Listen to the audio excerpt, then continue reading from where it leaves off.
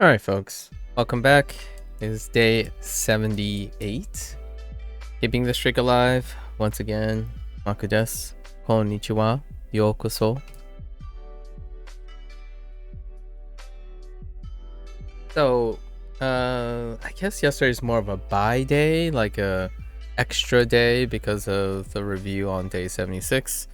So we're still covering over the first half, N1, right? N1 of Unit 1. And so we'll do a quick recall here. Not exactly a lot of new vocabulary because it largely focuses on getting used to mashita. So they're reintroducing all of the predicates that, and then some reminder of some that I've sort of forgotten as well or been underused. So let's recall the new vocabulary, shall we? Once again, try to imagine the kana and the Japanese. I'm going to use English as a writing output. So let's see. So we have to throw our hats off to Chiba, right? Chiba. And sure enough, I did a little bit of reading around. Nope. Inatsu. Inatsu. There wasn't really anything about this. So no. Couldn't find like something really concrete or like, hey, peanuts and Chiba. But that's fine. We've associated Chiba with peanuts. Sorry, people from there. So Chiba is off the kind of outside of Tokyo, but to a harbor area. The harbor area to the east, I think, or slightly east. It's more or less east and coastal. I did find out though, the Chiba, I guess Chiba no Dobutsen, which was introduced in Duolingo, like the association of Dobutsen with Chiba. There's a really cool red panda there. I believe the red panda's name is Futa. So that's kind of cool. And apparently sushi, Duolingo said sushi a lot with Chiba, and sure enough, there's this thing about, debatably, I suppose, some very yume sushi, right? sushi wa yume. Chiba de sushi wa yume desu, right? So there's that. No peanuts to my disappointment. Some slight disappointment. I was ready to collect some trivia about peanuts. Maybe it'll come up sometime later. So there's those two. Let's go through the others now. So bunka was one that we did not recall the first time. And then we had so let's try to write them. So we have daishu and senshu, right? So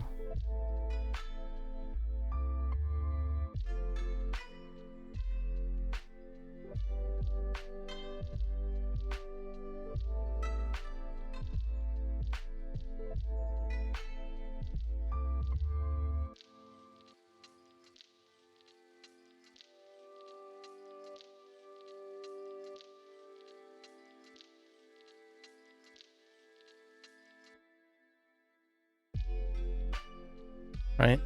Senshu and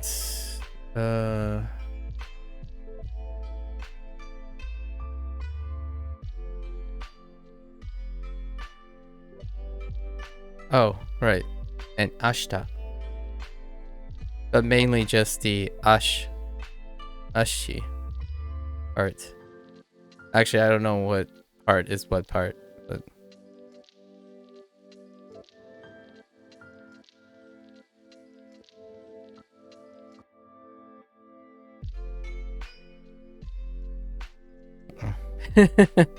ashita. A little bit wobbly to start. All right. So that's like it wraps up all our kanji for the time being.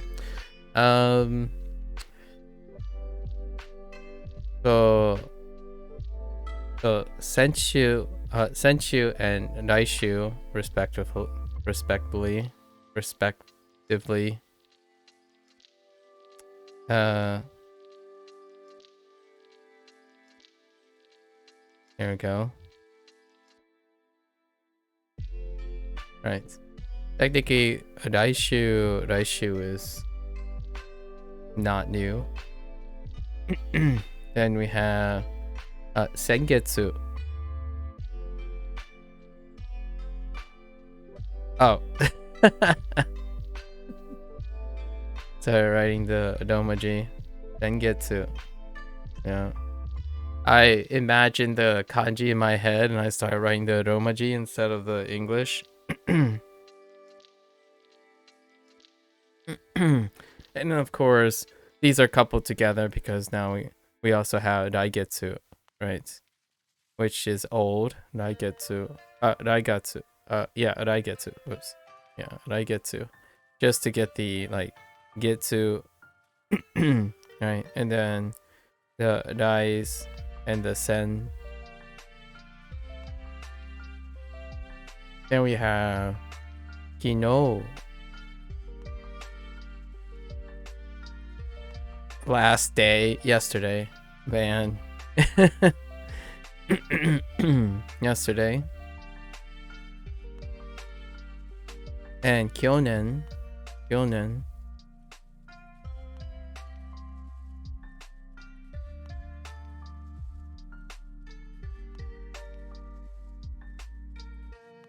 Kabuki.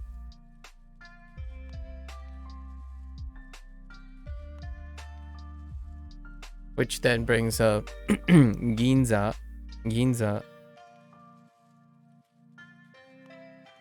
Because of Kabuki.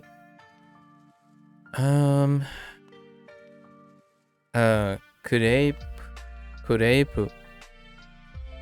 I don't know yet if Ginza is. I feel like Pinatsu, Pinatsu, and Kureipu are thrown in as food items, but don't know if Kureipu has anything to do with Ginza, and Inatsu with Chiba. What else we got? Hajimete. First time. That's something we forgot yesterday. I think there are fewer words in this unit because of all the predicates.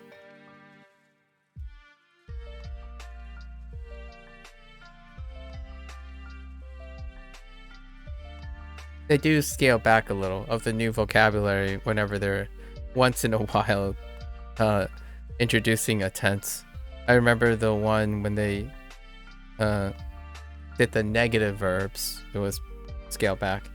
Did we get a new predicate though? Generally they introduce one new predicate. Oh wait.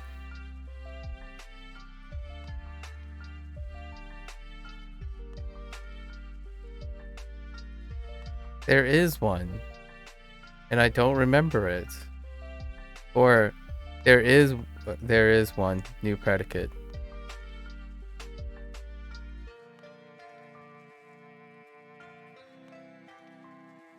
Oh, I know.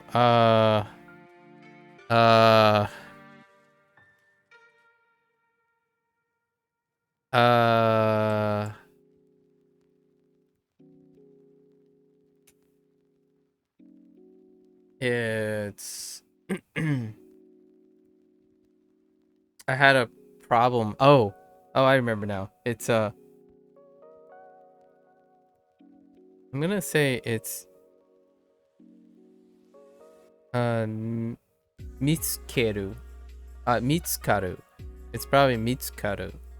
So the form that we had, it's mitsukemasu, right? Mitsukemasu or mitsukemashite. Mitsukemashite. So it's probably mitsukaru. Mitsukaru. That's to find. So find. So mitsukaru is probably the plain form. So mitsukemashite.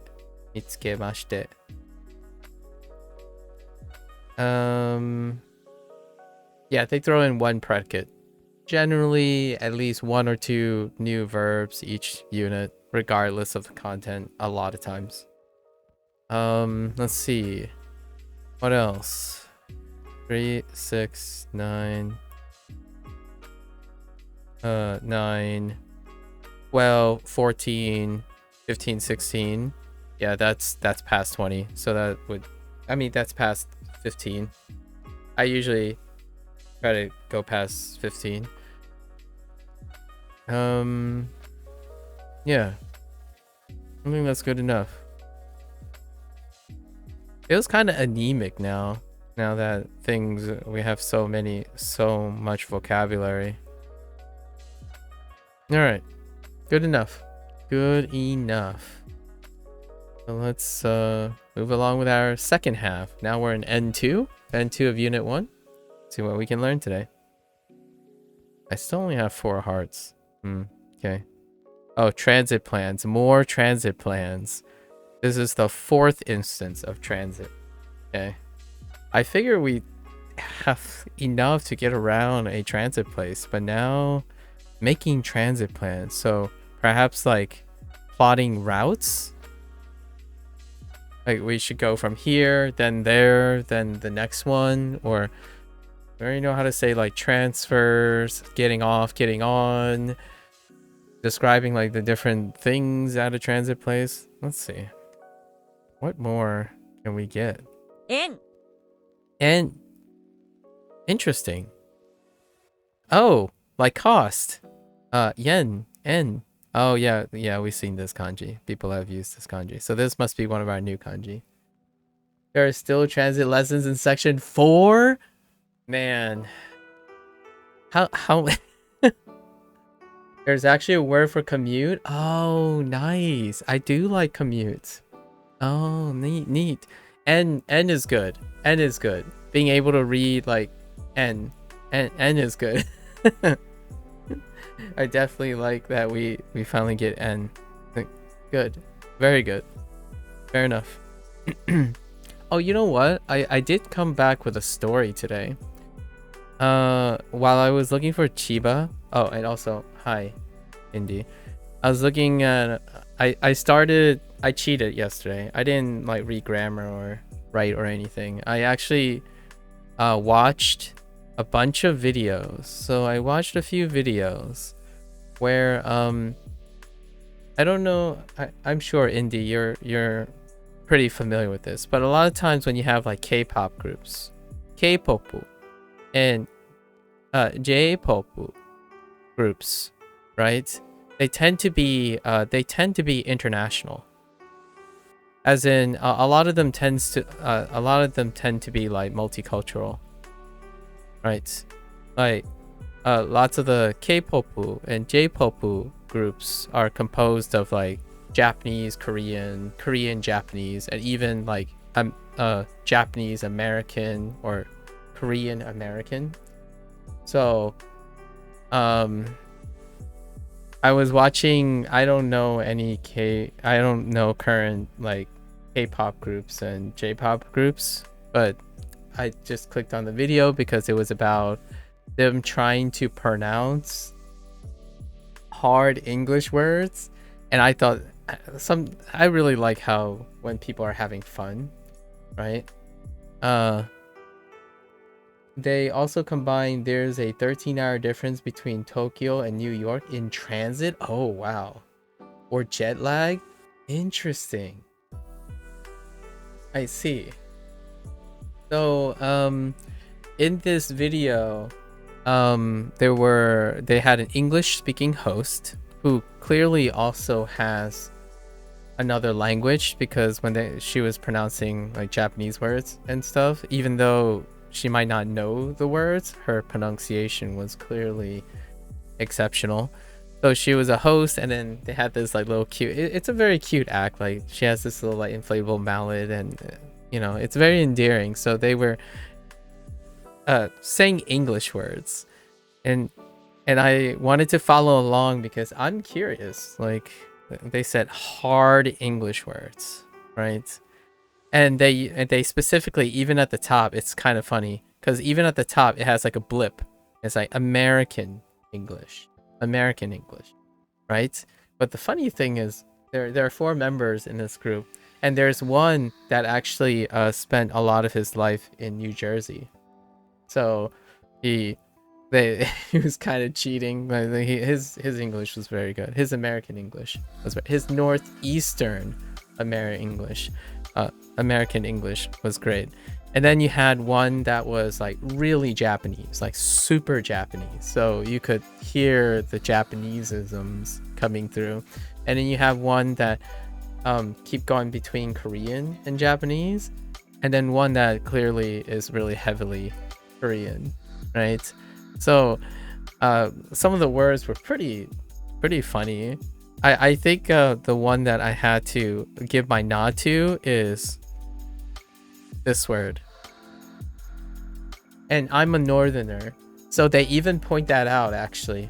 Interesting enough, how there's a difference between this. Rural is a northern accent. Rural, I can't even do it very well, but rural is as you start going south and south, the U enunciation disappears. So rural versus rural. Oh my gosh, yeah, this word not so great. Like rural. The more you say it, the worse it gets. And I totally agree with him. I thought it was really cute. Like even the host, after you say it a couple times, it gets like this word. Yeah, rural. Rural.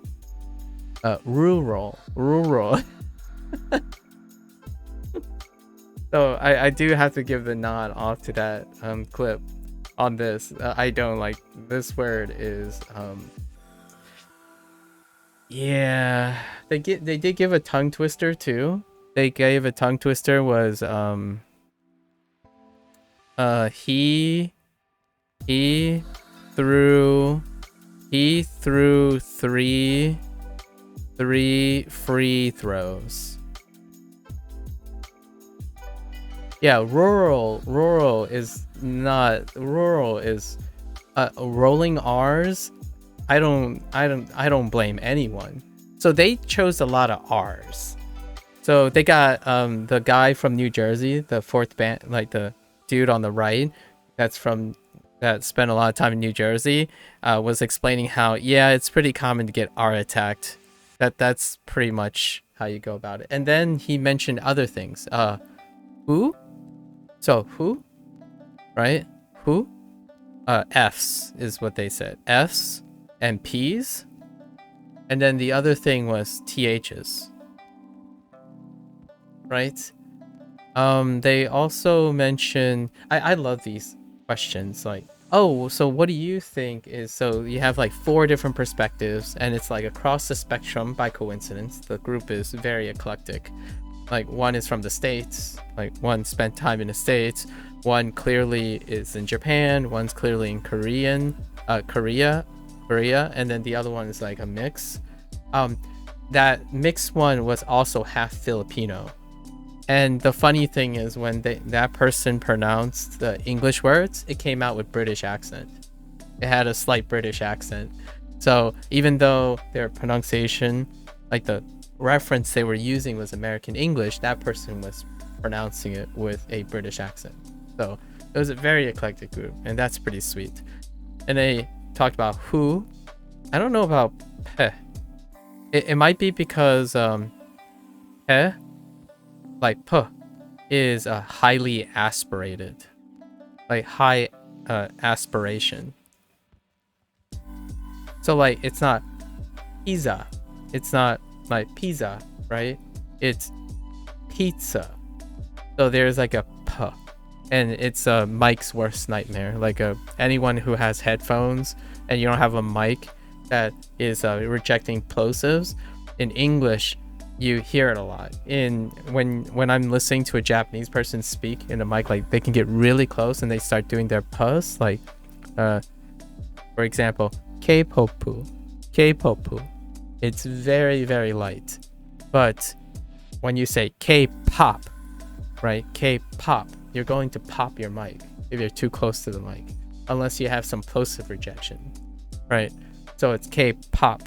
And I'm guessing that's why they pick P's as well, because there's high aspiration. A lot of air is coming out of the P's. And why is my like pen not disengaging? Okay, so that's pretty cool. And he threw 3 free throws.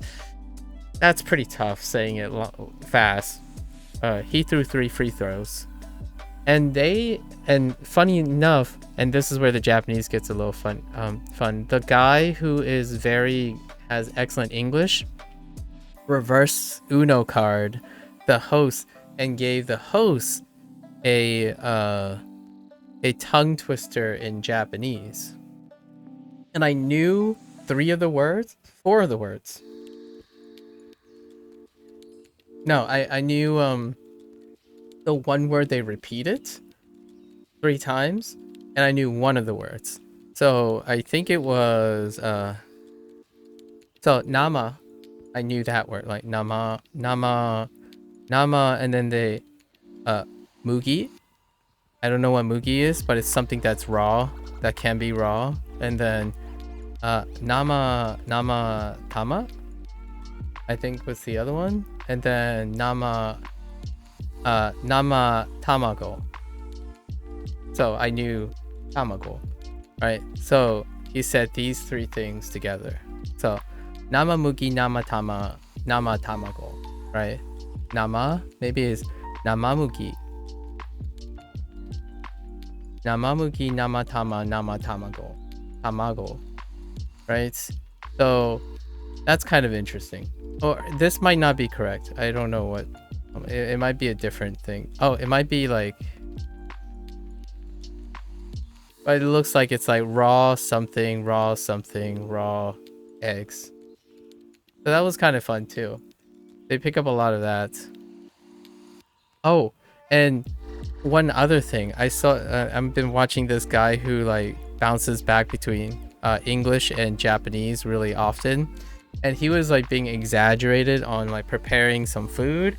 And he yelled salto. And I'm like, Shio? Question mark. I'm like, what? that was my only thought. It was, you know how YouTube shorts have like subtitles, like really animated subtitles now. And all this was like, it was a gigantic flash of Saruto. And I'm like, wait, Shio? Which was pretty funny. I'm guessing like he was sprinkling salt, so I imagine this was referring to that. But I don't know if this is a thing or the guy was memeing. Like what I mean is I don't know if people actually say salto as opposed to shio. You know, because Duolingo introduced shio and kosho, right? Koshou for pepper. I'm guessing they mean maybe black pepper, because I imagine maybe they'll have a word for white pepper as well. I don't know. These are actually a thing, right? Black pepper. The table version, the table version pepper is actually black pepper. But anyways, some fun things, right? I didn't. Oh, and I want to correct something as well. The that southern guy that I'm like really enjoying because I want to learn more southern dialectic choices, like not necessarily southern accent, because the things he talked about bounces between accent and dialectic stuff. But this guy, his name wasn't Mike. It was the other very common name. His name is Matt. And actually his channel is Matt Mitchell, so I'm guessing that's his full name. But this guy, I like Matt Mitchell. He's so southern. I really like I something about unapologetic culture celebration. Culture celebration is magnetic. Yeah, Matt Mitchell is fantastic. Very, very fantastic. One last story share. I watched a YouTube clip. It ended up on my algorithm. All of these are language related. So a YouTube clip, and this guy, this is a weird guy. He has this airy sound. I don't know why he's doing that, but at the very corner, like the upper left-hand corner, literally says "not for native speakers." I'm like, okay, that's fair enough. So the clip was titled, do you have a American or British accent? And I'm like, oh, okay, these are probably going to be phonetic choices where the word diverges. And sure enough, it did. However, I want to throw my 2 cents in, right? My 2 cents is that I half expected, which coincidentally, in retrospect, it did coincidentally happen. I half expected that I probably use half British pronunciation and half American pronunciation, because there are words I say both. So, the person's choice, for you English speakers out there, or non-native English speakers out there, I suppose. There's a reason why it was for not native English speakers, because in my opinion, when you speak English long enough, it's actually kind of hard to differentiate based on your native speak. If you speak English long enough, you're going to say both or be exposed to both. So the first word was dang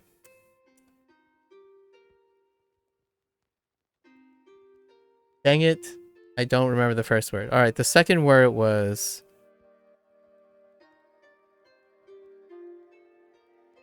zebra or zebra. I've heard both. Personally, my frequency is 90% zebra, 90% zebra, and 10% zebra. Right? But the third word was very helpful because I got a role reversal. This one, and this is in video games all the time. I wrote zebra twice. Whoops. I guess Brit English. I mean Brit American, right? So oh no. Sorry. This is American. This is British. To highlight. So 10% of the time I say zebra. 90% of the time I say zebra. But for this, I actually for American, I say this 10% of the time. Respite is American, and respite respite versus respite.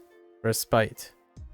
At least it's a combination, but it's largely closer to respite. Like to find a resting place or getting a break from hardship or stress or something, right? And then we have the also proliferative herb, which I say like 10% of the time, and herb, which I say, oh, sorry, I say herb. I say herb most of the time instead of herb. I forgot what the other word is. It's a pretty good one. Yeah, these are very common ones that have a divergence, right? Yeah, the first one's actually quite good. And I actually say the British version. Or the quote-unquote the British version more often. However, I do say both. I think it was, the first one was like a 40-60 split. I actually say slightly more the other ones. And that's kind of what I'm talking about when it comes to pronunciation. It's like, what happens here is, the reason why I want to highlight this, why is this related to my Japanese experience? Why is this related to my Japanese experience? I typically learn language with the idea that I keep in mind as many examples. And then at some point over time of use, I preferentially decide how I'm going to pronounce them. So I understand a lot of people are like, oh yeah, you know, Kanto accent is pretty much where we're going with this, right? That's just it, right? I know there are things that make it sound weird and possibly non-distinguishable, but there is, if Japanese is going to become wider spread, it's gonna go beyond Kanto. And much like many things, a language that is incredibly influential gets influenced a lot. So I would echo, I doubt a lot of people would challenge me on this, that pronunciation changes over time. It is subject to change. How quickly is very dependent on how, in my opinion, how widely and divisive or like individualized, like group, how many groups are actually using it. So this is a great example. Like, I don't actually think respite is any more diverse than respite. And herb and herb. A zebra, I mean, I don't say zebra in general. Like, I don't remember the last time I said zebra until today. So I don't usually use those. But yeah, pretty neat ways to celebrate and learn about language and drawing parallelisms to Japanese. That only makes my Japanese learning a lot more fun and motivated, right? And more salient memories when I constantly, every time I see something, whether it's not in Japanese or it is in Japanese, I can relate it back to Japanese. That, in my opinion, is the essence of immersion. You think, you relate things to the things that you are learning, right? Not in a sense that you forget or prevent yourself from thinking some way in order to encapsulate another experience. That's separating your memory, in my opinion. You spend more time trying to disassociate things than associating things. That's a contentious point, but for myself, I make as many associations as I can. That implies learning English, learning more English, learning about English while learning Japanese. When you learn things in tandem and together, ultimately it becomes fun, motivating, self-interested, and also, in my opinion, more efficient overall, without a specific goal in mind. As in, if your goal is to pretend like nothing else exists in your life, then sure, total immersion without disassociating everything but that one thing will help you gain your goal. But man, is it so incredibly unrealistic to cage yourself and isolate yourself and lock yourself away from any other type of experience while you're learning something else. Learn more things together, in my opinion. So I've learned a bit about Vietnamese, learned a bit about German and French, all because of my interest in Japanese. Right? Anyways. And all right, we got Eki, what looks like Kin, part of Kinyobi, Nani, and so no teasers for new ones. Oh, we have the thing for house. House is kind of toxic though. Yeah. Yeah. Yeah.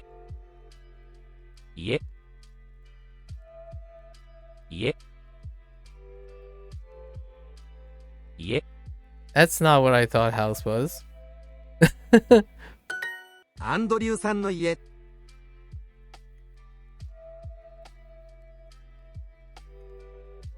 Am I hearing yet? 家家 Wait. Hold up.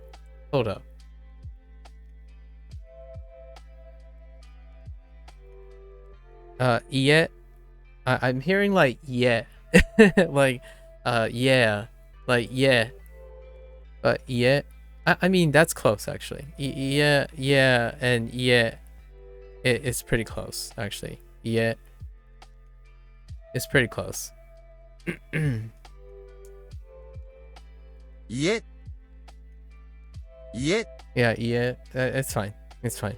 I wasn't sure there. Andoryu-san no ie. Ie is pretty toxic because of ie.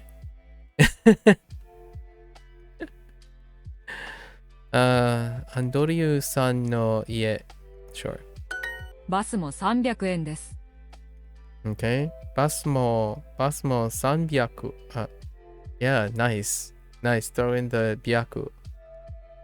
Basmo 300 円です. Okay.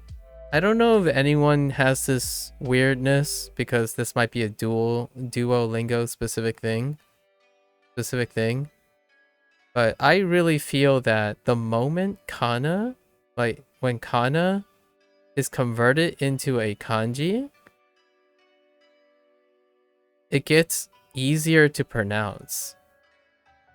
But this might be a time thing because maybe I spent so much time pronouncing and seeing the kana that now when I see the kanji, it gets easier to pronounce.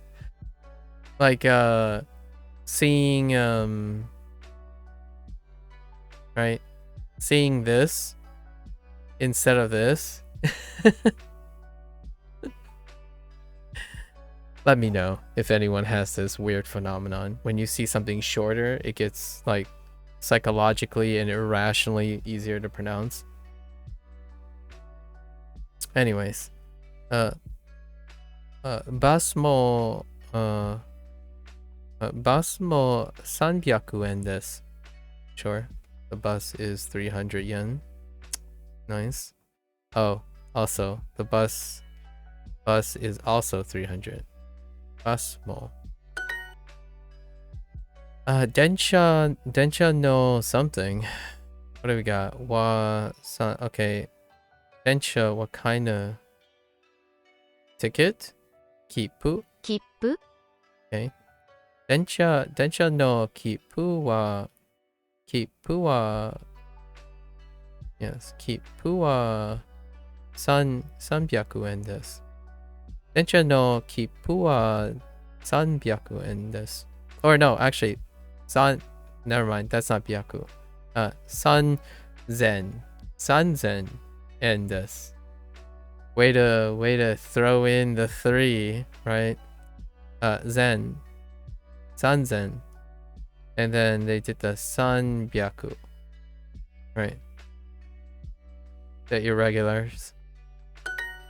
It's not arbitrary. 3000 They could have picked like gosen, gozen, yeah, gosen.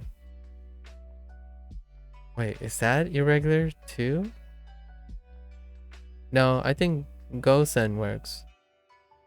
Or like nanasen or any of the regulars, but they went with san. タクシーは多分5000円ぐらいです。タクシーは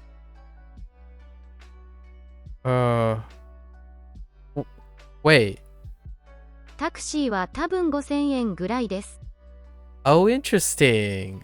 That's new. 多分5000円ぐらいです。 Because of tabun. Combination of tabun and gurai. I'm making sure I don't say gurai versus gurai. So because someone else mentioned this already. Gurai. Right. Gurai. Instead of gurai or gurai. Okay. Or gurai versus gurai. Okay, say so. タクシーは多分5000、5000、5000円ぐらいです。タクシーは多分5000円ぐらいです。5000円ぐらいです。駅まで遠いですね。まで駅 How is made being used here? Is this the same made? まで No, it's not. It's not the same made. Two through even. Interesting. Okay. So, eki made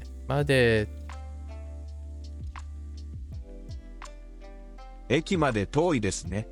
遠いですね。まで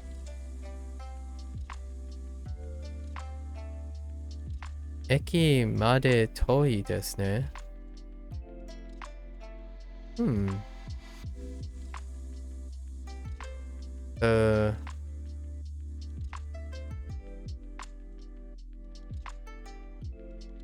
It's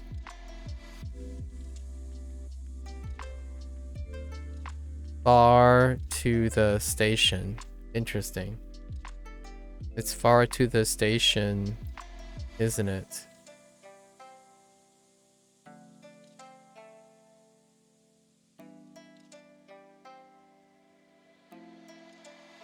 Okay. Alright. I can do that. Made.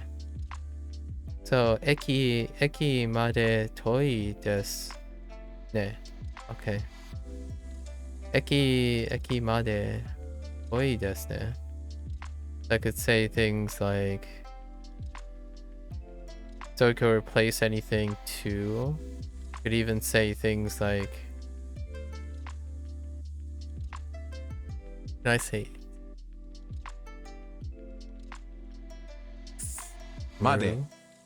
Even. Huh. I'm trying different words in front. I'm trying different words in the place of toi.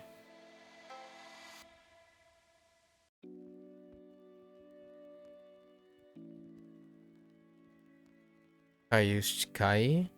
It's near to the station, isn't it? Or maybe close instead. Chikaku? Or chikai?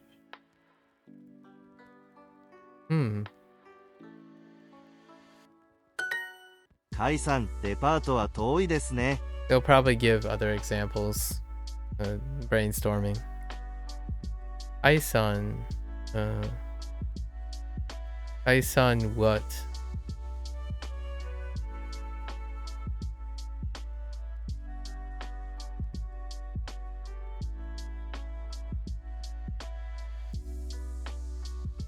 Why is it so hard for me to convert these? De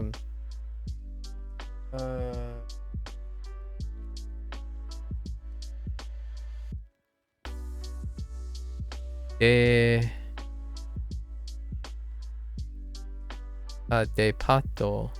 De pato. De pato wa toi desu ne. I'm trying to read it, but haven't seen de pato in a while. Hi, de pato made taxi ni norimasen ka? Would you like a taxi? Would you like a taxi to the department store? I see. Interesting. Yes. Would you like a taxi to the department store? Hi, son. Depato wa toi desu ne.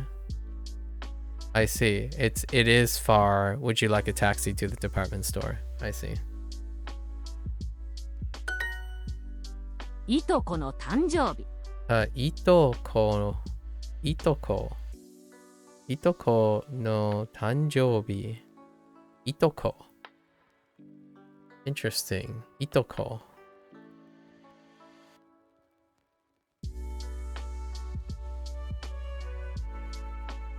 The only unfamiliar word in the box is cousin. Interesting. いとこ。いとこ。いとこ.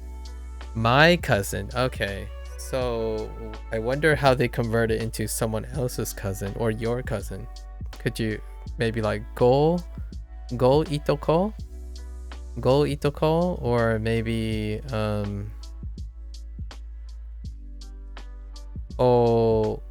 ito-san or something.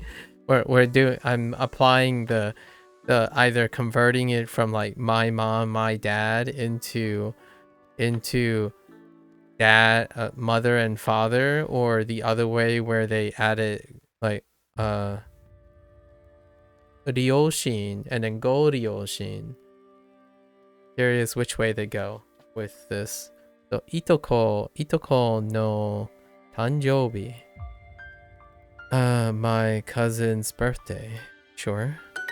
カイさんのいとこの家はとても遠いですね。 Curious when they're going to introduce how to say itoko in a third person. Like someone else's, or talking about a cousin in a third person that's not personal cousin. Let's see. Kai-san no itoko no ie wa totemo. That's kind of hard to read. Toi desu ne. Okay, toi desu ne. Still not very good at still having problems like line breaking. Line breaking has often been a problem with me, even in English. Line breaking, like mid-word, because what's happening here is, to me, it looks like mid-word break. It's a mid-word break. So in English, if you mid-word break in English, it'll still be hard for me. Like, for example, you go like simul break, taneous, right? Simultaneously. If you word break like this, it's very difficult. Like simul what, right? It could be simultaneous. You wouldn't know until you see the other one. So it's starting to this type of thing, it feels like a word break. So to-i, right? So it's like a mid-word break. Or a mid-concept break. Okay, let's see. It's very far, isn't it? Kai-san's cousin's house, or Kai's cousin's house, is very far, isn't it? Itoko no eki made bus ni norimasen ka? Yeah, would you like a bus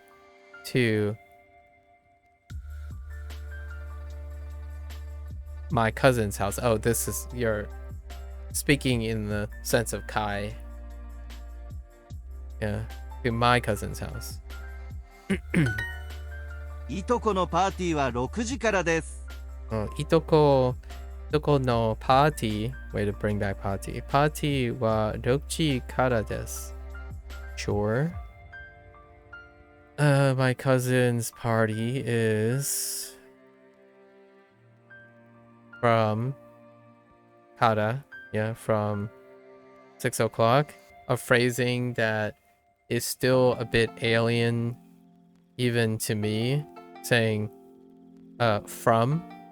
In Americanization would be, instead of saying from, it's at, but then at would be kind of be confusing with kara, and outside of quote unquote Americanization, I suppose. Americanization, actually I see from more often, like outside, like anytime I like leave a highly Americanized place, they use the preposition from. So it's kind of like normative to see this. My cousin's party is from 6 o'clock, as opposed to my cousin's party is at 6 o'clock.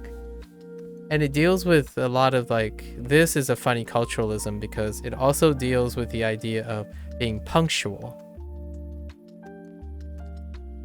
Interestingly enough. And I don't know how to spell punctual. That's not how you spell punctual. Oh, right. Punctual. Right, punctual. So oftentimes when things, when occasions happen, it's literally at 6 o'clock. So like it's referring to the start, like you want to be at 6 o'clock. As opposed to phrasing like this, from, so that means as long as you get there after this or at this time. So it's both at plus after. The party is starting from this time and on, as opposed to be there at 6 o'clock. There are other cultures that would probably gravitate towards more at than from when it comes to a starting time, but yeah, I kind of understand. I actually like the expression from 6 o'clock in my opinion. However, generally it's at a specific time as opposed to from a specific time. Although they did differentiate this regardless, right? Because if you remove kata, Duolingo will interpret it as at 6 o'clock, right? Duolingo will use at 6 o'clock without the kata. But what I'm saying is, I think this expression, this Rochi kara desu, is probably, in my opinion, more common.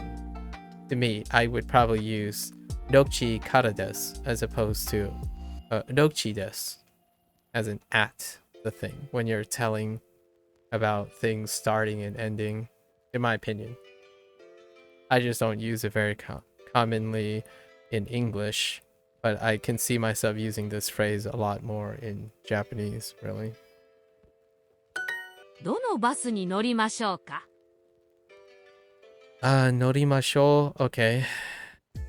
Wait, did we not have norimashou before? Oh wait, is this a new context? Wait. Let me see. Oh, this is probably because it's riding now. It's riding. 乗りましょう. Exactly. They did use this before. It's not actually new, but recently we went from riding to get on, and then we're going back to riding. So that's why this is highlighted as new again. Whenever the definition is changing again, the nuance is changing with its context, they re-highlight it. So yeah, this is the means of being on a thing, like riding with a thing, as opposed to that moment of getting on somewhere. Right. Norimas using ride was used once with like trains already, densha, and I could have sworn they used it for like jet coaster. Like jet coaster ni norimasu. Go-kart ni norimasu. Something like that. Where they like you ride on a roller coaster.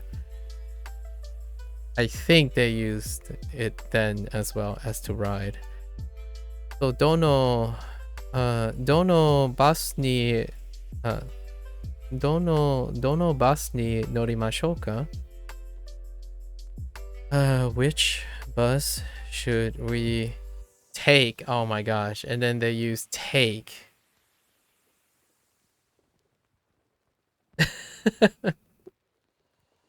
Okay, yeah, you can definitely word it this way too. Take. Why do I feel like I have another? I recently was introduced to the word take, like take something, like take. Was it this? I don't think it was this. Oh, maybe it was this. I feel like I know a predicate for the word take. Like literally take something from someone. I don't know. We'll be reminded. Sure. Which bus should we take? Although I would probably say ride. To remind myself, it's actually riding. Take is probably going to be expressed. I'm pretty confident there's another.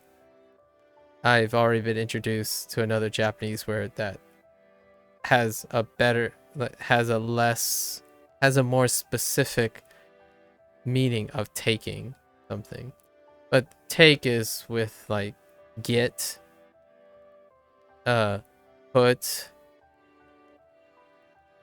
to be. Yeah, all the take is like that really simplified word that is extra confusing. Extra confusing in English. However, I get it. Right. I get it. Like to do. These are incredibly nondescript words. So until you get more Japanese words, it will be difficult to differentiate how you take something, how you get something, how you put something. How are you to being something, or how are you to doing something?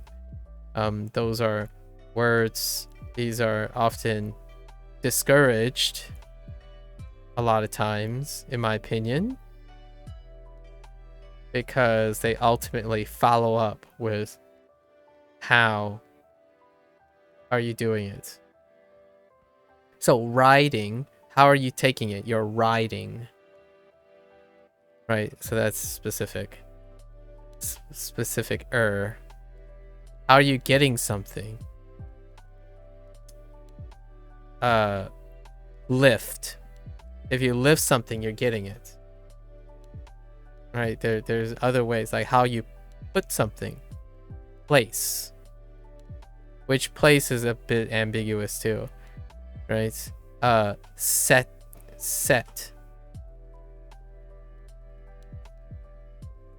Weird.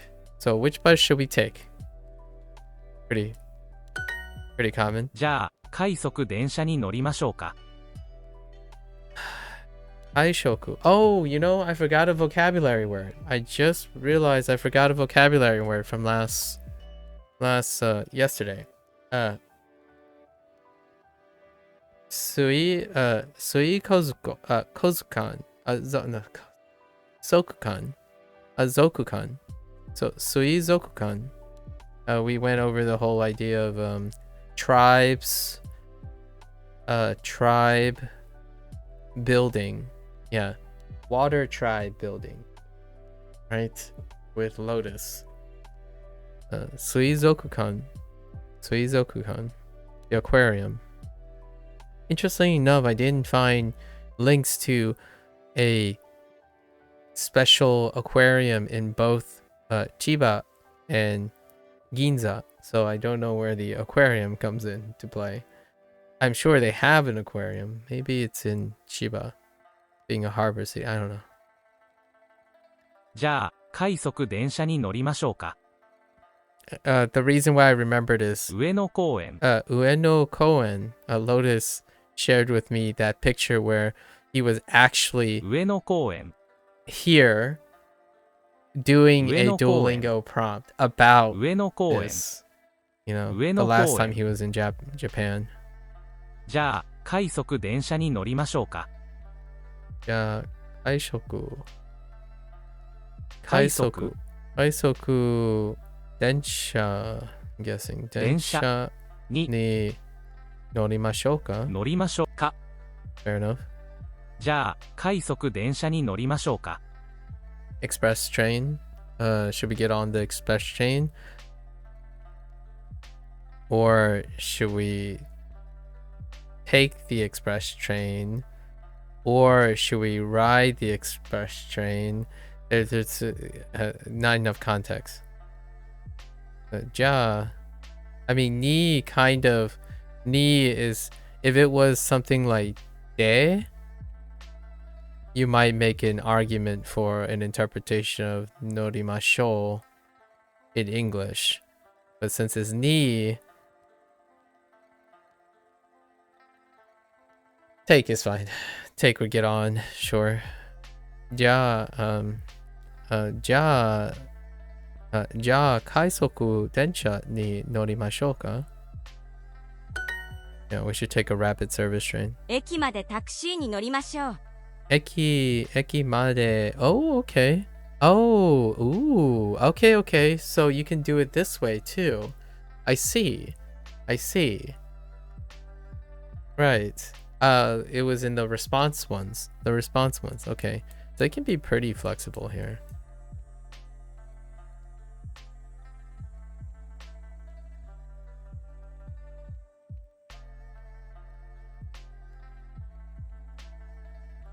It's interesting that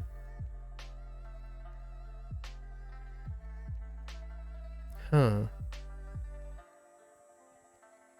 curious how this would work with day, the particle day. Maybe it'll be revealed soon. Eki made taxi ni norimashou. We should take a taxi to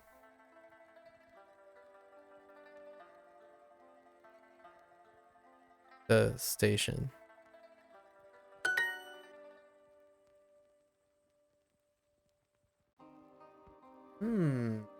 So we could say something like oh, I still don't have the word for car, but you could replace it with like party made. Party made. Concerto made, right? Contesto made. There are plenty of things that are nondescript. It doesn't have to be.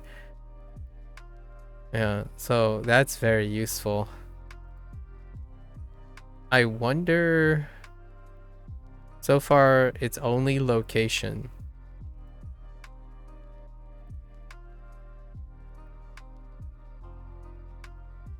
Not sure about figurative. Like conceptual places.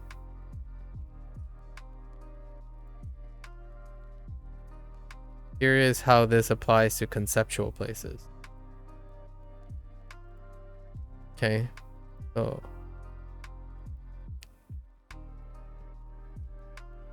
Kyo wa Naomi-san. Oh. Oh, is it the same? Oh, it stays the same. If you do Naomi-san no itoko. Itoko. いとこ。 Itoko. いとこ。 Okay, itoko. Itoko no anjobi desu. So no, there isn't a modifier.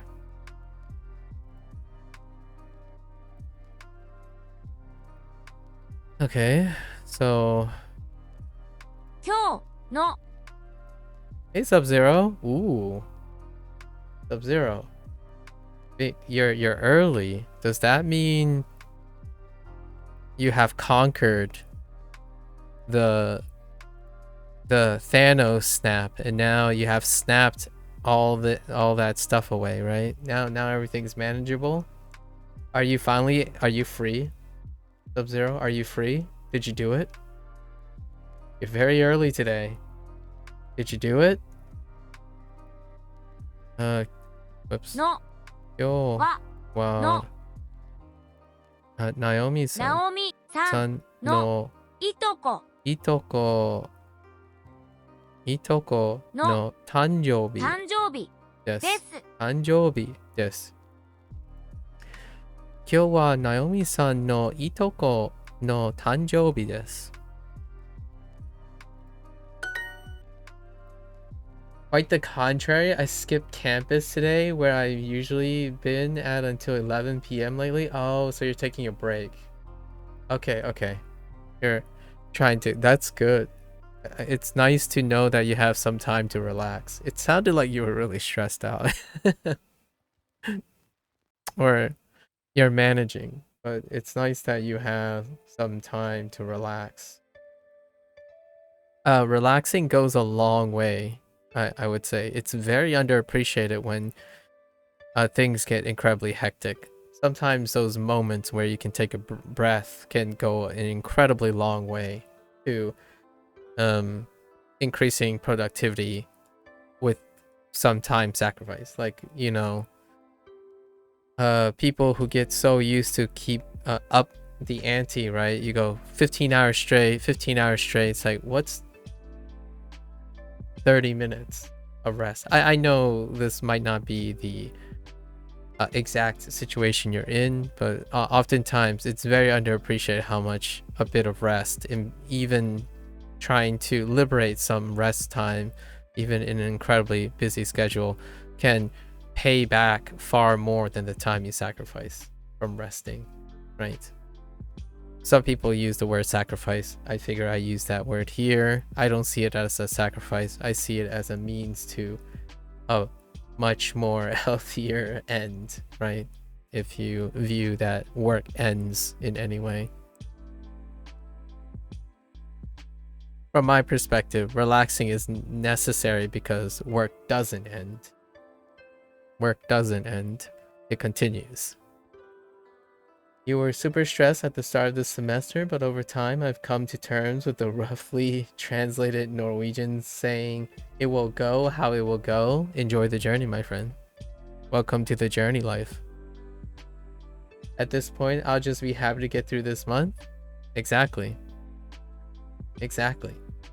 That's a interesting rough translation to the journey.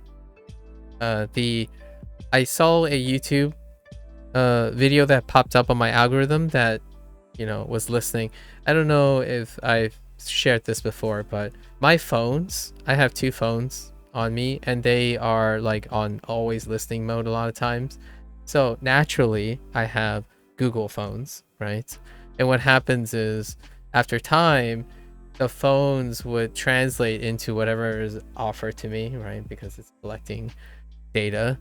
And yes, I think a day or two I've been talking about journey, right? The journey, goal, process oriented versus goal oriented. So today there's a YouTube video that showed up.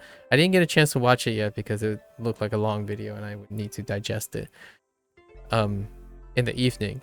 And it said the what is it called? The disappearing, I think it's called, the title was The Disappearing Art of Enjoying the Journey or something. And I was like, yep, my phone is definitely listening to me. And it had very few views, of course. It's like one of those, like my sub, one of those like once in a while, maybe 1,000 clicks, you might see a random suggestion.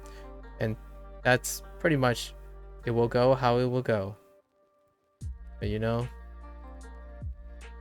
stick to it. One day at a time. Keep your eyes on the prize. Stick to the present. Don't peer too far into the future. Otherwise, you'll be pretty super stressed the farther you peer into the future or attempt to peer into the future, right? That kind of thing. It works for some people, perhaps younger people, but when responsibility and experience piles up, it becomes ever more daunting the further you peer into the future. Imagine being born into a household that at the age of like 5, you're going to be a doctor's son in 18 years, or maybe 20 years, or maybe 26 years. Like, hot dog. Talking about stress.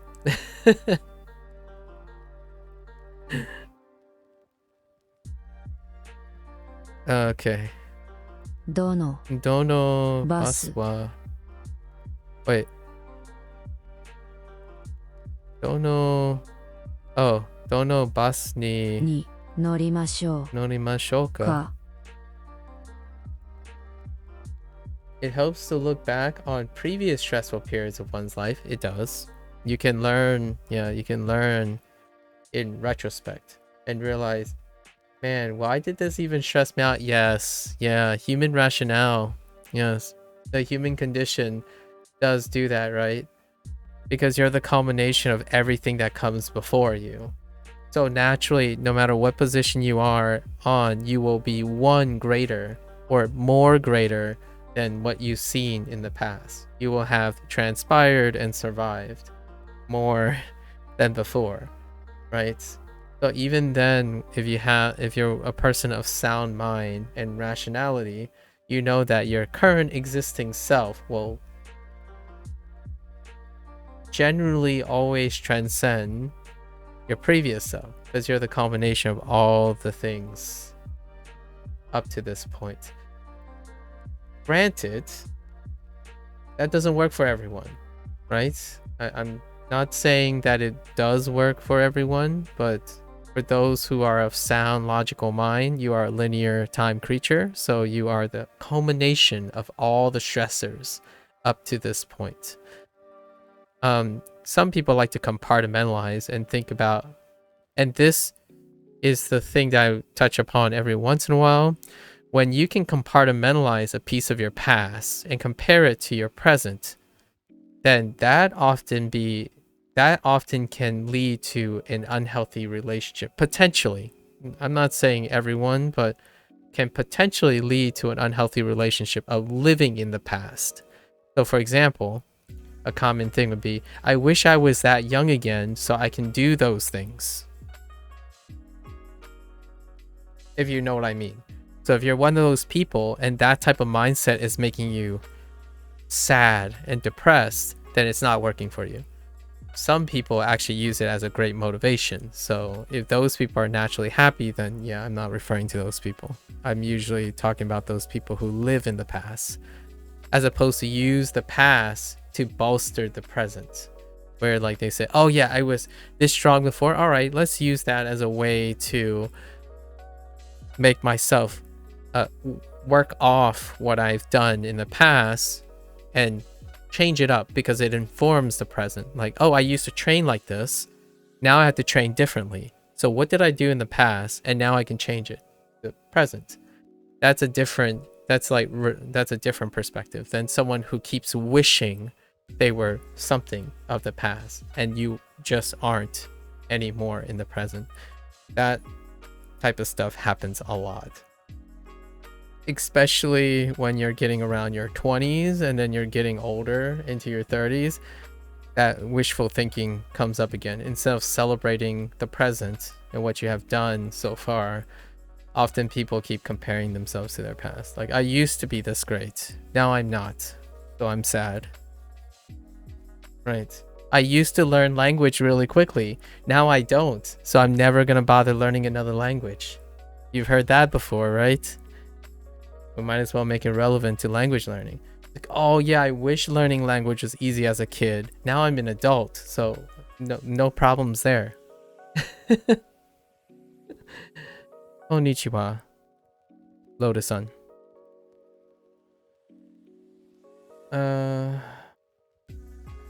remember being stressed. I remember being stressed over having good enough grades in middle school to get into good high school at 14, but looking back, it genuinely didn't matter about high school. You went anyways. Yeah, there are different ways to celebrate. There are different ways to analyze that.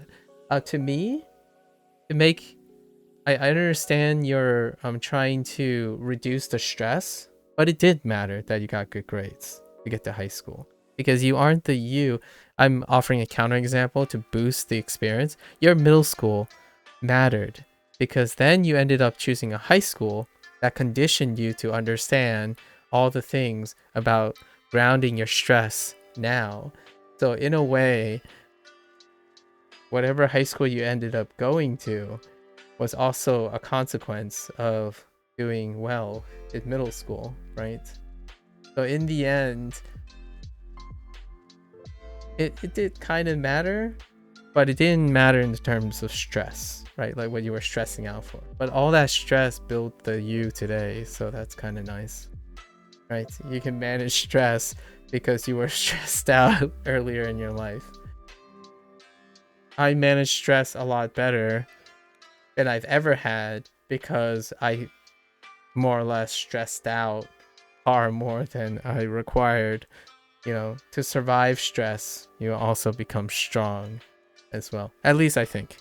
As long as it doesn't break you, right? What's not broken, you come back stronger. At least in my opinion. Grades in general are things that people stress so much about, you know, me included, but looking back, I really don't even remember my grades from high school, even my bachelor's. Yeah, they weren't important to you because they weren't reiterated on how important they are. Now, if you just so happens to have a bunch of life where like life experience where that grade is constantly brought up, then it'll be more salient, right? Like for example, my grades have been brought up a couple times later in life, so I still remember my grades.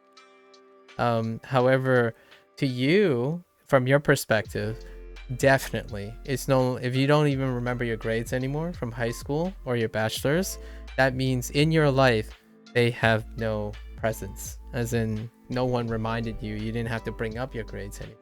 So naturally, I would say that is a very healthy consideration. For me, sort of, it came up a couple more times, but not so much anymore. Like I can tell you the day I lost my 4.0. Well, the day I didn't get a 4.0.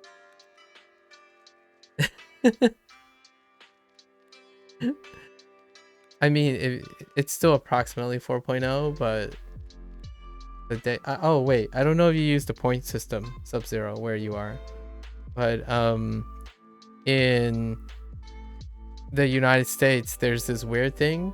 They first convert letter grades, and then letter grades are converted into the point system, and it's from 1 to 4 if you're. Oh yeah, don't get me wrong, I definitely agree. I'm grateful for how it's gotten me to where I am, and I probably wouldn't even been able to apply for a master's with bad grades. I didn't know that. However, I'm certain I would have been totally fine if things didn't work out that way, and it wouldn't be as big of a deal as my stressed out mind made it to be back in the day. Oh, that's a fair point. You might be you're suggesting that there's a chance you may not to very significantly be where you are today with less stress. That's fair. That's actually something that I've considered myself as well. Like for example, things that I could have done, right, would be things like liberate, I don't know, 15, 30 minutes, maybe a day in the 365 calendar day to take a break or go on vacation or like just stop working, you know what I mean? Like that kind of thing. And it wouldn't probably significantly impact my path to current day. Probably. Yeah. Things like that. Like I didn't really learn to chill that much. Honestly, even when we were away abroad, I didn't chill very much. There was no chill. No chill, man. It's kind of different here, but I'm familiar with GPA. We use A through E here. E, oh interesting, where A is 5. Oh, a 5-point system. So you're between A and B? Yeah, so you use the 5-point system and you use E instead of skipping E and going to F. Interesting. And then minimum is C. Yeah, minimum is C still here too in the letter grade equivalent. Yeah, we go A to D. I didn't ever read on why E is skipped in the United States as opposed to just going to E, but it's A through D and F. Technically 5 letters, but it's on a 4-point system. And I don't know how you get 5 letters and it goes to 4-point system. Reminds me of the messed up GPA system that my high school had. Yeah, there's no E. Yeah, they skip E, so it's still 5 letters. A, B, C, D, and then F. I think the idea is that if you D, here's my guess, right? F is for fail. That's about it. And then anything below D is already like, it's failing. So I'm guessing like C is the pass, D is you're in trouble. But D can become C's, and then they just skip to F because whatever is below is non-negotiable. It's an F. You're failing. So, I don't know. And then I don't know how that's arbitrarily converted into a 4-point system. I have no idea. I'm guessing maybe like A, B, C, D. So it's like 1 through 4. If you get an F, it's just 0. I have no idea. In my life, I haven't ever dropped below a 3.5, so I have no idea how you negotiate the range. I have no perception of the range below 3.5. It was out of 5.0, but if you were in an AP class, it was, oh yeah, weighted GPAs in high school. Yeah, Lotus. I totally forgot about weighted GPAs in high school. Yeah, weighted GPAs is a +1 point. It's +1 point. So like for example, 100%, it's weighted to 110% when you're in an AP class. However, that is relative to the 100%, which is graded as an A. Yeah. So you get 1 whole point above as the cap. Yeah. As the cap is raised by one whole point.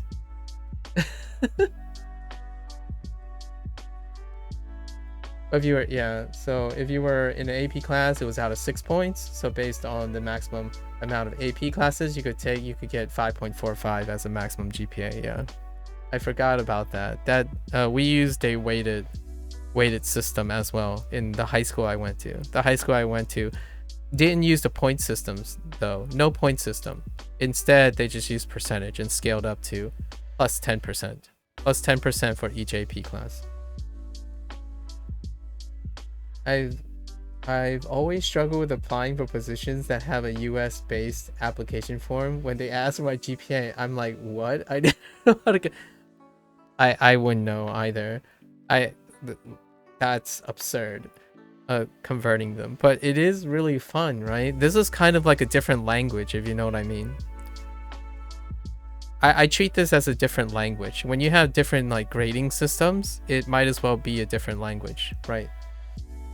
Grading systems, whenever you're going between systems, like systems of like metrics, systems of measure, methodology, disciplines, right? Disciplines, they're micro versions of language. They're microcosms of language. How do you convert between the language? Like, how do you convert between the US educational grading system and anywhere else? It's optional. I wouldn't know either, and I feel kind of sorry. I honestly, that's very confusing. I I can't even describe what GPA is myself. So yeah. Good luck. I'm just kidding. You've applied to US positions before, Sub-Zero?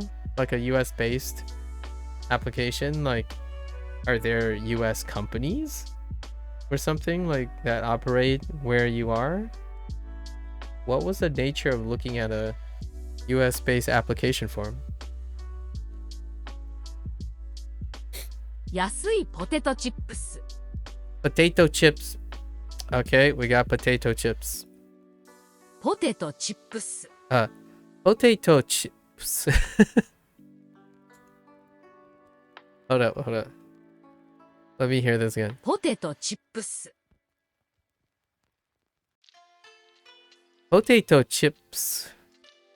Chips. Potato chips. Oh boy. Yasui potato chips. Chips. ポテトチップス。 Potato chips. Alright, sure. Alright, I'll take it. Sure. Cheap potato chips. You have applied to some companies like Texas Instruments. Yep. And they use those types of forms. Yeah, they're located here in Norway as well. Yep. I figured it'd be like a company, an international company. I don't know if it's just local recruiters being lazy to look into the forms they're giving out or what. Some are genuinely hard to fill out. I can imagine. Yep. I don't think I've ever applied to a foreign position before. I don't know. Lotus might have something to say about that, because Lotus probably interacted with Japanese applications before, being the other way around. I think there was a little bit of a problem. It wasn't too bad.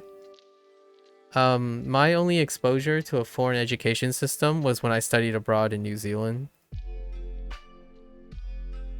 And not necessarily filling out forms, but when I was studying in New Zealand, we had to adjust to like the standards of New Zealand.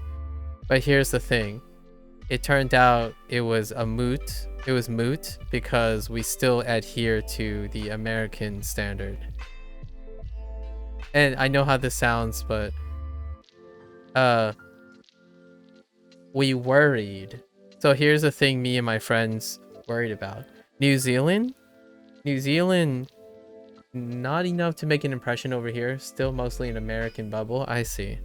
Like when I was studying studying abroad at New Zealand, they had a grading system where 50%, we were ascribing it to the British education system or whatever, the British scale maybe, because the place we went to is heavily colonial, like ex-colonial.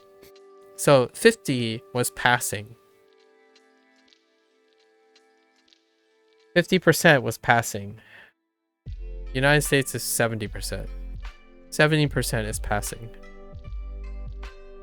So at first, we started brainstorming. It's like, does that mean that everything is like weighted differently? As in, so performances are weighted towards 50%, right? So like your number distribution would be like 50%. So everything would be distributed around, we brainstormed.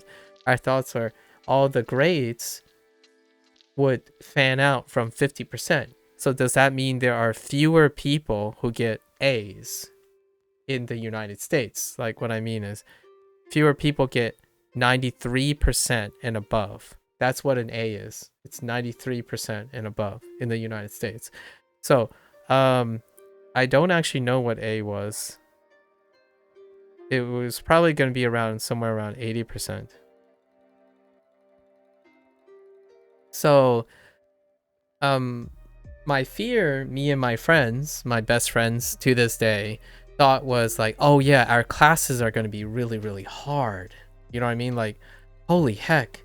If they expect 50 does the culture adjust to the difficulty, as in do we need to normalize that getting 50% is passing and maybe like 80% is good, you know, like an A-ish, right? Like an A-ish. So we had this like psychological workaround, but the spoiler is it became moot because all of us ended up scoring around 99%. So I don't know. The classes we took, even though we got in with like not actual prerequisites and so all the most of us got 99%. So I don't know. It's hard to know if it affected us, but the grading system swap does affect a lot of preconceived notions. The classes were more or less it's like similar. The classes were similar. But our performances didn't change. So our raw performance, we were worried that our raw performance would be much lower than our weighted performance. But so I don't know if we got 80%, will we still get A's, because you have to convert between the two. So if you're studying abroad, your grades get converted back, right? So that you can fulfill your duty, like your credits for your college. So if we got 80%, do we still get 4.0s, right? For our college. How's that converted back to our college back in the United States? In the end of the day, it didn't matter technically for us because we still scored A's for our classes.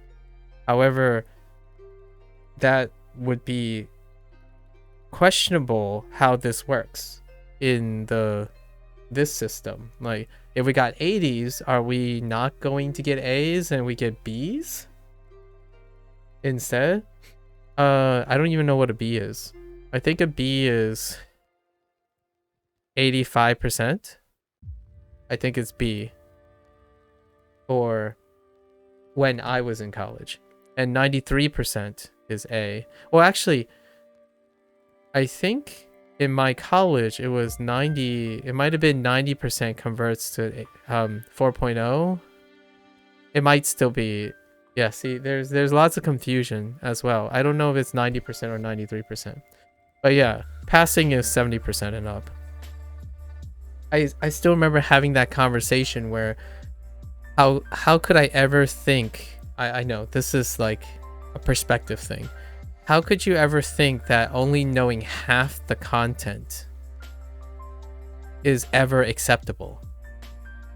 When I was younger, I still had lots of high standards, right, of myself. And other people around me also naturally have incredibly high standards. We no longer think this way, sort of, because of how life is. Life is very multifaceted. But in this case, I still remember having the discussion, like, how is this acceptable? Like, imagine going to a professional and say that they pass by understanding only 50% of what they're responsible for. And this is kind of reflexive of how I am more focused. I was more goal focused back in the day, right? I still remember this exact conversation, actually, where you could ever say it's 50%. Actually, dude, here's a deep cut into how arrogant I was back in my day, how unfeeling. I didn't think anything less than 95% is acceptable. Like, think about where I was. My headspace was incredibly warped when I was younger. Like, if you drop 5%, right, as a scientist, as someone that wanted to be a scientist or something like that, imagine dropping this 5%. How much are you going to miss in 5%? It could mean the discipline itself could mean insignificant. insignificant and significant, right? The interpretation. So back in the day, I was really, really hard on myself. Specifically, my standards were incredibly unrealistic moving forward. It's that same whole like college success, consistent success thing, right? Like if you're continuously successful and you don't hit roadblocks, your standards are way out of whack. Like I couldn't fathom not knowing 30% of stuff, let alone expecting that people can get degrees by scoring 50%. So that's kind of like a one discussion that came up quite a lot of times when we were discussing grades in a different school system. 90 is the standard lowest score for A here. Okay, and there's no A plus, A minus, etc. Yeah, fair enough. And meanwhile, a 90 will still be the same grade as a 99. Yeah, yep. 90 to 100 on the 4.0 system is the same way. So even if you score 90, it's not differentiated between 100. So the quality is moot between this range. So, and it's diminished by the 4-point system, as in you won't ever see the difference here. I've experienced having a lot of American professors lecturing at universities here, and they usually set the scale. Yes. Yeah, this is the typical scale. Yes. Or the letter grades. Yep. A to 93. But they are quickly corrected by the corresponding department. Yeah, and then it's set down, scaled down to 90. Yeah. Yep. That was my experience in the reverse side of things as well. So fun times. Like think about learning now. Think about self-learning, right? Self-learning, right? A lot of people talk about self-learning, like, oh, I self-study and I self-grade myself. Imagine my background. My background is that 95% is the only acceptable bottom line back then. Acceptable bottom line. To me, looking back on it, this is absolutely absurd. Like, I couldn't believe, thinking back, this is what you have to maintain for the rest of your life. As in, learning something and you're expecting yourself to only screw up 5% of the time while learning complex things. That's how, in my turn, that's how I come to accept that formal education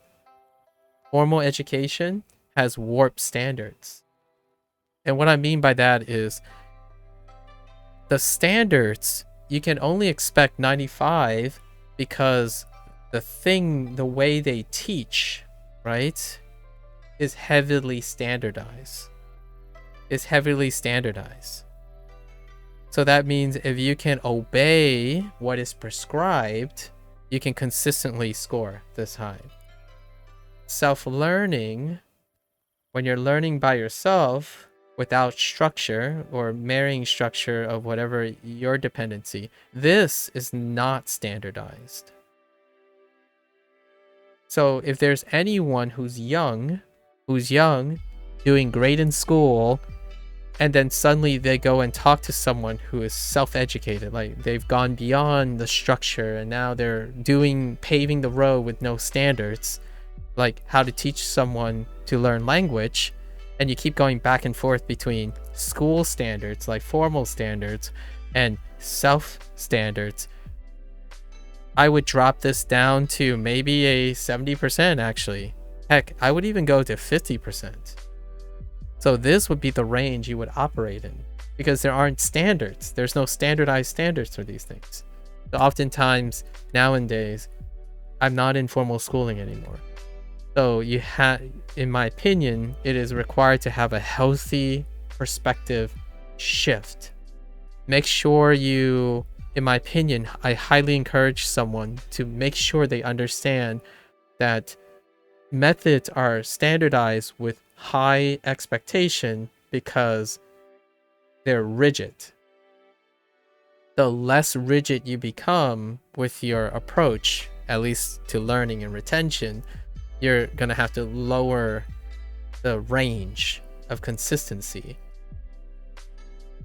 And that goes with, there's pros and cons. There's a deep cut in here that I didn't even talk about, and that's grade inflation. So it goes way deeper because I was in formal education a really long time. Grade inflation, weighted like shifts, business, right? How business works, perception of skill, all this stuff goes really deep, where like, oh yeah, your grade is inflated. Like for example, a great place, like a good school, if the normal distribution, right, if it's around 50, if normal distribution is like this, a good school is expected to be like this. You see, it's shifted to the right, right? But the question is this politics and business? Is this politics and business, or like psychological bias? Does this actually make for a better school? A school that has shifted grades from normal distribution. So what does 95% mentality mean to me? It means all of these things. Grade inflation, weighted grade perspective that shifts to the right, what's considered a good school, what's considered a good, successful, sustaining business model for school, the psychological benefits of getting good grades versus bad grades as a way to motivate the student to do better.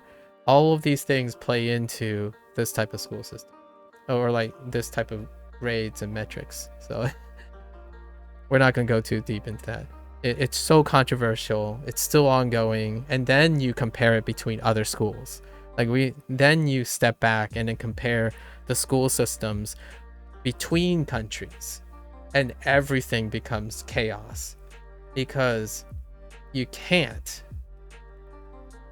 So when someone says things like, oh, this country's school system is better than this, the comment comes up all the time because the internet, the de facto internet, is using a highest representation of American school systems, the United States school systems. So oftentimes blanketed statements like, oh yeah, this is why American school systems are stupid and they don't educate people about things. You can't compare them. It's so complicated. There's even politics.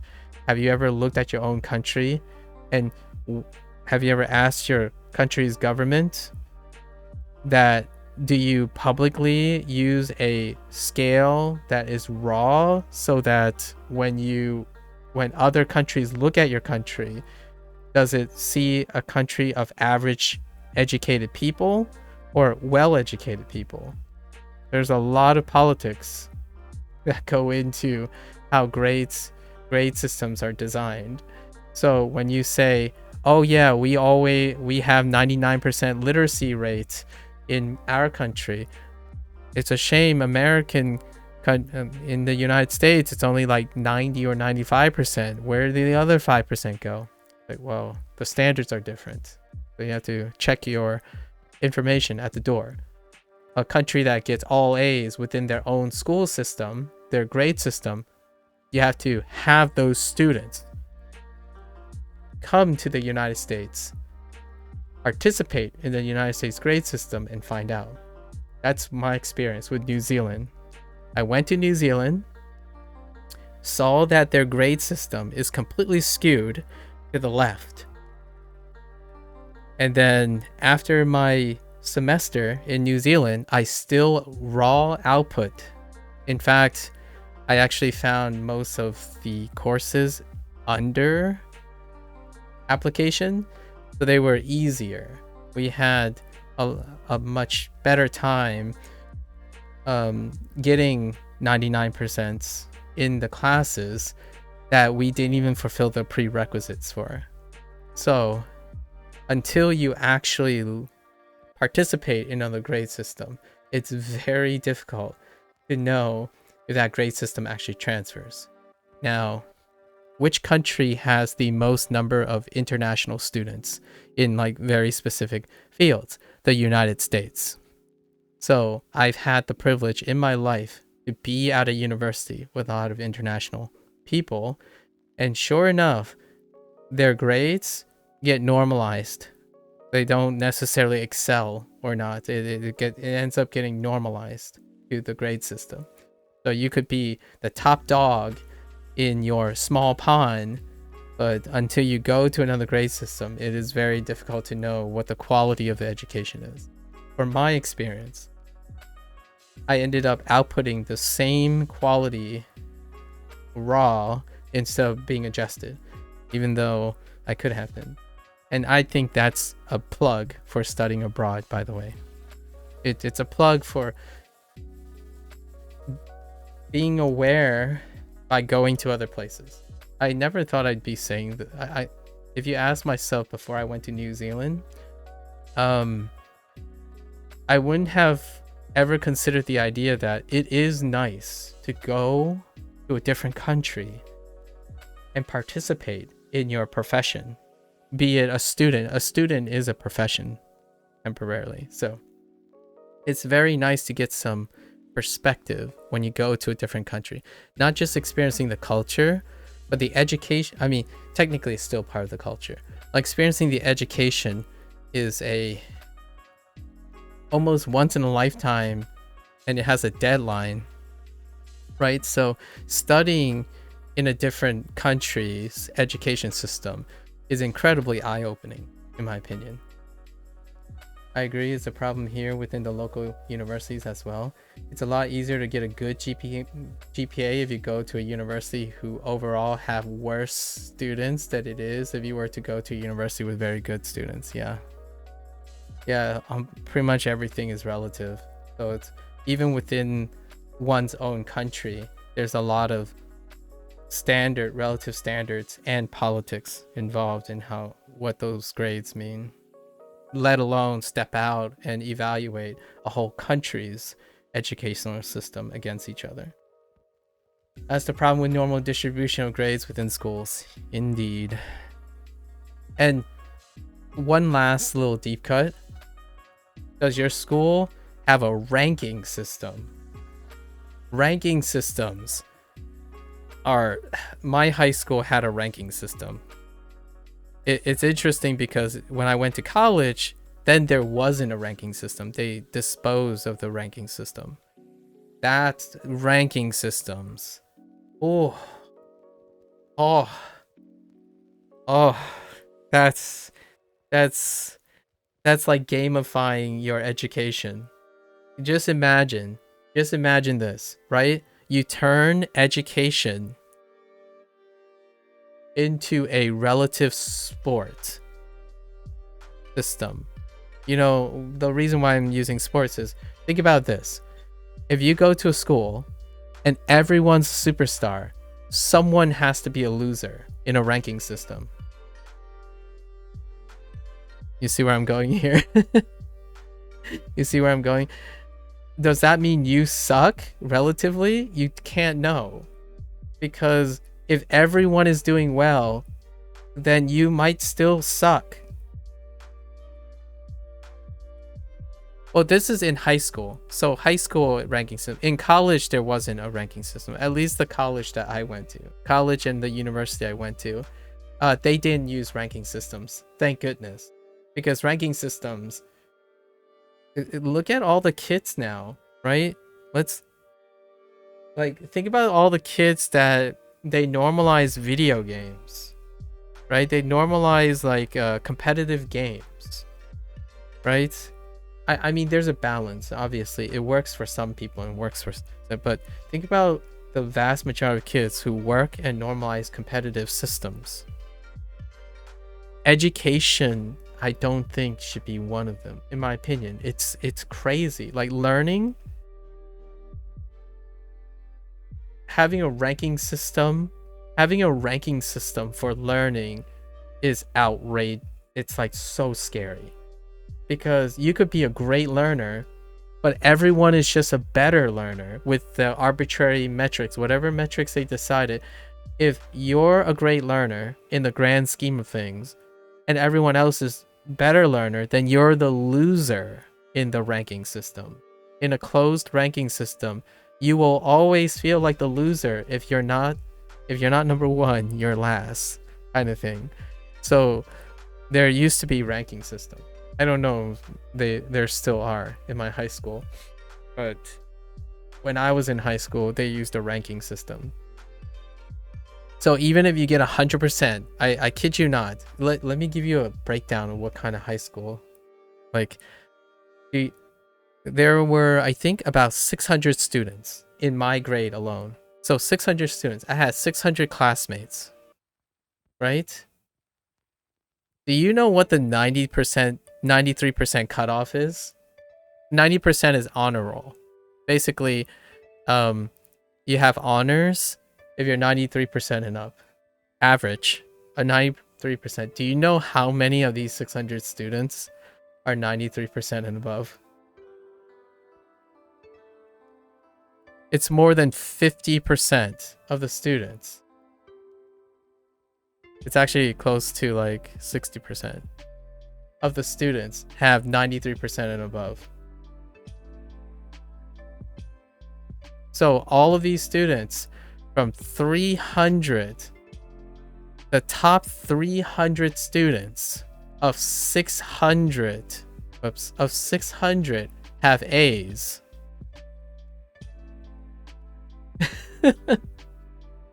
So think about how crushing that is for anyone who has a not A.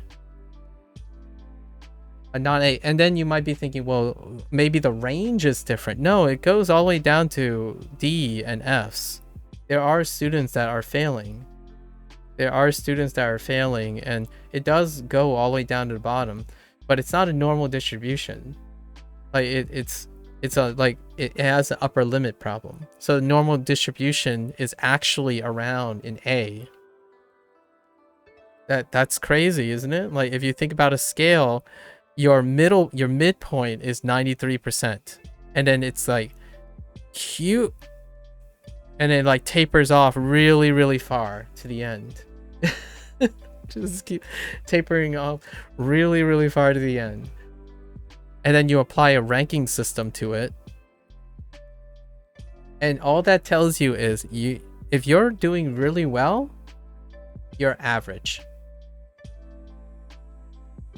And if you're doing terrible, you're garbage. And then if you're up here, like the top 5, you're a superstar. Hold on to that thought. These guys were superstars. They actually ended up becoming superstars. However, now you go up here, how well did these people do? Well, you never know because they're in a small pond, right? So if you go to a different system, then you don't know anymore. Not even in the same education system.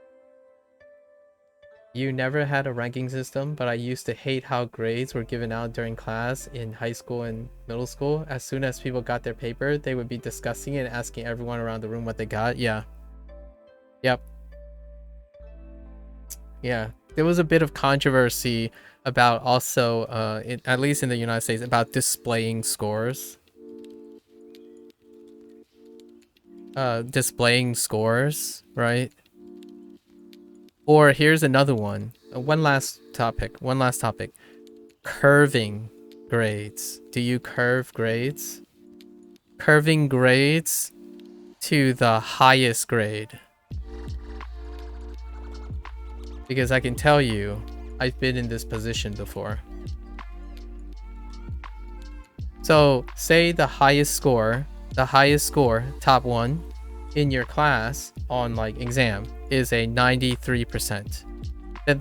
Then you are 100%. You get standardized. So the grade is curved up by 7%. So everyone else's grade is curved up to 7% based on the top score. So it's normalization. It's curving the grade. That's happened before too in various places. Like if exam the highest score is a 70%, then the curve is a 30%. As in the best the class could do among all your classmates is a 70%. So it curves up to by 30%. Last point. Yep, we in Amethyst League. Nice. Are you saying you're in Amethyst? And welcome to the Amethyst League, if that's what you're saying. Anyways. どんなポテトチップスがありますか？ With all this said, Sub-Zero, I love education. I love how many people in this world have decided to keep on reinventing or innovating on how to properly give people contextualized aspects of how well they're learning stuff and how well they're producing like their outputs and inputs. So yes, I'm pointing out some of the weirdness between formal and informal education because those are things that are important. You have to know that these things have been used before or are currently being used in order to build upon them or change them or adjust them, right? Or offer alternative solutions.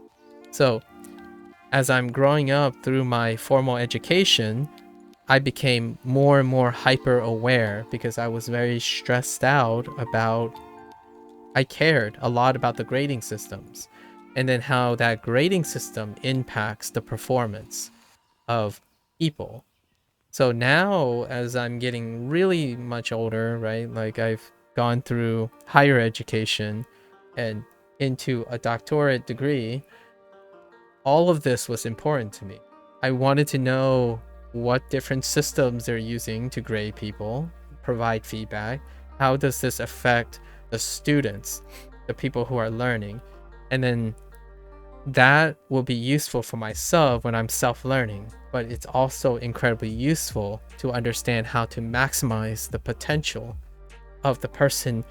Possibly like if you're mentoring someone or you're educating someone in a friendly way, or maybe you're trying to help a friend, all of this is relevant. You have to understand what they're seeing. Like, are they focused on grades? Are they curving grades? Are they thinking about a standardized aspect of themselves? How are they evaluating this? All these things are incredibly important in order to get someone to learn and feel good about it. Because at the end of the day, if you're stuck with one grading system and you think that one grading system is how everyone should be measured against, sure, that will give you a universal standard, but will it educate people? No, it will crush all the people who don't do well in your standard and you don't care about them. That's my tough luck, guys. So for me, formal education is very tough because you need a standard that applies to thousands, hundreds of thousands of people. And sure, it's easy for me to critique a system that has to be useful to millions of people. I wouldn't even know where to begin. However, for me though, my purposes is my critiques come because I take it case by case. So I am an exceptional case to myself on how I learn. So the next person I talk to who asks me for advice, I need to know what they need. So it's more like a tutoring and mentoring, like coaching, not in the prospect of the daunting task of creating a universal language or writing system or coming up with overarching perspectives on secondary language acquisition. I totally understand. Those people are doing something way more daunting. I would not be comfortable in giving someone some universal hack on how to interpret grades and grading systems, because those things really do impact you. Like, are you a person that resonates with seeing a larger number? Like, just seeing a larger number on your report card ends up being that imaginary motivation, psychological motivation? Or do you profit from seeing an average, right? All of that does impact people's performance. And I thought about this a long time, being in education for so long. But those were my standards. So if you wanted to get into my head and understand what my standards are for learning, they're absurd.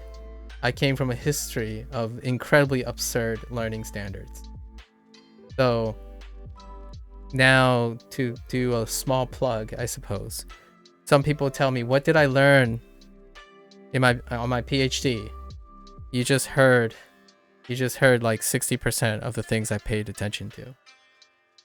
That spiel that I just rehearsed was over 20 years in the making, about how grading systems, my attention to grading system, and then some. But I didn't talk about the psychological impacts and how you would leverage the grading systems, how you adapt to a grading system in order to have like a healthy relationship with it, right? So what else did higher education teach me? How I was graded as a person in higher education. So if you're wondering how many people in the world have PhDs, right? Less than 1%, probably. Okay, yes, it's conservative. So if you're wondering how many people feel like me, not like no, it's not about how educated I am. If you want to know how many people feel like me, well, first you have to find an American who has a PhD. It's still less than 1%. And then they have to go through the rigors, and then just by coincidence also pay attention to education. I can tell you now, me and my classmates and my colleagues do not agree on what the purpose of a PhD is. I wanted to teach and educate. That is not what most of my colleagues did.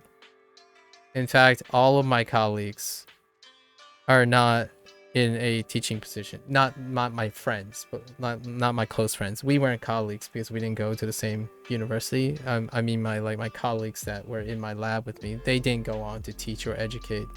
They went on to like industry jobs and consultation, statistical analyses and things like that. So they weren't there to do what I wanted to do, right? So even less than 1%. It might be like less than 1%. どんなポテトチップスがありますか? And then let's add on how many of them are Asian American and how many of them are multilingual. Then the percentage just keeps tanking, right? And he's getting smaller and smaller. Fun times when you have perspective on a lot of things. どんなポテトチップスがありますか? どんな? That's also my not so subtle way of saying, don't undersell yourself. You're probably very special too. Count up all the different things that make you irreplaceable, right? And those are your things. Go out and make them shine, right? At least that's my 2 cents. Learning a second language immediately plummets you into like a smaller percentile, or like in a high percentile, but a small percentage of people. So if you already have interest in doing something like learning another language, that is a very small. Here's the double edge. You're part of a small percentile.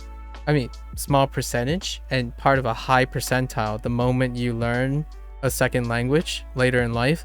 However, that also means there are fewer people who can relate to you. Exactly. What Lotus was just about to say. The double edge is if you have too many unique experiences and too many qualifications. Sorry, Lotus, I was one step ahead of you. There's a double edge. That means less people are going to be interested in your experience. They will be unable to relate to you and resonate with you, and it will isolate you as well.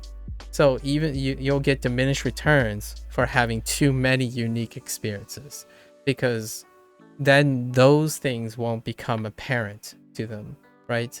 So language learning is one that has diminished return. If the world is going closer and closer, using language as a pragmatic tool, English, right?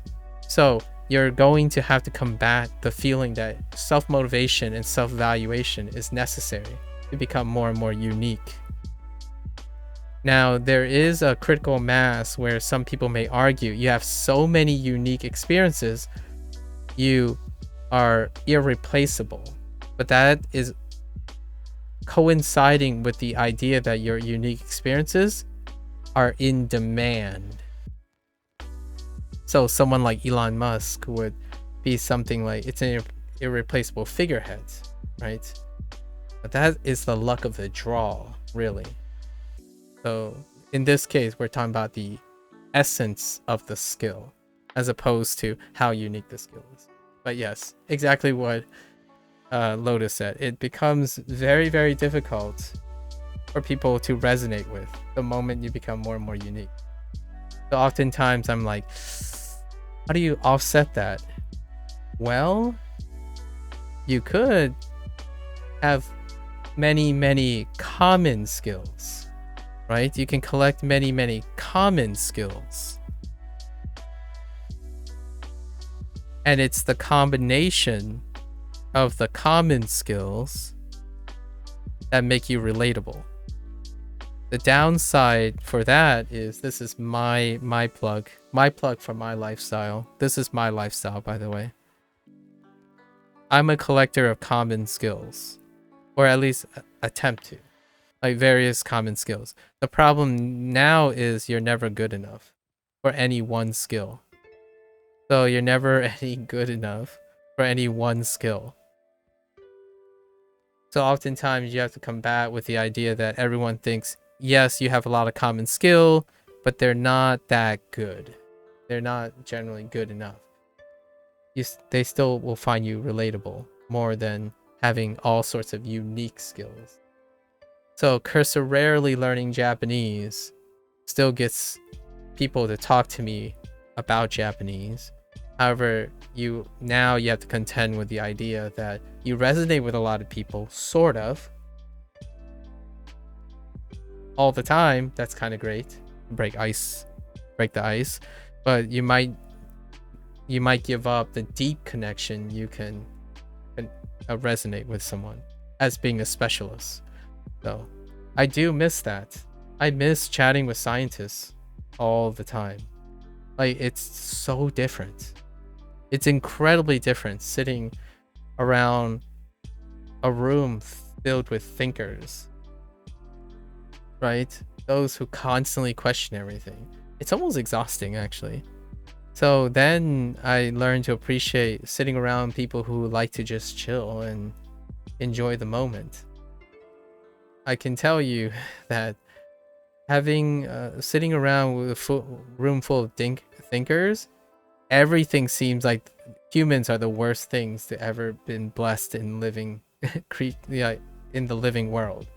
That's how it kind of feels like whenever you're in a room full of thinkers, where eventually they just think so hard that they're concerned with everything. So you need a break from that too. At least I need a break from that. どんなポテトチップスがありますか？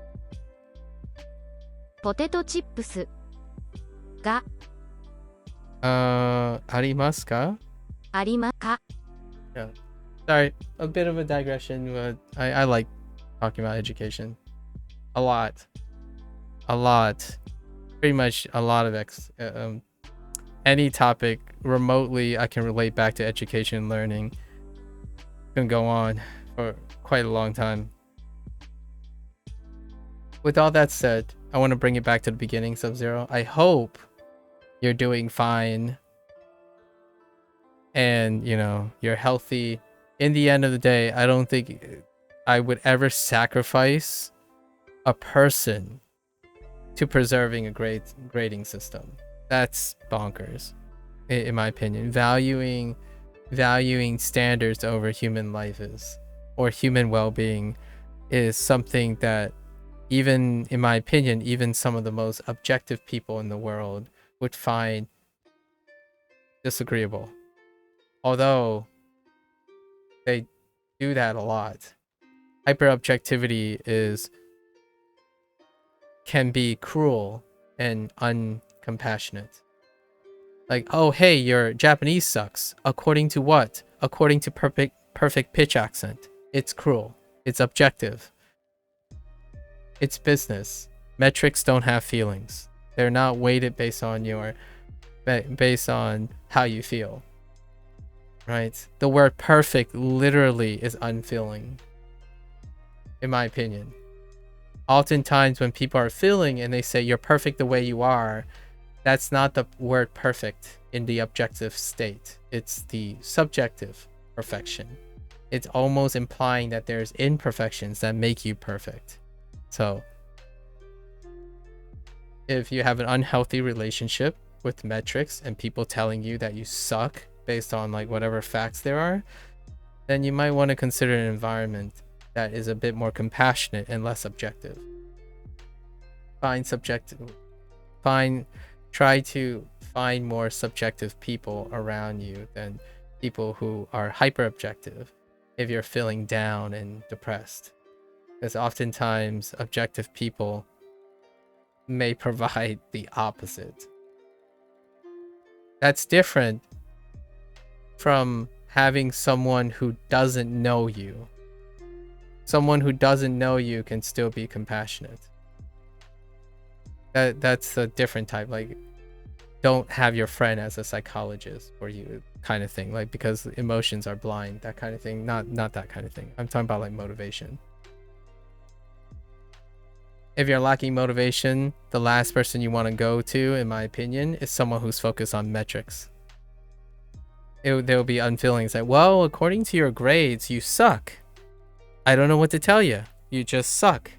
That's what these metrics say. You keep scoring at 50%. That's the facts. Like, yeah, unfeeling. Very unfeeling. どんなポテトチップスがありますか？このポテトチップスの味は好きですか？ Okay, I'm gonna say potato. Wait. Hold on, let me hear this again. ポテトチップス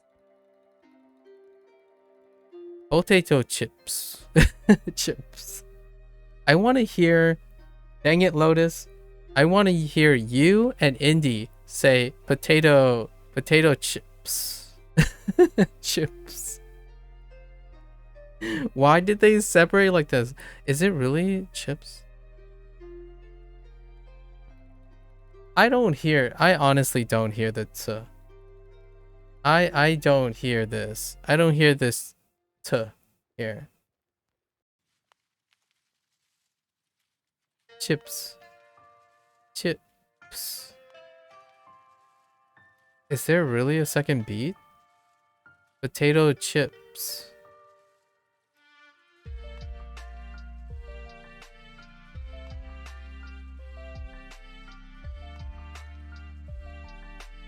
I guess.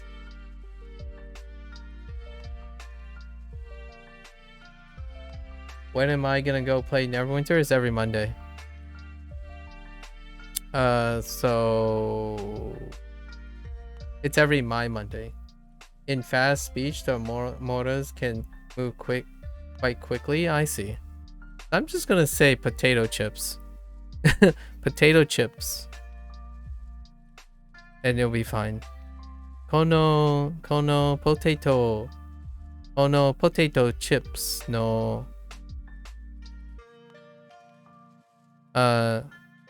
Chips no aji.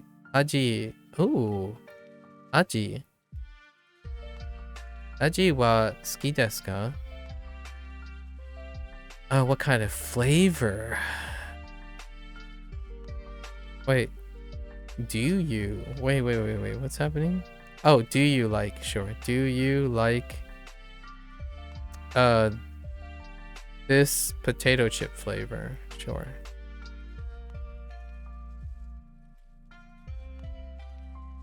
Yeah, at the end of the day, it's better to just enjoy the journey, like you said. The best professors I've ever had was one who gave out assignments, but was against the idea of being mandatory. He encouraged exploring them in your own time with no deadlines attached to it to reduce stress, and ultimately a lot of students were a lot more motivated in the course. Of course, you were tested on the subject at the end with an exam though. Yes. Yes, so that's a great blend. I think that professor sounds incredibly wonderful. And here's another reflection of that. Professors that have that also have to contend with the insecurity and the concern of what happens if most of the students stray away. You see what I mean? Sub-Zero. So I think that's a brave thing that professor is doing, like being willing to trust the students.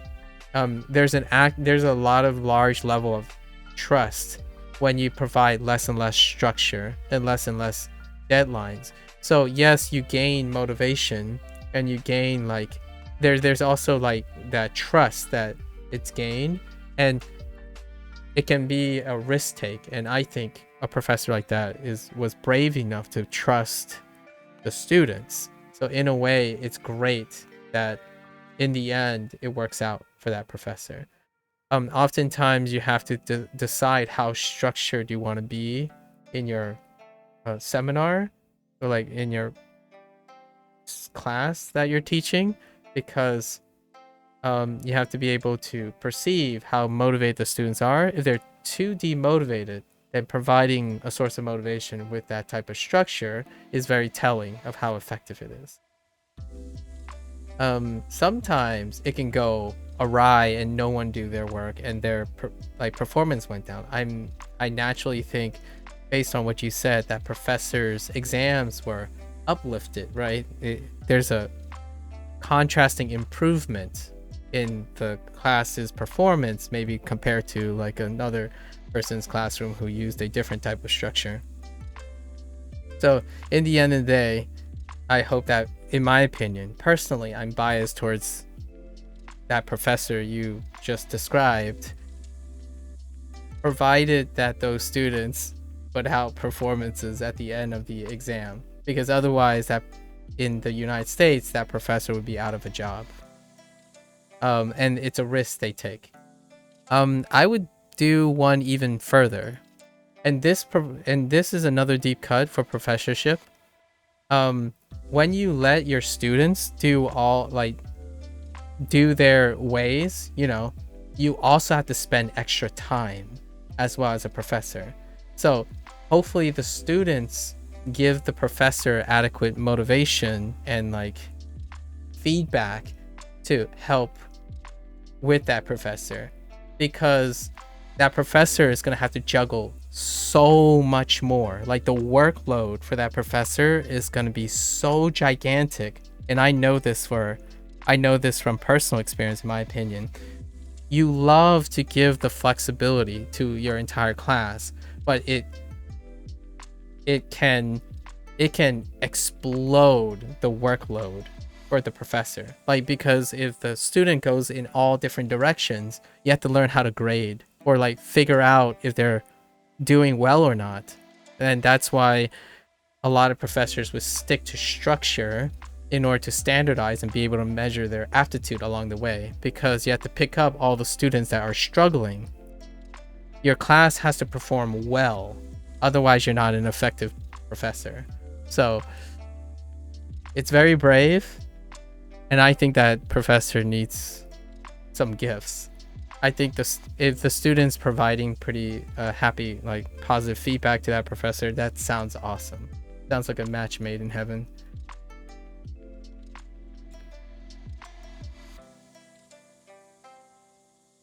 Yep. return, he actually made the exams extremely hard, but to their surprise, they were able to solve a lot of there were a lot of problems because of how much they learned through self-engagement throughout the semester. That's awesome. Yeah, that's awesome. Dude has his whole YouTube channel to answer students' questions as well. That's awesome. That is a guy. Now that is above and beyond what a professor needs to do, in my opinion, like pragmatically speaking.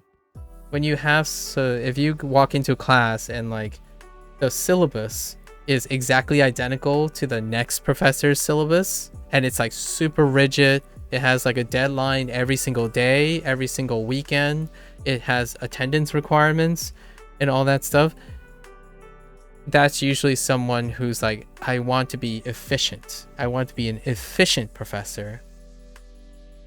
As opposed to, I care about my student success. It's a balance, because it's like, oh yeah, I don't have enough time, so here's the efficient syllabus. Daily stuff. It's up to if they can juggle it or not, right? And that professor sounds like a superstar, so that's pretty awesome. Have you had a class with that professor, Sub-Zero?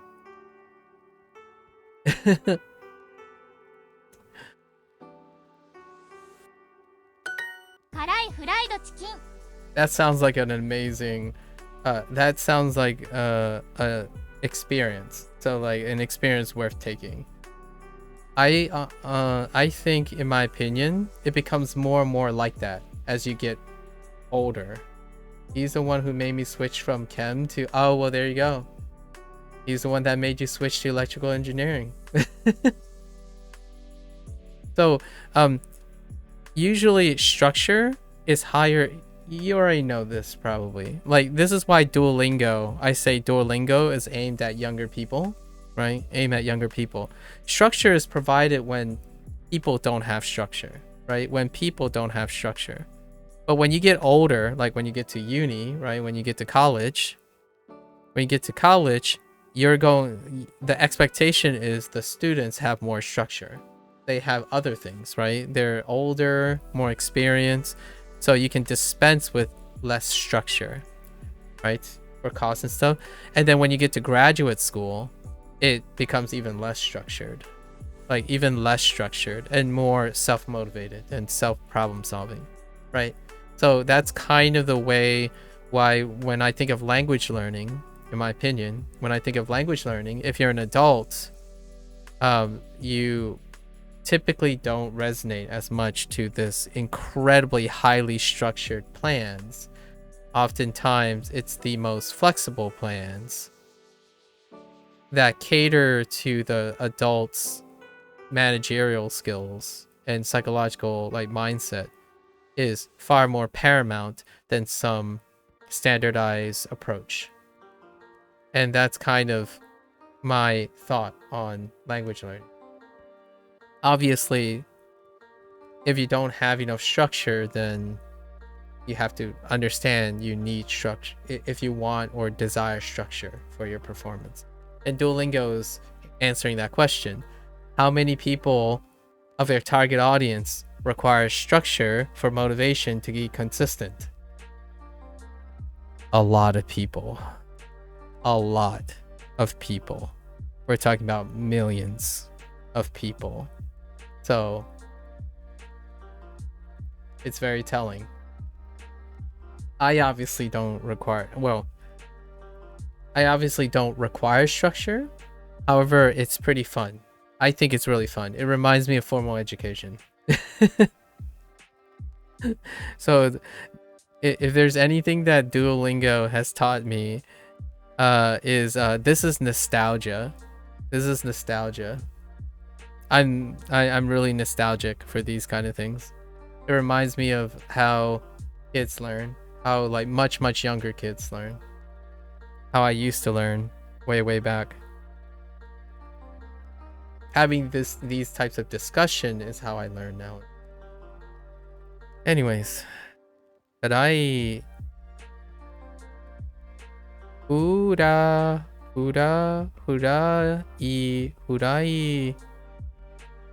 Hurai do fried, furaido, fried something. Oh, furai cook, chicken. Oh, fried chicken. Really? Are you seriously telling me furaido chicken instead of like karage? Are you serious? Are you serious, Duolingo? You aren't gonna teach me karage. Instead you're gonna teach me furaido chicken. It's fine. I already knew these two exist. I'm kidding. 辛いフライドチキン Furaido chicken. Furaido chicken. Speaking of nostalgic learning, did you know there's a whole web page for learning Mandarin through Peppa Pig? No, but keep that in mind, and then we'll spend some time talking about it in the future. I don't know who Peppa Pig is, but it sounds adorable. So,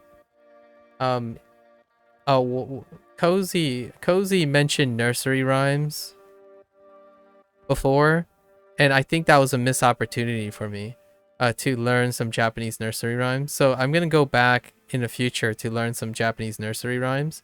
But Peppa Pig sounds like that kind of thing where it's like a learning a language but in a fun, like wholesome way.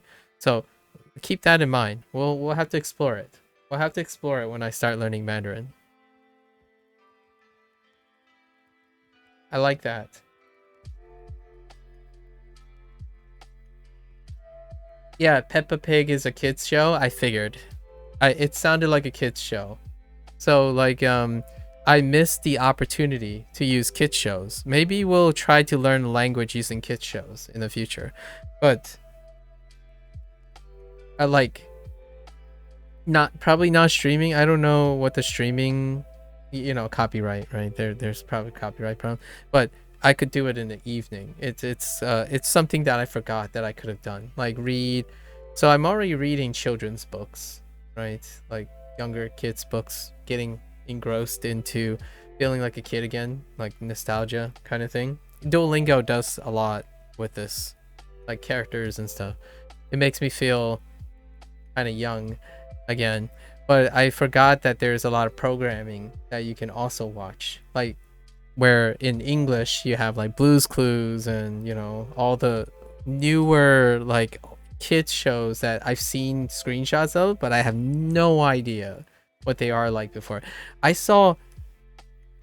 kid you not, I saw a kid show, a clip of a kid show in the United States. The person was teaching the kids about how to make pho.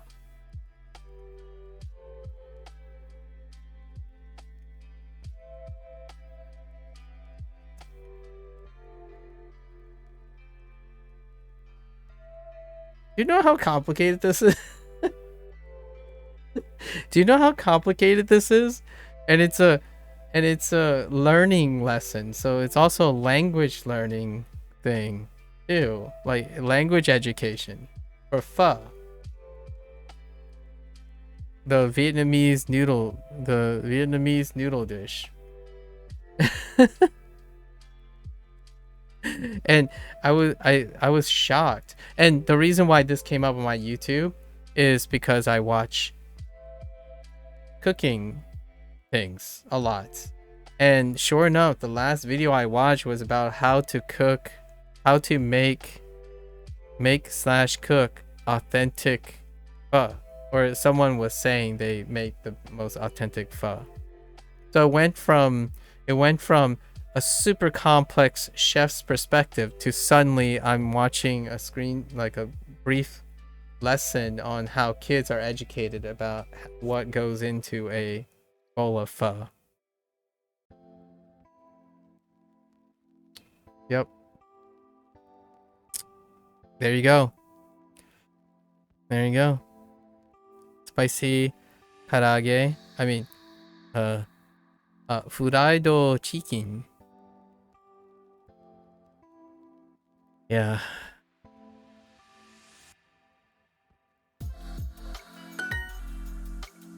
Furaido chicken. フライドチキン Furaido chicken. フライドチキンを買いましょうか？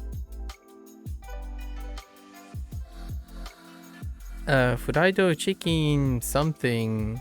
Aimashoka? Were we buying? Are we buying? フライドチキンを Yes. 買いましょうか？フライドチキンを買いましょうか？ Yep. We're buying. Should we buy fried chicken? Of course. If anyone asks me, should we buy fried chicken, I'm already out the door. この道はどこですか？ I could see myself as skit, like someone gets up, it's like, hey, should we buy some fried chicken? Immediately the next second, it just fast cuts me into the car honking. It's like, yo, you gonna get in the car? Cause like fried chicken. Come on, let's go. Chop chop. Fried chicken. I see you guys are having some interesting discussions about kanji, educating each other. I like it. I was reading along, but yeah. Those are some swanky kanji.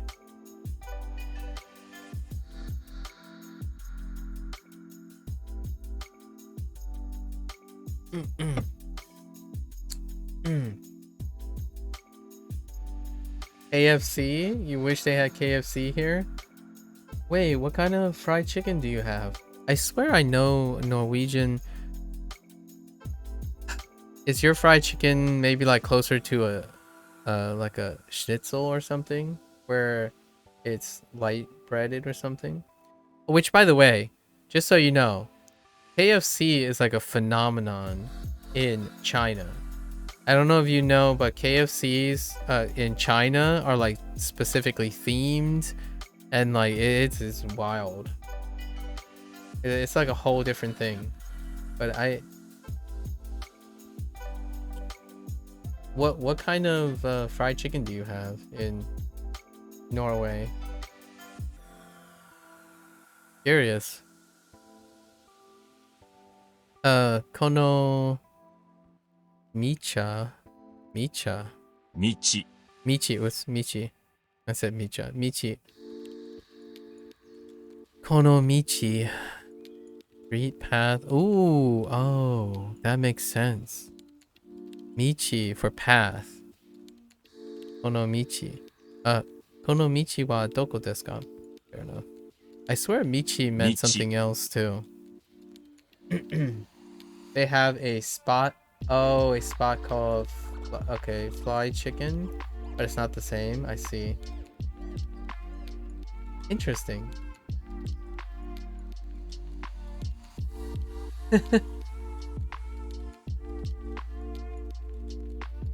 Well, you know, if you ever find yourself elsewhere, there's certainly places for fried chicken.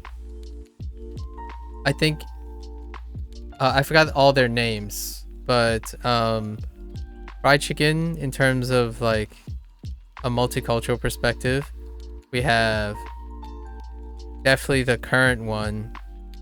Arguably, these would be it, right? I forgot what the Korean one's called. There's a specific name for the Korean one. And karage is the Japanese one. And then, of course, Southern fried chicken from United States. There are two Spanish ones, or two like Spanish. I'm gonna put it in quotes. Not necessarily. We're gonna not say Spanish. There's a Spanish one, but I'm referring to the Hispanic one. And then there's one from Argentina that I'm familiar with.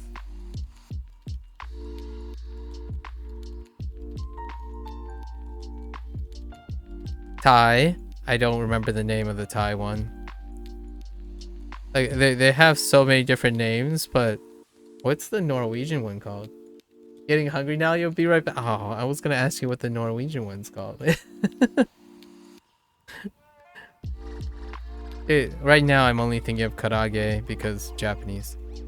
Okay, kono michi wa doko desu ka? Where is this street? I see. Huh. That's really good. That's a good phrase. Where's the street? Kono michi de, kono michi de bus ni norimashou. Oh, that's useful. この道でタクシーを待ちます。kono michi de taxi o machimasu. That's a great expression. Yeah. We're going to wait on this taxi. I'm going to wait for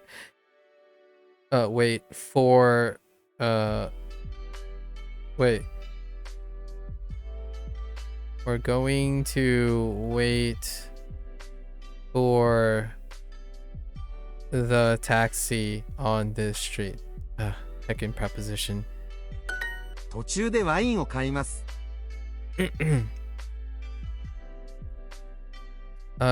途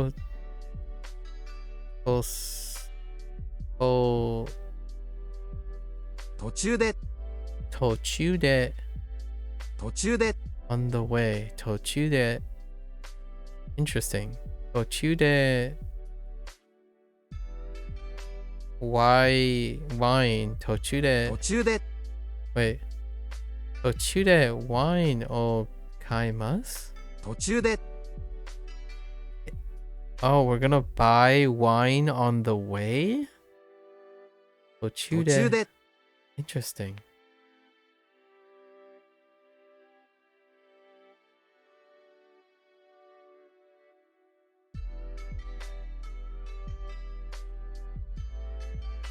I'm thinking of how I could use this phrase with other things.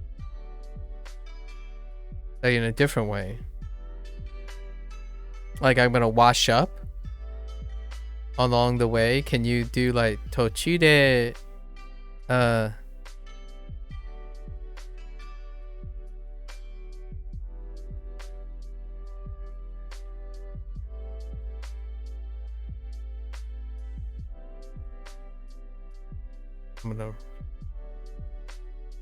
can you do like actions I can run along the way? On the way? Interesting. I guess we'll find out. This shoe is a kanji naka? Oh my gosh, that'll be relevant later. Shut up, Lotus, you and your spoilers. Center, huh? Interesting. Center is part of chew? In this chew? Interesting. Center.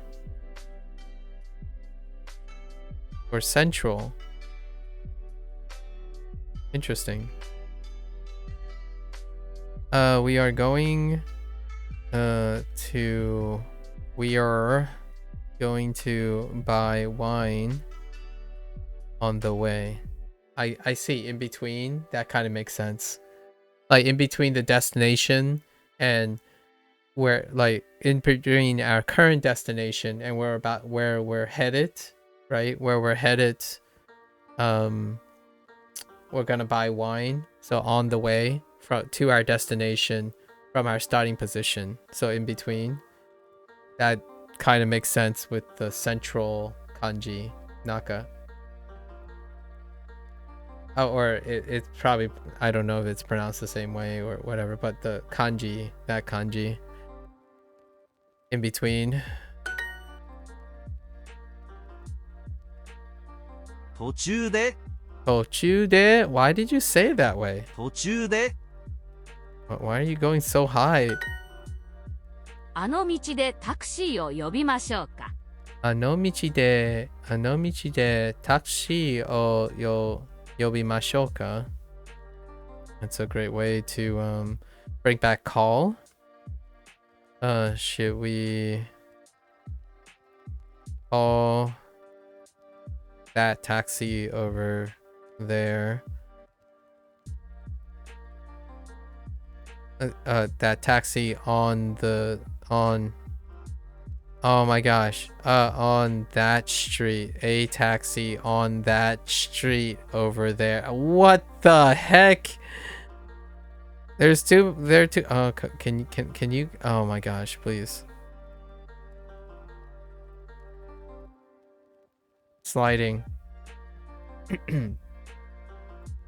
Yeah, and to is the kanji for road. I see.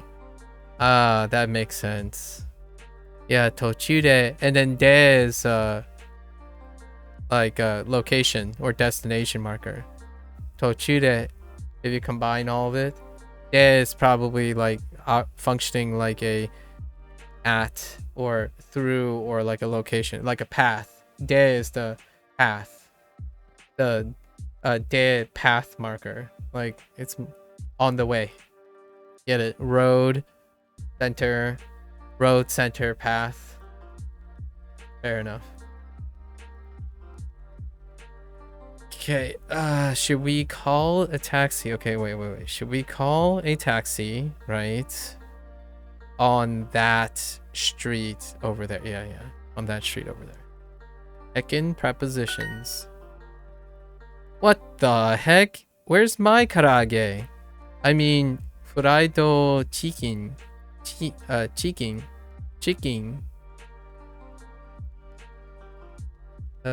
Okay. Tochude fraido chicken o tabemasu? Tabemasu? No tabemasu. Kaimasu? Come on. Really? 買います Excuse me? It looks like he bought chicken and started eating already. What the heck?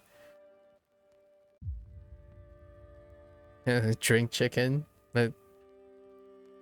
Drink chicken along the way. Drink chicken along the way. On the way, I guess. No, buy chicken on ケー the キ屋ま way. でどう On や the って行 way. きますか？ Say what? Doyate. Why have I seen this phrase before? I swear some of you peps already use this phrase. Doyate. どうやって？ Doyate. I think I've seen this before. I don't know in what context though. Can you say doyate ka? Doyate ka? Just like standalone? Like how? You know, like the English exacerbation, like when someone oh, maybe from anime. Can you say doyate ka? Doyara. Oh, doyara? Interesting.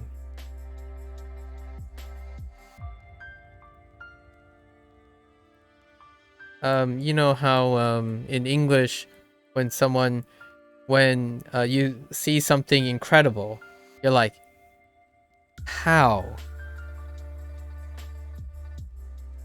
Can you say like doyate, or are you telling me that's how you say it? Doyara, or does that express the same thing? Like how? I was gonna just mark it with ka because it's a no marker, but I don't know how you would do it as a like an interjection, like a rhetoric, like how or huh.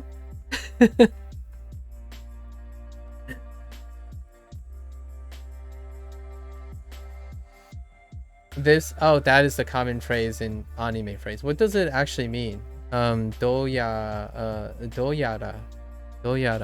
Like what is it specifically meaning? Doyara. I don't think they present it as a question like that. Ah, I see. Okay.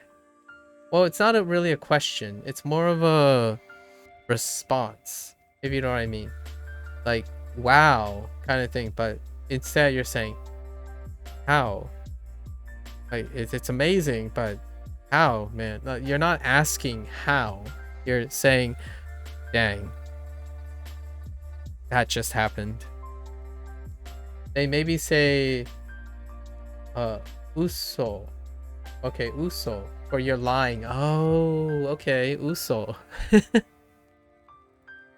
Or, shin, shinjiran,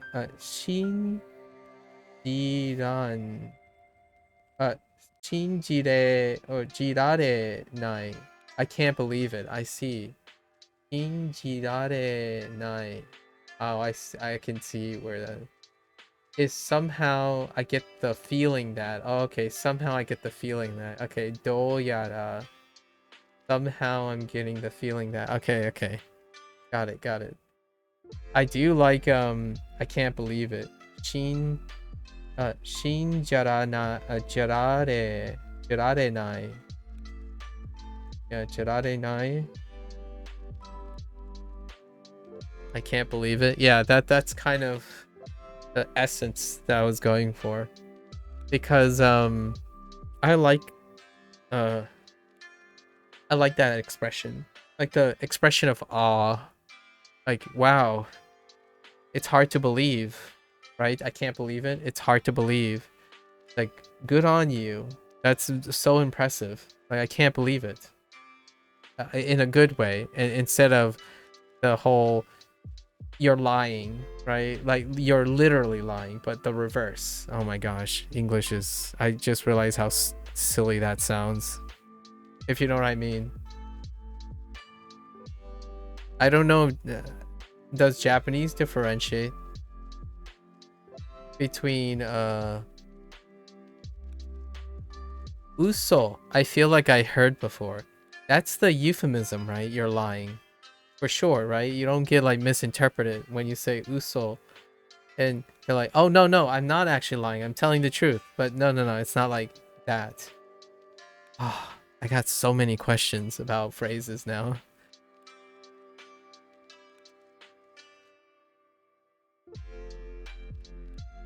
Bruh. That's all I can think of. Bruh. Keiki ya madeどうやってケーキ屋までどうやって行きますか？どうやってに行きますか？ Okay.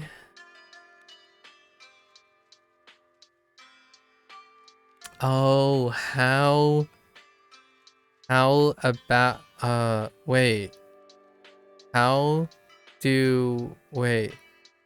do we get to the cake shop? Interesting. どうやって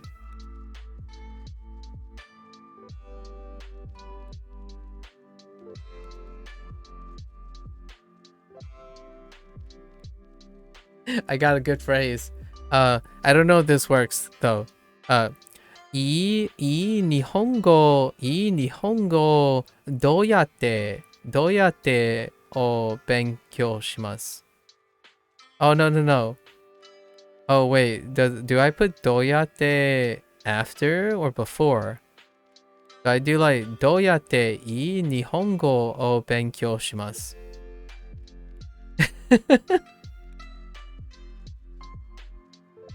A ka, sorry, I forgot the ka. I've got the ka. Or do you put it afterwards?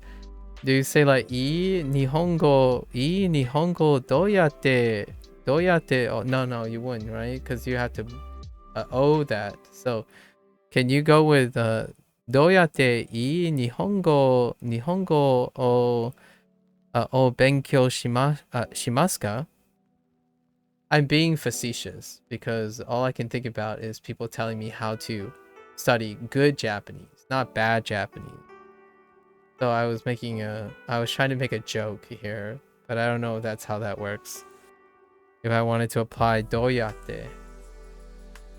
My inclination is I want to put どうやって first. so that the structure is closer to I Nihongo. Then I use the particle O to mark Nihongo and Benkyou shimasu ka? To study. How do I study good? How do I study good Japanese? As opposed to how do I study bad Japanese, because I always get the impression I'm studying bad Japanese, not good Japanese. I don't know the word for natural or unnatural, so I couldn't replace natural or unnatural, so I ended up going with E for like good or nice. It's an adverbial phrase, so either at the beginning of the sentence or after the O. Oh, nice! That clears up a lot of things. So adverbial like taksan. It can work like taksan. It's adverbial. The one in the beginning. Okay. So I could say I nihongo o do yatte benkyou shimasu ka? Right?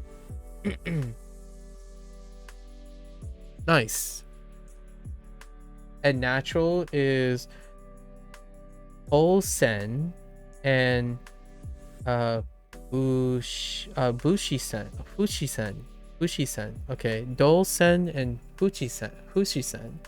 So are those okay, so they can be weird adjectives. So like natural, so dosen nihongo o dosen nihongo do yatte benkyou shimasu ka?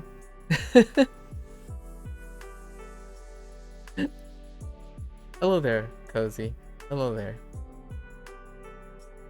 How do I learn natural Japanese? エリカさん、どうやって行きますか？ Erika-san, oh, I'm not sure. Oh, in terms of speech? Oh, you mean, well, oh, that means meaning natural in terms of speech, not from nature. Oh. Well, yeah. Oh, that means it, right? Yeah, that's the one that I'm meaning, yes. So there's a separate word for of nature, like natural as in referring to, I don't know, organic, like something like that. Something that's of the natural world as opposed to natural speech. Okay. Can you use dozen to describe a language? So dozen nihongo. Nihongo is fine, right? We learning vulgar things yet? Nah, I don't think that's gonna happen, Cozy. The most vulgar thing I know is baka. Or urusai. Maybe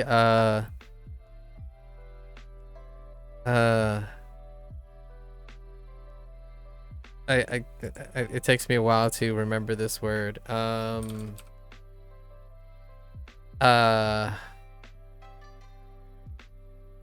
It's something like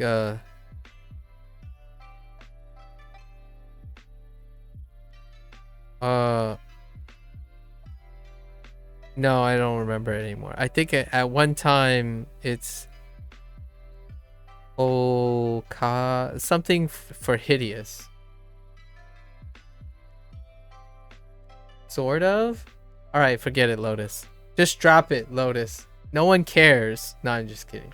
Just drop it. We'll discuss that. We'll learn that later. Okay. Erika-san, Erika-san, どうやって行きますか? How are you going? Interesting. There's an implicit thing there. Bus ni arimashou. Oh, no, norimashou. Bus ni norimashou. どうやって行きますか? Yeah, how are you going? Going to a place, or like, how are you going to some place? Or how are you, yeah. Not how's it going. That's different. Save you a lot of effort? I'll show you a lot of effort, Lotus. I'll explain it tomorrow. I'm just kidding. I don't know if I'm gonna remember to look that up. How do we get to the pastry shop?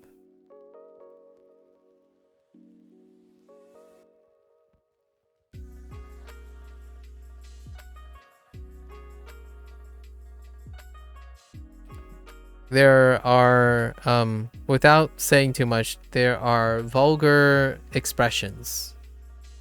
At least they are translated to vulgar expressions. That I'm already aware of.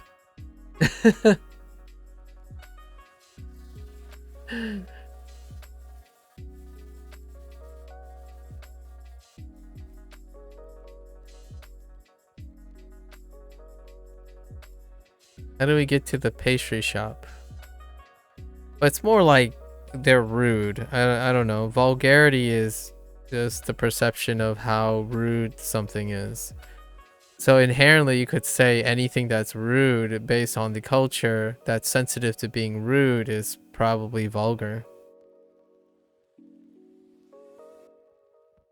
How do you get to the pastry shop? Let's see. So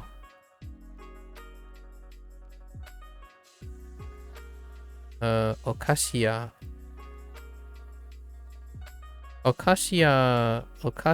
made どうやって行きますか?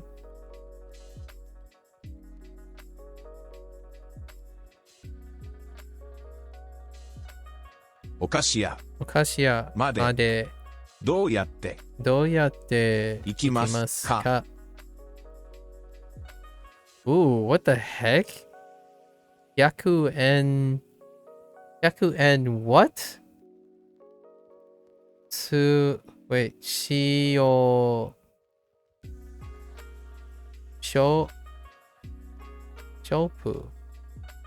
Oh, shapu. Shopu, no. Yeah, shapu. No, shopu. 100円ショップ 100円ショップ. Oh no. Is this a $1 store? It's a $1 100 store. 円ショップ100円ショップ. It's a $1 store. 100円ショップ But 100 yen store. But still.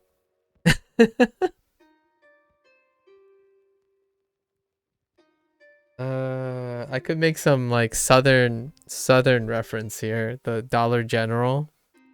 It's the Dollar General. Okay. Anyways. How do we get to Hana's house? Hana-san no ie. Hana-san no ie. どうやって行きますか?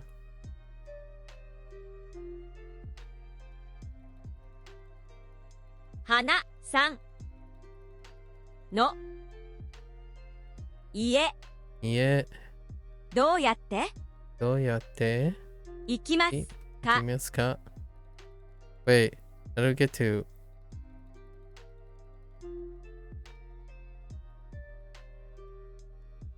Oh. まで Made. Almost forgot the very purpose of this phrase. Okay. A cup. Cup. Cup. カップ Cup.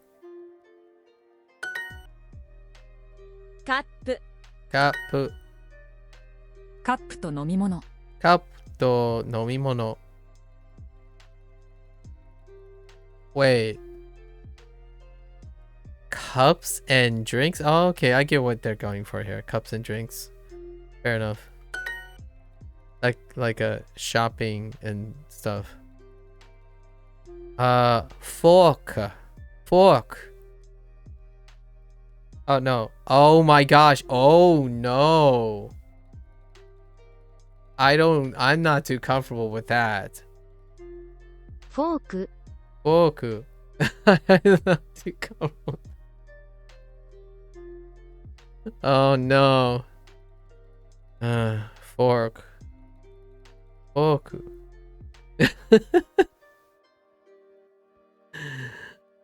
Okay. フォーク、 Fork. フォークと箸 Fork と箸。Forks and chopsticks. どこを渡りますか？ Fork. Oh no. Oh no. Oh no. どこを川田、no. 渡りますか？渡りますか？渡り。Crossing? 渡ります。渡ります。渡りますか？ Cross. Interesting. Or the street. That's where they introduced machi. Okay. Where are we going to cross? Where are we going to cross? To cross. どこを渡りますか？ここで道を渡りましょ渡りましょう。Sure. ここで道を渡りましょう。Yep. Across the street, right? Wait, is this road too?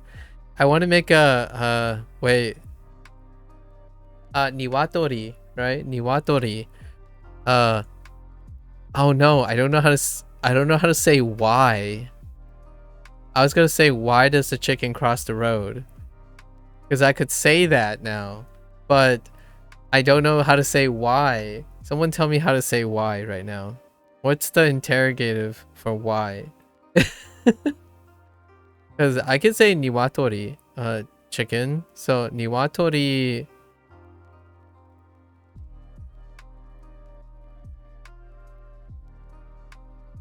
Cross the road. So niwatori wa machi o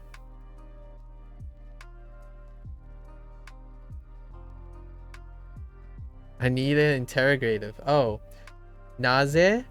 So is it like naze niwatori wa machi o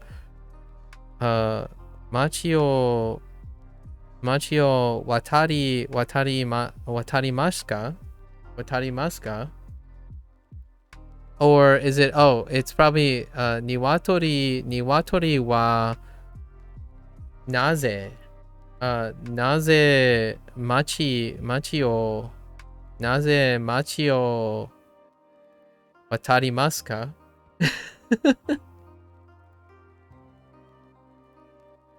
Why did the chicken cross the road?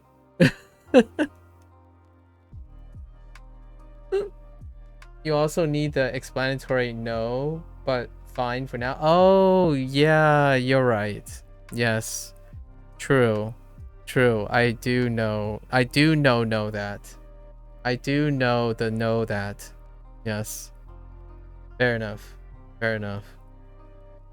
Soon I can say ridiculous nonsense like that, you know? This is what I learned Japanese for. I need to learn Japanese so I can tell dad jokes. I just realized I need to add a new goal in my life. I need to use Japanese to tell awkward English or English translations of dad jokes in Japanese. That's how I'm going to learn more Japanese.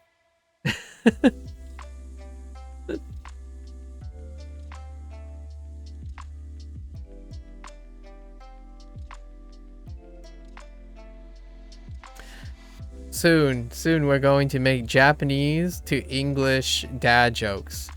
Like the haha joke, right? From way back. The haha joke is great. We need to tell more haha jokes. Or more chichi jokes, but they're really haha jokes. Alright. So, koko de machi o watarimashou. I'm kind of curious if anyone found this, find this cringy or not. I earnestly think if you find certain things cringy, you're not having fun. In my opinion. Oh, I see. Naze niwatori,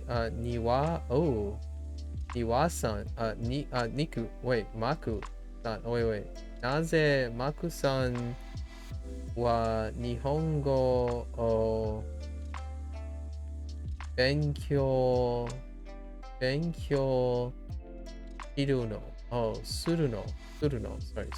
Oh, I see.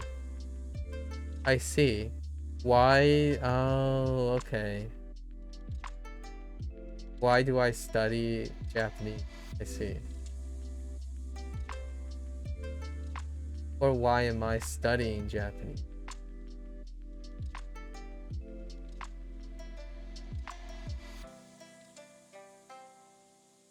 I see.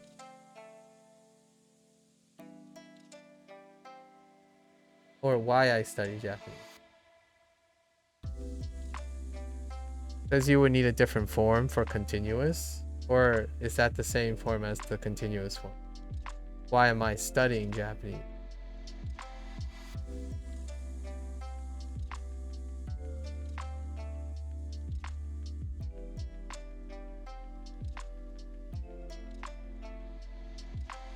We should cross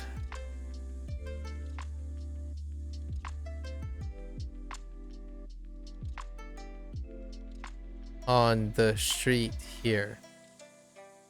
Wait, no. We should cross the street here. Okay, that makes sense.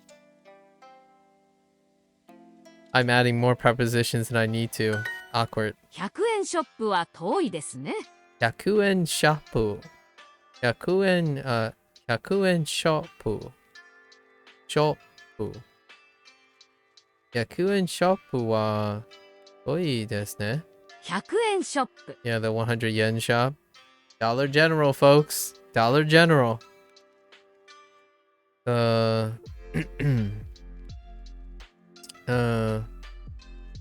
Wait, did you just call it the 100 yen store? 100円ショップ。Instead of the 100 yen store? Interesting. I guess that's the same with dollar store, huh? It's kind of funny because if you say it's a dollar store, it really isn't only $1 most of the time. The 100 yen shop is far, isn't it?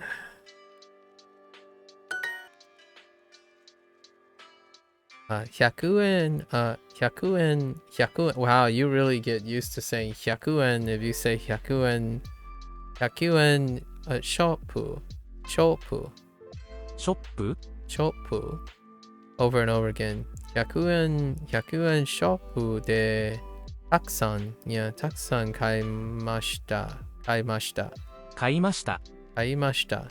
Way to throw in the past tense. I like it. この道を渡ります。この道を渡ります。Okay.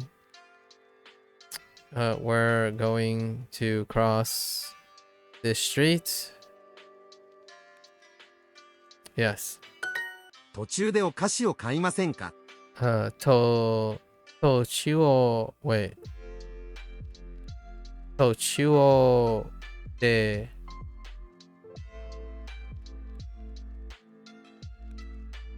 途中で途中をで Have I been mispronouncing this? No. 途中 Wait, have I been mispronouncing this?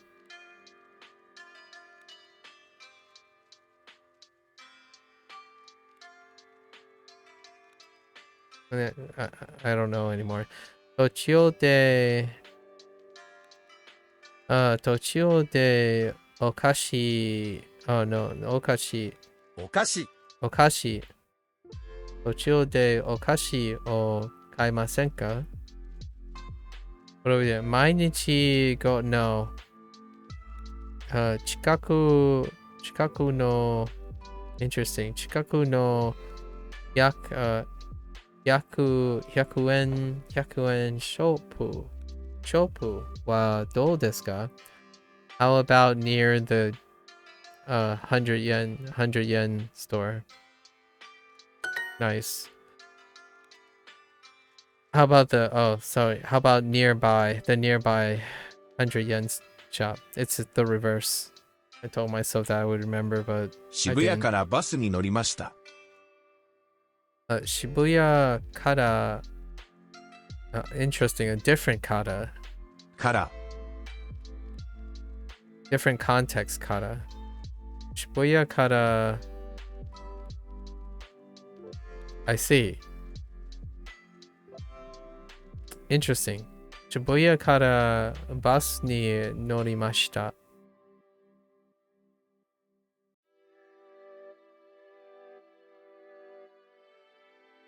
I took the bus from Shibuya. I see. Yep. That's definitely a different context. This is a modifying phrase? It certainly looks like that. Yeah, it's a modifying phrase of how... Yeah, it's a modifying phrase of the path. Yeah, the bus noun. Yeah. Giving the bus an action. Or like imparting like a path to the bus. Or like it's characterizing the bus with kata.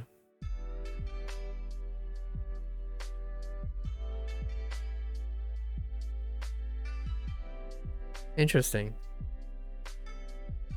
I wonder what else I can...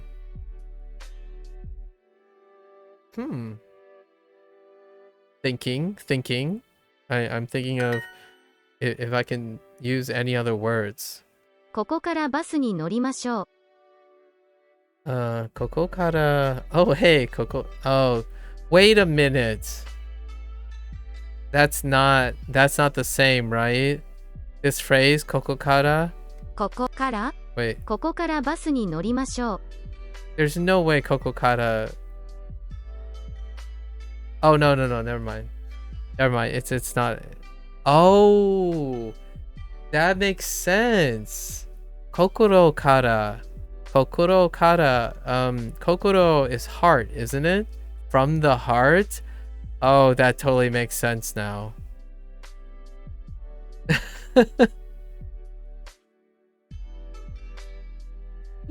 Sorry, I'm thinking of a song. Isn't kokoro heart? So kokoro kara, from the heart. Yeah, you can read it in both senses, I guess, either as modifying the noun or as modifying the sentence. Yeah, kokoro. Yeah, so I've heard that phrase a bunch of times. From the heart. Kokoro kara. That makes sense now. It makes sense. And it's reminded me because Coco, but kokoro kara.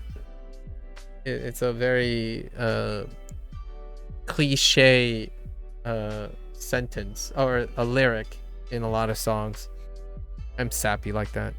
Kokoro kara. Okay, ここから what? ここからバスに乗りましょう。バスに乗りましょう。Yeah. Okay.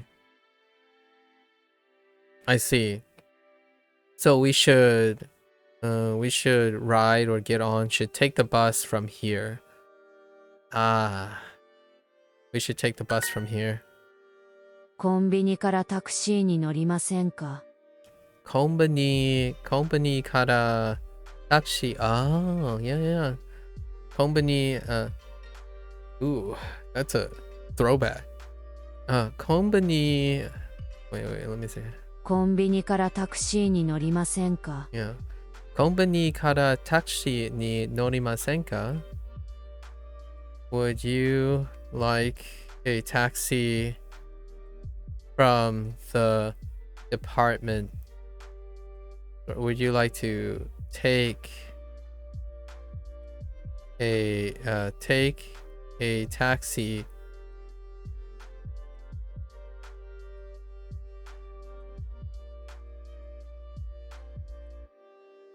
whoops, convenience store?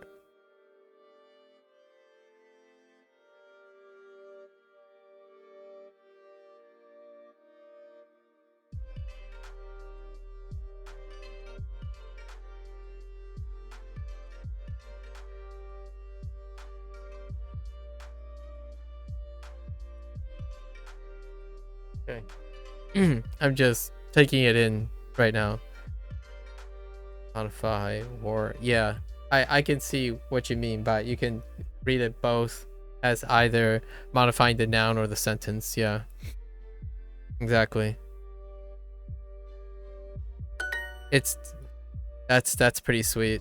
That's like awesome. Like that is a more it's the sentences are getting more complicated. Like it feels like the sentences are flowing better with these kind of little touches you can add to your sentence.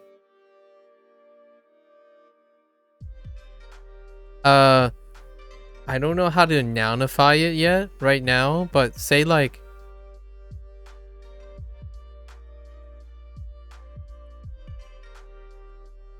you say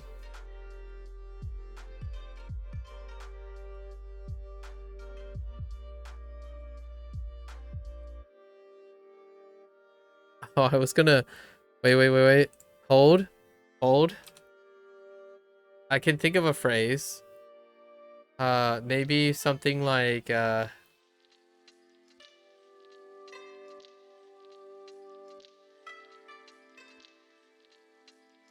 I say something like Soto kara hashirimasu.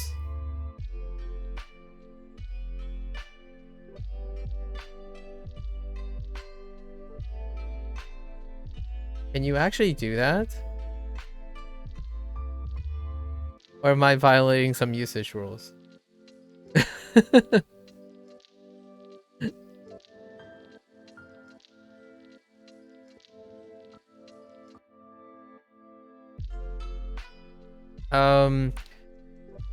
Soto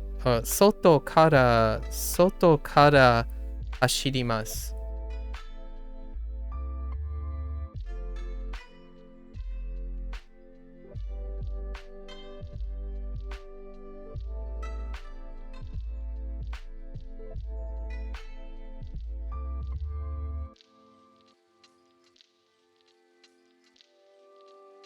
I'm trying to say I ran from outside, or I run from outside.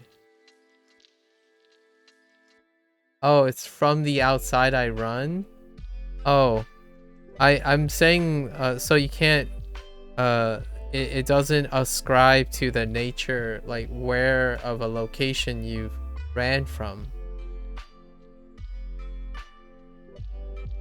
Like that. I was gonna say hashiri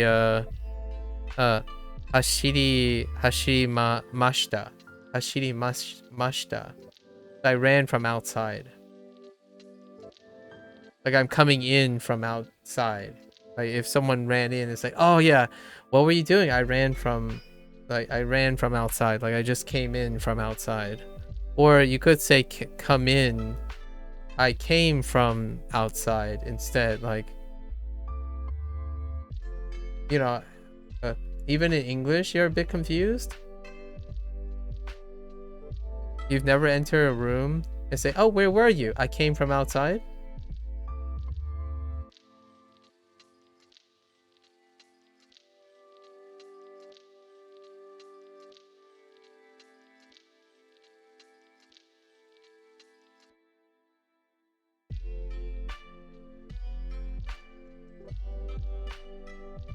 You're saying that you dash from outside to inside. Yes.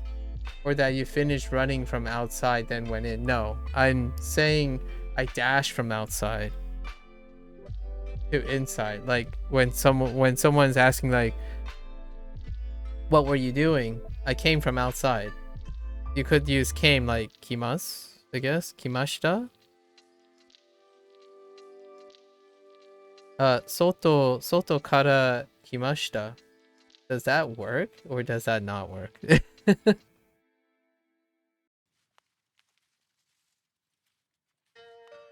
I was gonna use a different action. I wanted to use hashiru, but we could use kimashita.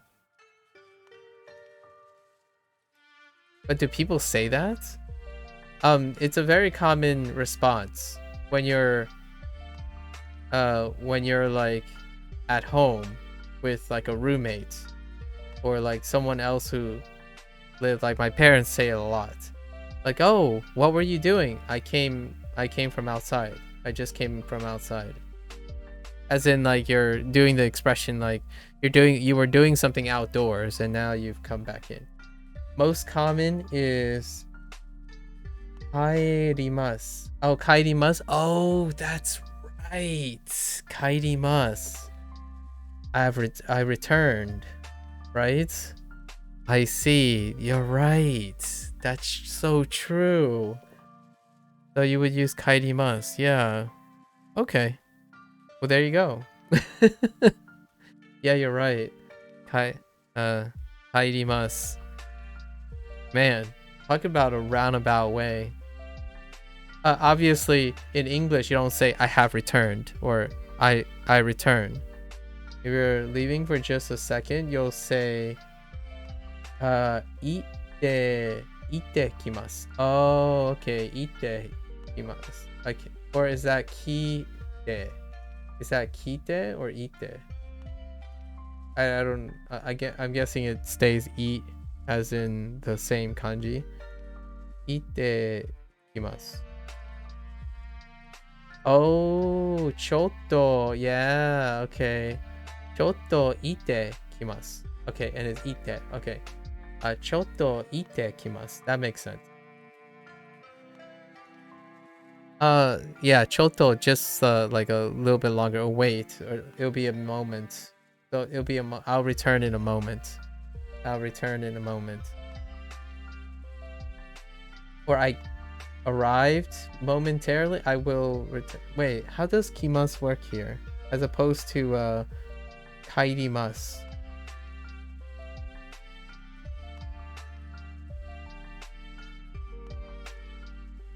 I'll go and come. Oh, I see. So ite kimasu. I'll go and come, and then a little bit, like just for a bit, like chotto. Okay, I see. Fair enough. Got it. Neat. The more you know. Yeah, it makes sense. The kaerimasu. That totally. And that phrase "I'll come and go" makes a lot. Yeah, that is probably a very common. Like that's what I hear my parents say all the time.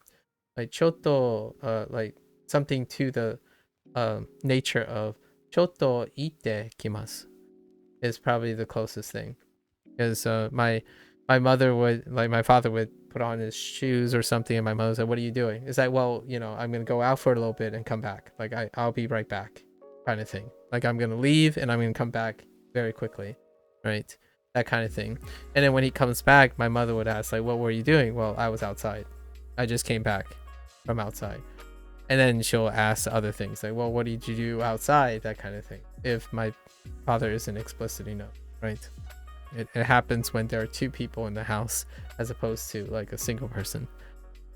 But kairimasu is something that I keep forgetting because announcing one's return is not as common.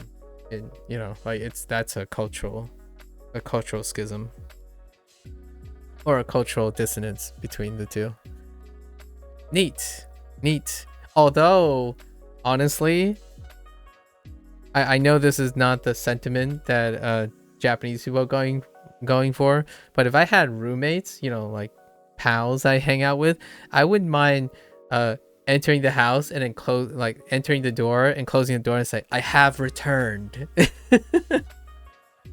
You know, just announce yourselves like, I have returned in a more like a ironic, like a like a confusing pun way, the Japanese culture. But kairimasu, yes. Got it. Wakairi. They say tadaimasu. Tadaimasu. Oh yeah, yeah, right. Tadaimasu. Tadaimasu. Tadaimasu. Yeah, tadaimasu. I'm here. Yeah. Tadaimasu. I remember that. Actually, how did they greet? It's wakairi, right? Wakairi is the person greeting the person returning home, and then you say, the person returning say, tadaima.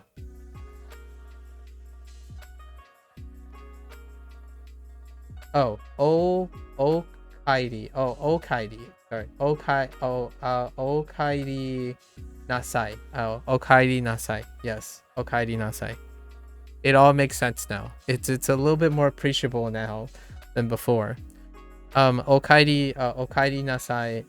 Okairi nasai was a little bit less digestible when uchi no kairimasu was introduced. Someone used the phrase okairi nasai, and I wasn't quite able to break apart the parts, but now that makes sense. Nice. I want cups and forks though. I'll show you a fork. Boku.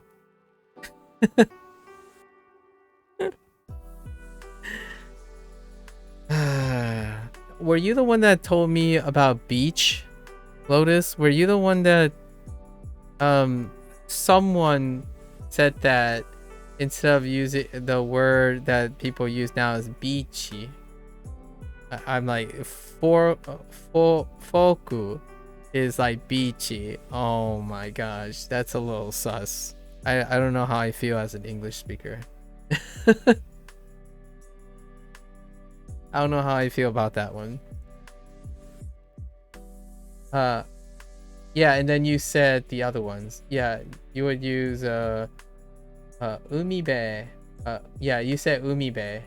So you introduced umibe to me. And then the other one, I'm not sure if I remembered. Hamabe. Wait, I haven't heard. Oh, okay. No, you're not the person then.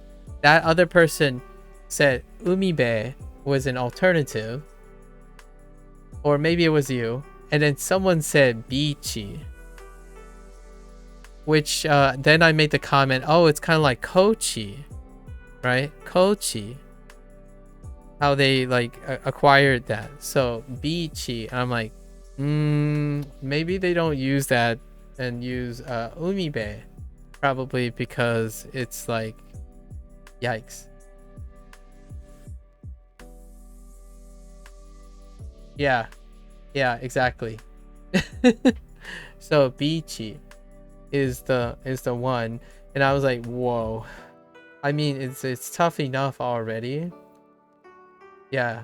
Oh, you're saying, oh, it suggests, oh, that emote is what that suggests. Hamabe.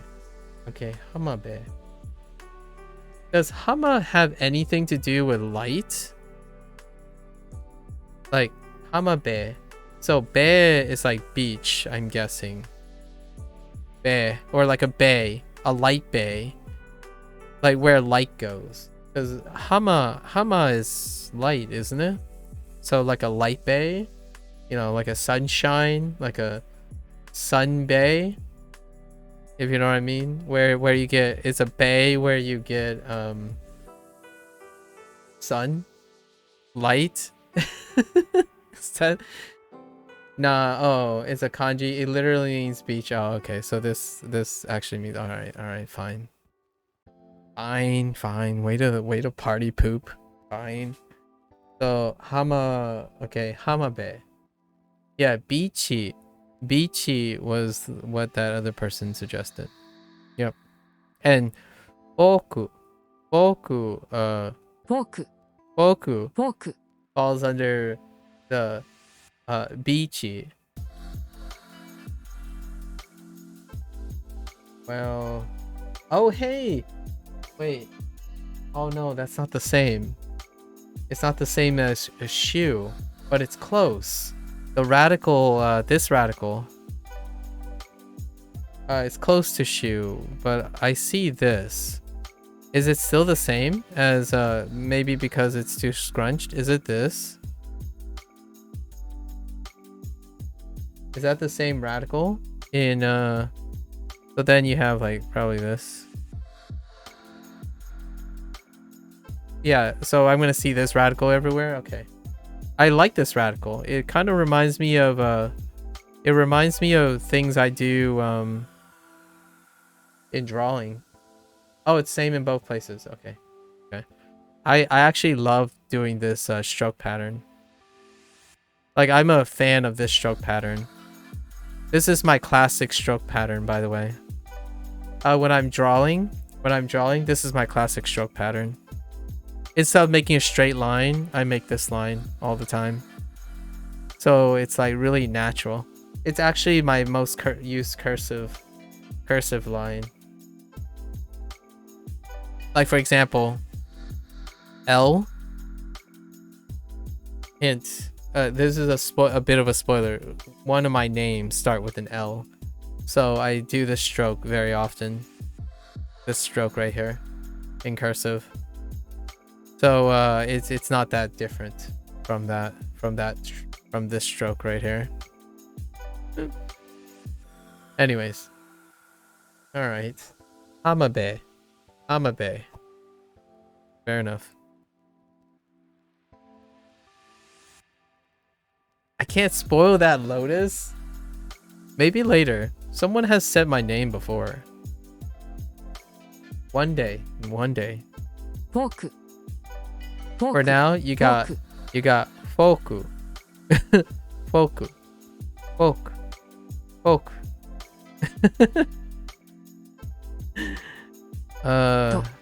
And then you also have カップ、 kapu to folk. Yes. No. Hoshida ga が欲しい hoshi です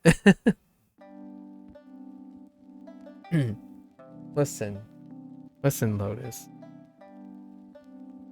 Have you met an Asian American who went by Leonard, Leo, or Larry?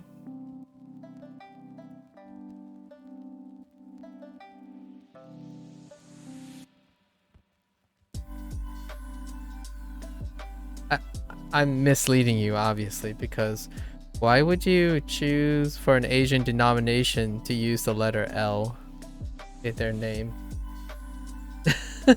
No. I know, but real talk though. Why? Imagine making it hard for yourself by picking a name that has an L in it. Like, just think pragmatically for a moment. You know, like if you're a Chinese person, right? I'm not saying this is not what happened, but or it doesn't happen. I'm just saying, if you're gonna have a child, right, and you speak like Mandarin or Japanese, for example, and you're thinking like, oh yeah, we need to give your child an English name. Let's start the name off with an L.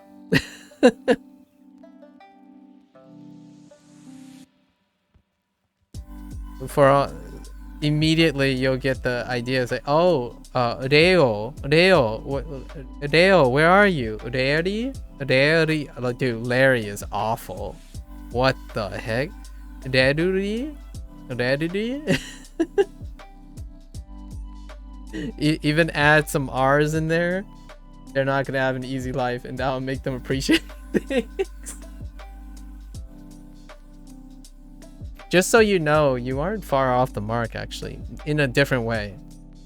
My parents, at least for first names, our English names, my parents have probably picked easily one of the most difficult, shortest names they could find for both me and my sister.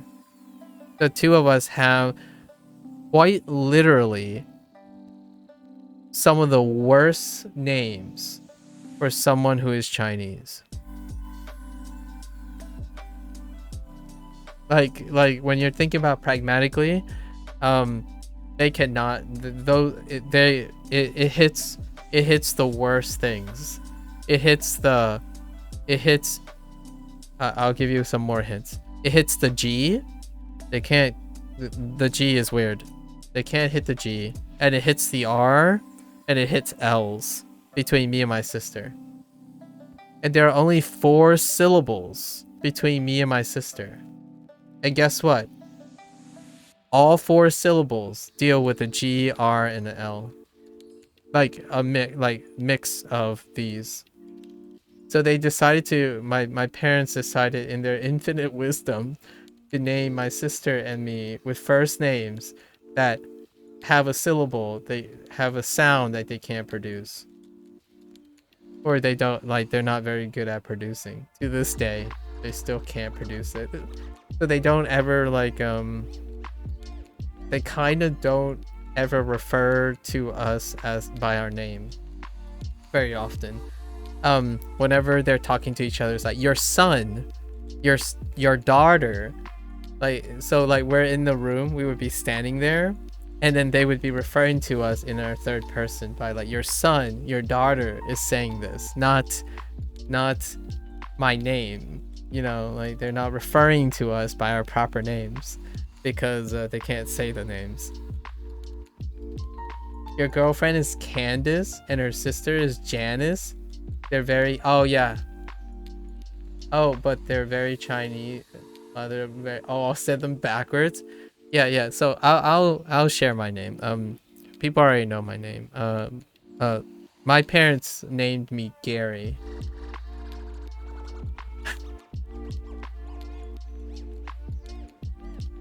And my sister's first name is Lily. So they decided to go with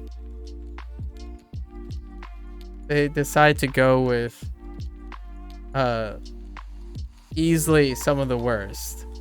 Like this ends up being we. And then the worst part is oftentimes it's more like a gar. So, but it's a soft here, and ga is just, it gets going sometimes. And then my sister's name ends up being like this. It doesn't end up being like re. It ends up being ni.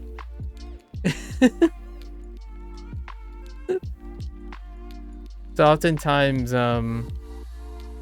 back in when I was younger, I asked them what are our Chinese names, right? That happens a lot of times when you're multicultural.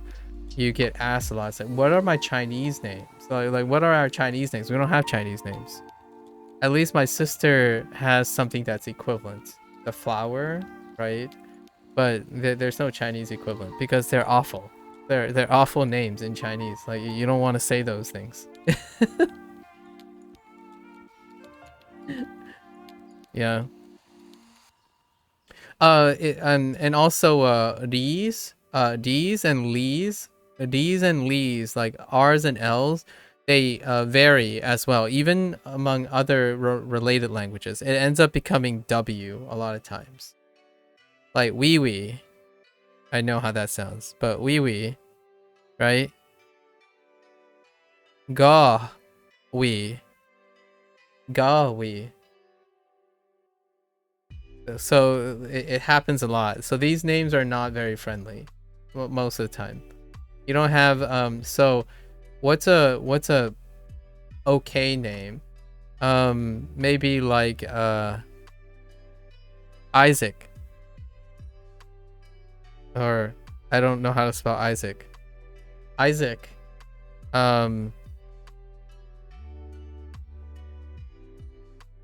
Like Matt. That's kind of rough because Matt. But Mike. Things like this. These are a little bit more friendly. Isaac, Matt, Mike, John. John is a little rough because John is the G. So not really John, but Matt, Mike, Isaac, David.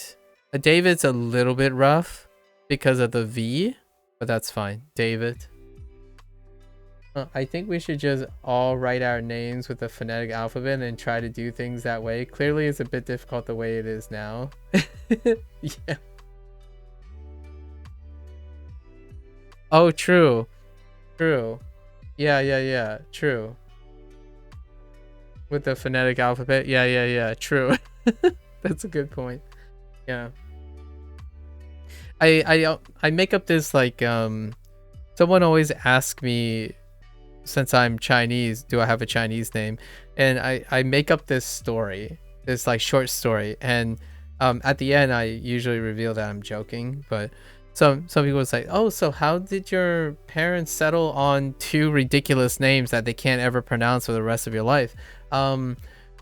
Because I would share this thing. It's like, yeah, they can't, they don't really say our names, but it's a weird thing. And I make up this like short story where like, oh, you know, they were in the United States and they don't know a lot of English and they didn't know a lot of people like English names. So they decided that when we were born, they looked at the closest person there were, like, so the closest, so the doctor's name happens to be Gary, and then the nurse happens to be Lily, so that's how we got our names. That used to be the story that I tell people, like, oh yeah, they just needed a name to write down on the birth certificate, so they just decided whoever is the nearest person they found who had like an English name, they decide to pick that, and turns out it just happens to be an awful name for them to ever pronounce for the rest of their lives. They won't ever be able to hit those names. Also, to this day, our family name is not what's spelled in English, so we'll keep that under wraps. But our family name is not the same as the English writing and the pronunciation of it. It's not close. It's a whole vowel difference. Like the vowel is all the vowel sound in it is completely a different vowel. Language. What can you do? Language. But embrace the chaos. Would you like to cross here? I've already forgotten everything I've learned today. ここ Koko で de 渡りません watarimasen ka? か Why is e here? え Wait. E is picture. Yeah, picture. I'm Alex and my brother is Adam. We always joke that our parents got lazy and didn't get past the version name book. Yeah, you have to make stories up like that. They're very believable. They're very believable. Yeah.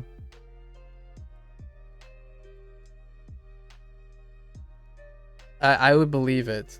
I would believe it. My friends are named in alphabetical order. My best friends are named in alphabetical order. but not like ABC. It's AEG because they're identical triplets. So at least that's what they tell me. I don't know if it's true or not, but I didn't ask their parents. I had all the opportunities to ask their parents because I've hung out with their parents a lot back in college. But so the AEG. So that's the birth order, AEG.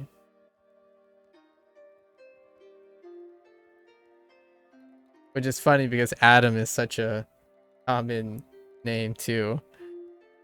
The only thing I know about my name is that it doesn't check out still. It doesn't explain why my parents chose my first name.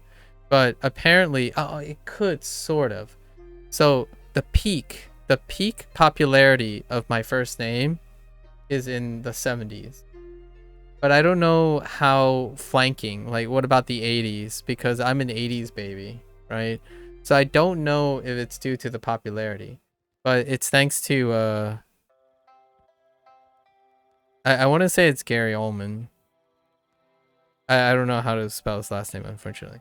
But a lot of, maybe some other actor or something, there was some very popularity in the first name. So that's probably the exposure that they had for the name. But yeah. Obviously, I go by a lot of names these days, which whether or not they're true or not, I won't tell you. I'm just kidding. That's a story for another day. I have quite a lot of names over my years. 600 Nope. Wait. 600 Okay, it's the same. Wait. 600 No Byaku. It's not the same. Okay, so this confirms my suspicions. For a while, I thought it might be Dok Byaku, like it's unchanged. No. Oh no, it's Go. Go is the one that's coming through most of the time. But man, even Go, even Dok is changed up. The perfect streak is gone for Dok. Did Go change? I don't think so. Go Hyaku? No, Go didn't change for Hyaku. But okay, Do Byaku. Do Byaku. 600 Do Byaku. Pyaku. Do Pyaku. Okay.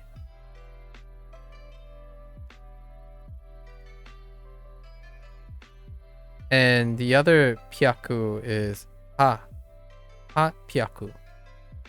Right? And then we have San Pyaku. And then the rest are Hyaku so far. 600 Do Pyaku. 600 Okay, no Pyaku. No Pyaku. Toy.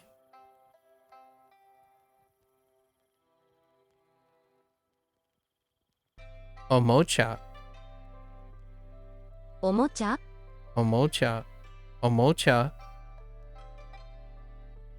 I don't know how I feel about paddleball being the representation of a toy, but alright. I've never had a paddleball in my life. But it kind of looks like fun. In my old age. I feel like the simple stuff, like the simple toys, I've become more intrigued by all the toys that I haven't had in my childhood, which is basically no toys. Largely it's video game, right? Video games are like 90% of the toys, but a paddleball seems pretty fun. I could occupy myself with a paddleball.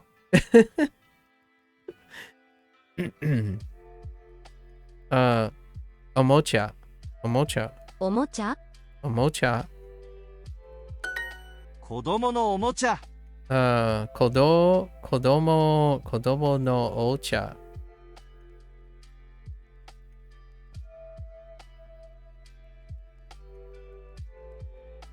I don't wanna okay, I'm gonna out myself here. the moment I saw Kodomo no Omocha, I started thinking I could also say adult toy. Adult's toy as well. No, before you guys go crazy. It's only because Kodomo was introduced with Tonari? No, that's not it.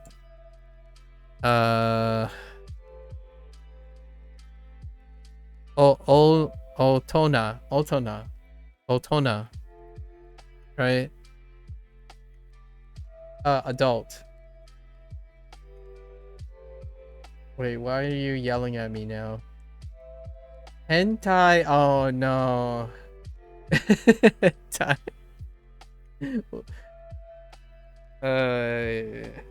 Hentai kame? Wait. How does that dane? Oh, hentai dane. Oh, dame. Oh no. Yeah, I get it. I heard that phrase a lot. It's kind of funny because the moment I read it, I'm like, anime.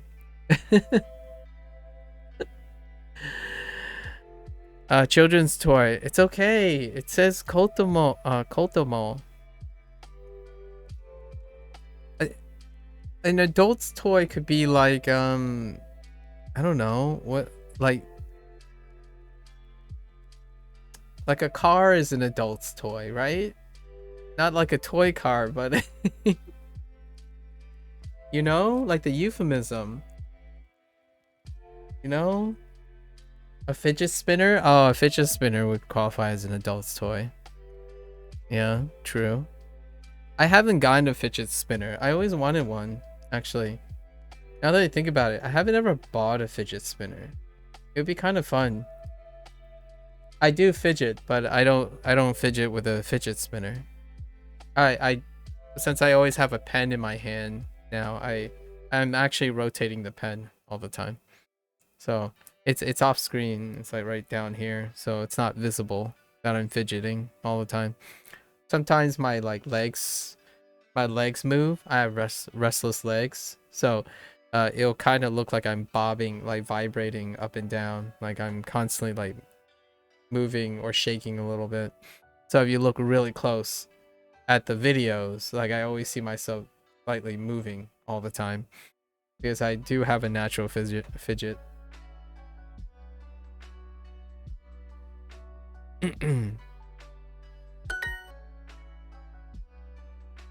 Why am I getting reintroduced to Purezento?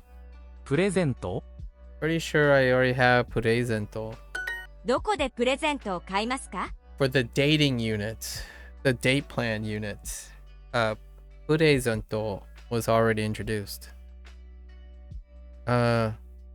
どこでプレゼントを買いますか? Where are どこで Where are what? Where are we? Oh, okay. Where are we going to? I was looking for you. Where are we going to buy a present? That's what happens when you don't have enough context. Where's my Ishoni? And then Kaimashou. Kaimashouka instead. 1600円。1600円。No, 1600円。Ooh, look at this. Look at this. That is pure kanji right there. Obviously, it can't happen if it was a sentence, but still. Or like this is just like a response.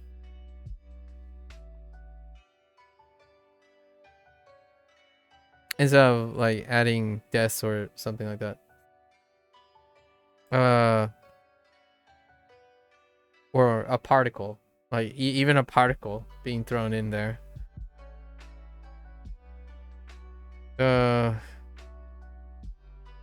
1,600 minutes. No, I'm just kidding. Sorry. I'm thinking of a song from Rent, the Broadway show, Rent. And they were counting the seconds.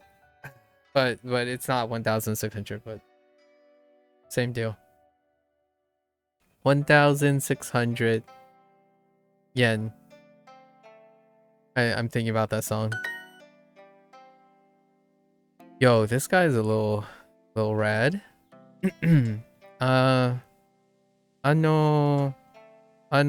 Kiroi T-shirts, right? T シャツ T-shirts wa 600円、oh no. 600円です。安いですね。Oh, 安いですね。Hold up. 安い安いですね。黄色い T シャツは600円です。安いですね。ドイツのヘッドホン。ドイツのヘッドホン。Wait, ヘッドホン。ヘッドホン。You heckin' headphones? Headphone. Okay, fair enough. I thought they would go with who? Wo? Yeah, who? On? Yeah. Or even extra, like maybe even in right? Put it in extra. Oh no, this works actually. Hon headphone as opposed to hon, because they can do this one. Phone. They're avoiding the F. The F. The F. Okay. ドイツのヘッドホン。ヘッドホン。No, that's kind of cute. What is that? You and your... Are these... what do you call... What do they call their brand of...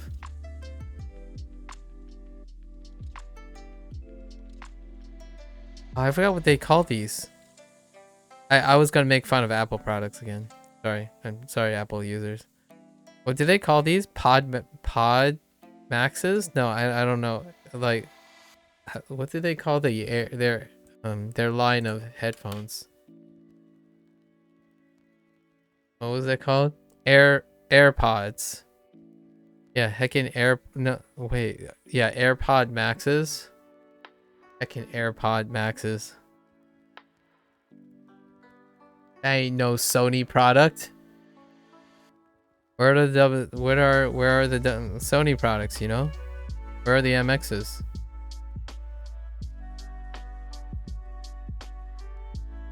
Kidding. Kono... Oh, okay. Kono shiroi headphone wa ikura desu? No. Takai desu ne. I just realized there are 2 blanks here. E? Sure. Okay. I was gonna put in like cost. Like, are these phones are expensive? That's the first thing I thought of. E. But they went with E. That's fine. And then, ikura desu い ka? くら Expensive. I feel like expensive to go here would be いい reasonable too. 白いヘッドホンはどうですか？白いヘッドホン Headphone は wa どうですか？白いヘッドホンはどうですか？秋葉原の電気屋。 Denkia. Ah, 電気屋。 Denkia makes sense. Electric shop. Electric machine shop. Denkia. 電気屋。 Electric machines. Electronics. Got it. 電気屋。 And store. Yeah, fair enough. Electronics shop. Electronics store. Electric 電気屋。 machine store. Okay. Akihabara no Denkia.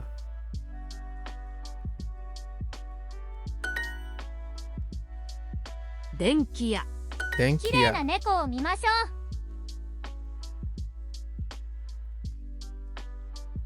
What did you say to me? Kirei na neko o mimashou.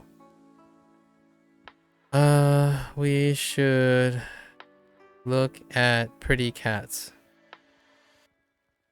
Take care, you. Take care. We should look at pretty cats. 電気屋から駅まで遠いですか？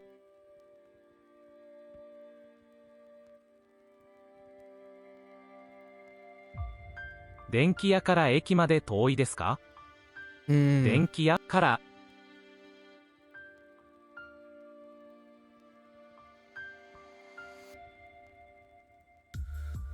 Wait a minute. 電気屋から駅まで遠いですか？駅まで電気屋から駅まで遠いですか？遠いですか？ Wait, hold up. They're combining two things right here. Denkia kara eki made toi desu ka? Is it far to the station from the electronics store? Oh, that's so good. Wait, can I do it backwards? Lotus, can I do this? まで Are you able to express eki made denkia kara? Can you do it this way too?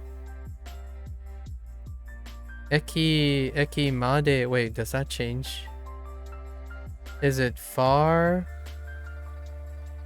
from the electronics store to the station? Can you switch these? I imagine these are fine, right? This is saying, is it far from the electronics store to the train station? 電気屋か This ら is saying, is it far to the train station from the electronics store?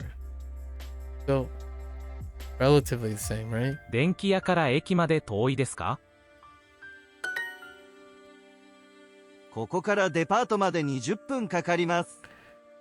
ここからここ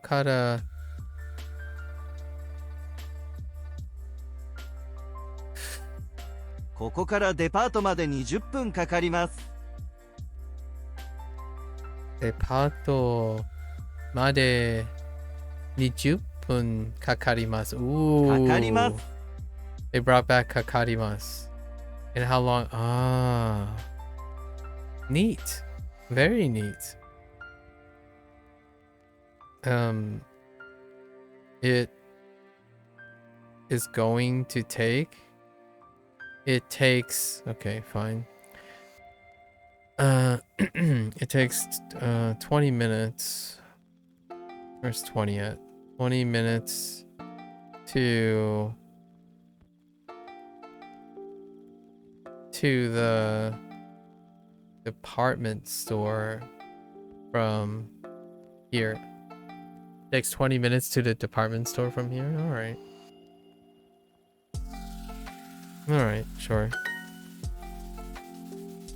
It takes 20 minutes from here to the department store. Oh, I see what they're going with that. That's fair enough. From and to, in the format of from and to. All right.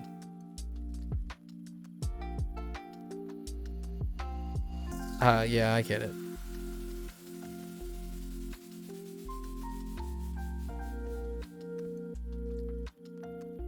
So you can change them back. Let's actually see. So, 県3 Ensan no 駅 駅 his station. Ie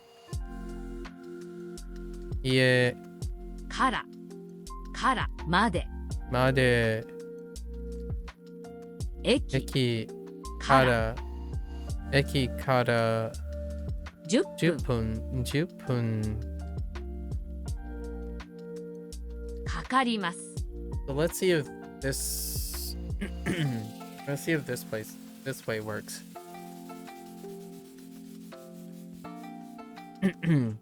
If it doesn't, then you have to have it in a specific order. No, they took both, so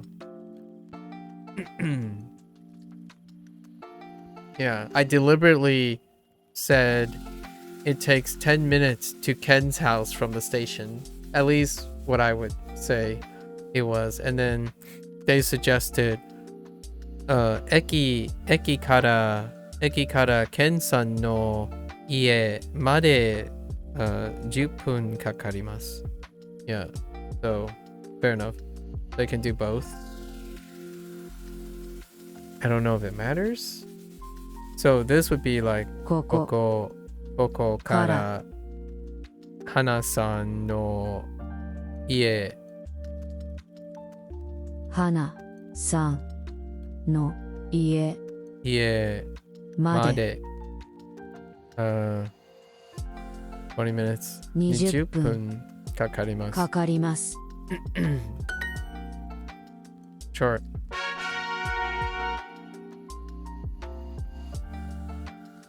Knife. It's knife. Knife. ナイフ Okay. I'm glad I'm getting these now. ナイフ Knife. ナイフとフォーク。 Knife to fork.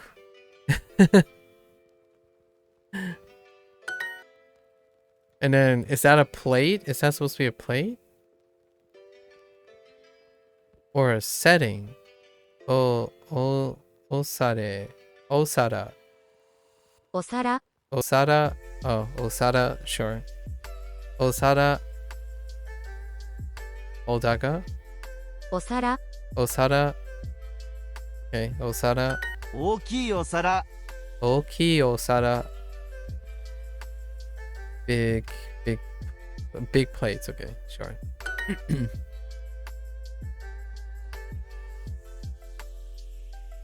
What is that? What the?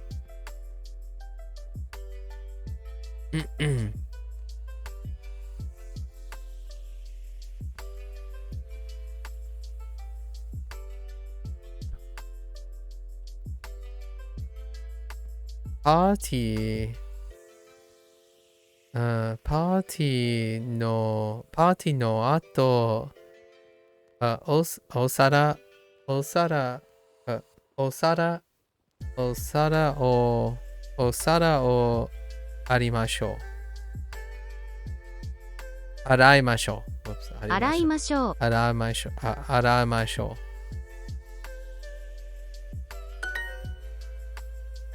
Osara. Yeah, Osara. ケーキを切りましょう。ケーキを kirimashou?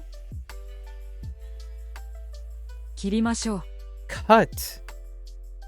I just used the word cut today. Cut. Ga.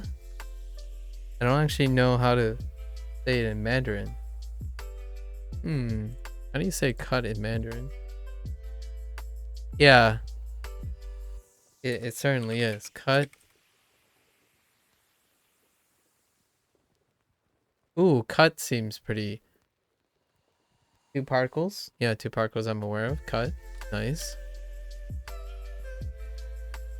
How do I say cut in Mandarin?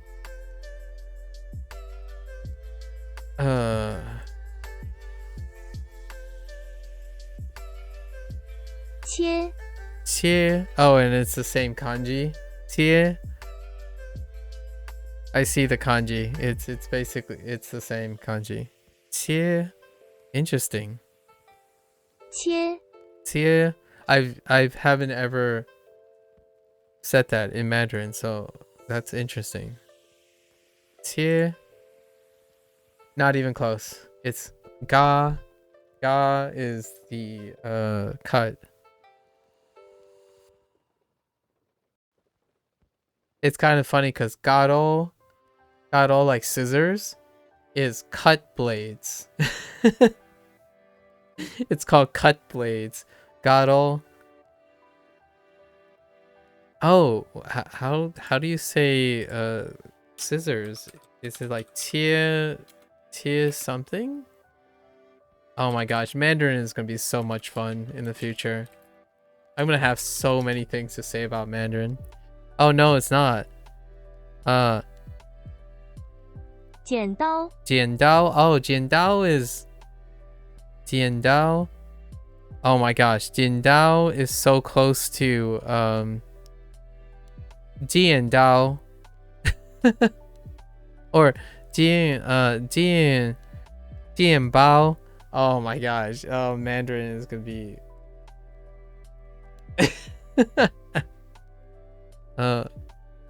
Jiandao. 剪刀 Okay, Jiandao. Man, scissors. 切りましょう。 That's not even close. It's not even close. All right. 切り Anyways. ましょう。 Keki o kirimashou. Okay, kirimashou. Okay. Keki o kirimashou. Cut the, oh my gosh, chizu. Wait. I have to say this. Chizu o kirimashou. Chizu o kirimasu. Lotus? I'm stealing it from cheesecake, but funny? Haha, it's a dad joke, right? I know it's immature, but chizu.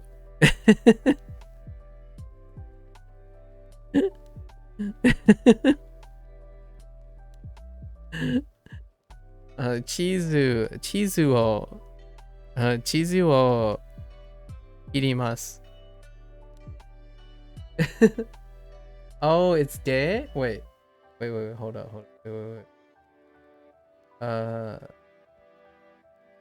Chizu jinaku de. Wait. Jaku janaku de. Wait. And then chizu de show? Chizu de show? What does that say? Chizu de show. It's the cheese? Wait. Oh, is that just wait. I'm gonna just leave that one there. Wait. You can't just do that. Oh my gosh. You can't just leave me hanging. I don't know what that means. Chizu.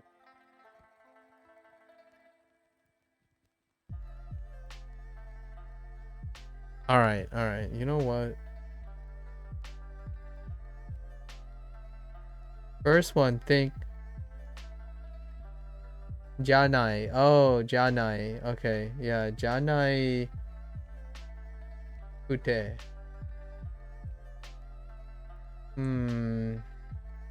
Yeah, Janai Kute. Second one is it's an ending that means probably is. Oh, if you dealt it, oh, it's kind of like a if you dealt it, you probably did it or something. You smelt it, you dealt it. Oh no, that can't be right. It isn't. Wait, no. That I was trying to think of you're making a cheese comment, like a farting comment.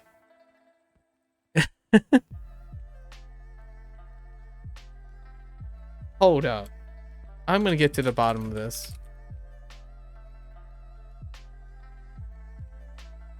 I can't get to the bottom of this. Compare the first part of the sentence to. Okay. So cheese, it isn't cheese. Or maybe like it isn't cheese.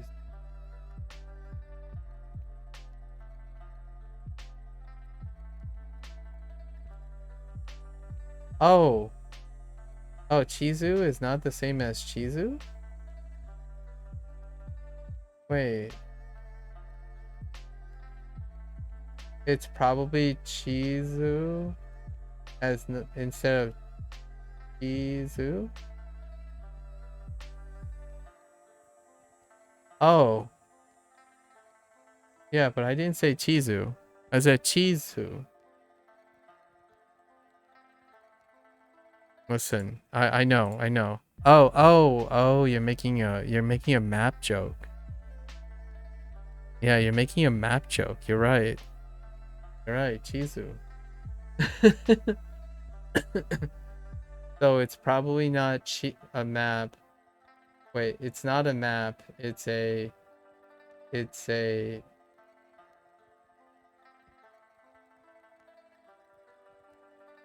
probably Chizu. Yeah, well, yeah, we know that. I think now I'm more confused than I ever am.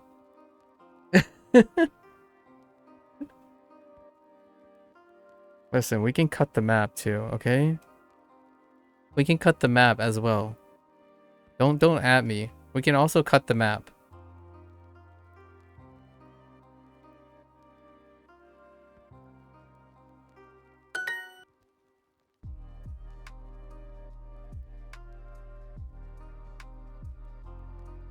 We can also cut the map. It's all good.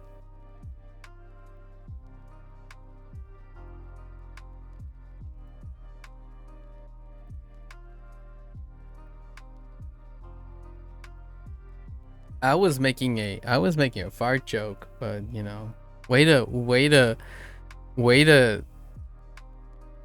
steal my thunder, Lotus. Can't you act like a kid once in a while, you know? Look at it. Look at how happy these kids are. Oh no. It's a TikTok joke. Oh no. All right. Let me culture myself. Hang on. It's a TikTok. Oh wait, you might need a hold up. I'm gonna need something from TikTok though. I don't think I can view this. 駐車場どこかサービスがないんだ。ちょっと待ってね。チーズある。チーズ？あ、チーズか。そうだよ、チーズ。次は右に曲がる。よかったね。じゃあ右に曲がりました。次はどうしようか。じゃあチーズによると右。ちょっとチーズじゃなくてチーズだよ。はい、チーズ。間違ってるよ。チーズは食べるもの。チーズはルートを読むもの。わかるよ。じゃあもう一回右ですか。はい、そうです。駐車場はまだ見えないんだ。そうですね。じゃあチーズ読みましょう。チーズじゃないよ。チーズだ。チーズ。そうだよ。チーズ。ちょっとチーズ見せて。はい。上司。何これチーズだよ。チーズじゃありません。チーズだよ。All right, all right, all right. I'll give you that. That's pretty good. That's pretty good.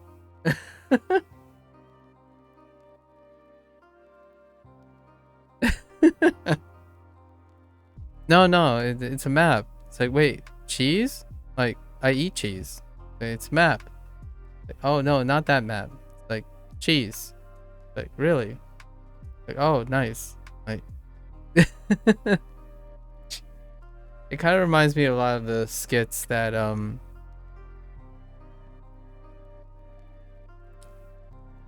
I didn't know you use TikTok, by the way, Lotus. That's very telling.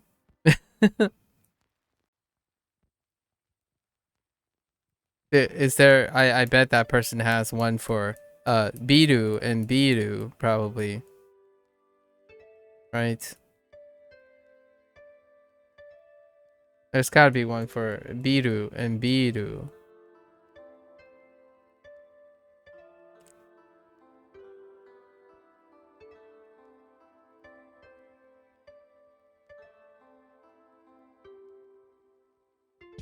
Oh man, I almost got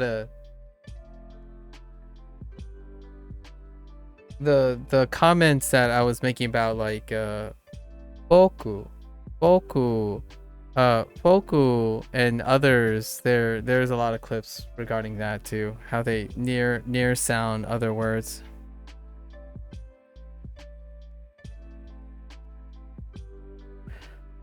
Keiki ga what? Oshides? No. Keiki ga what? Skides?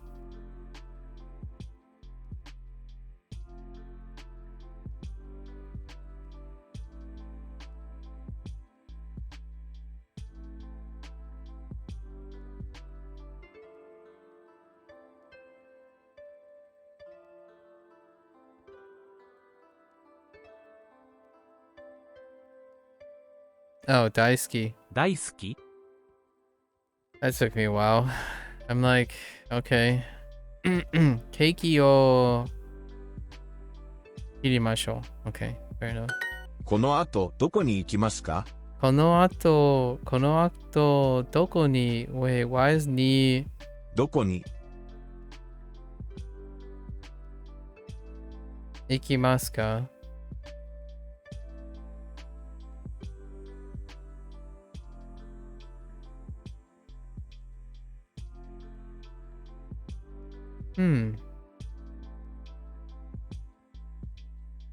How's this different? Wait, after this we are going. Where are we going?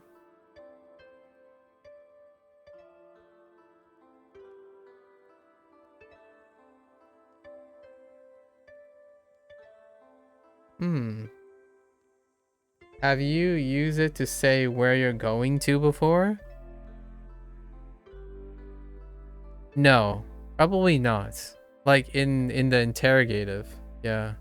That's probably why it's new. Like as in like an interrogative where, but oftentimes this ni is always in a location already. So yeah, I guess that's probably why. Like the actual question, where are we going? As opposed to specifying already where we're going, like ba, right? Ba ni ikimasu ka? Yeah. That's probably why. It's a weird highlight, but doko ni. Oh yeah, you're right. Yeah, because most of the time we're asking what is where is something. So most of the time is suru. Not suru. Yeah, suru. Or yeah, suru. Suru and stuff. Suru, even aru. Yeah, to be. Most of the time it's to be. Yeah. Okay. ナオミさん、ケーキを切りませんか？ Naomi-san, keiki o irimasen ka? Yeah. Would you like to cut the cheese? Chizu. Chizu o irimasen ka? Do you think Japanese people know that? If you said that to a Japanese person, do you think they get the reference? I think that's purely an American idiom or a British/American idiom.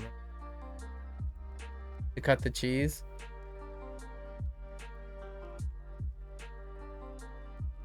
I don't really think about this phrase. It's the cut the cheese phrase came out because I like to watch reruns of like travel shows,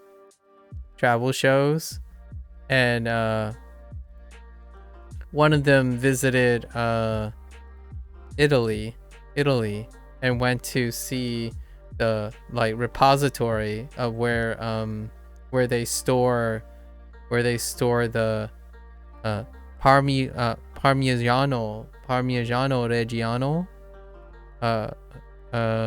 and they had to make a comment about cutting the cheese to test it, so they laughed really hard at it because they're British. And that's the scene that I have vividly in my head at the moment. Would you like to cut the cake?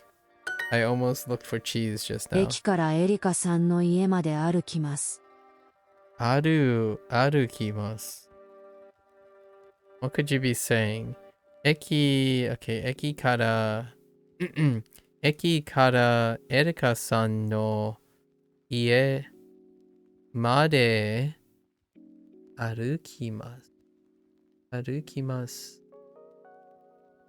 What can you do on the way to Erika's house from the train station? Walk? Is it walk? It's walk! 歩きます。The moment I'm like, we got walk! Arukimasu. Oh, actually, you know what? Indy already said this word, Indy already shared this 50 days ago or something. More than 50 days ago, now that I think about it. Okay, sorry.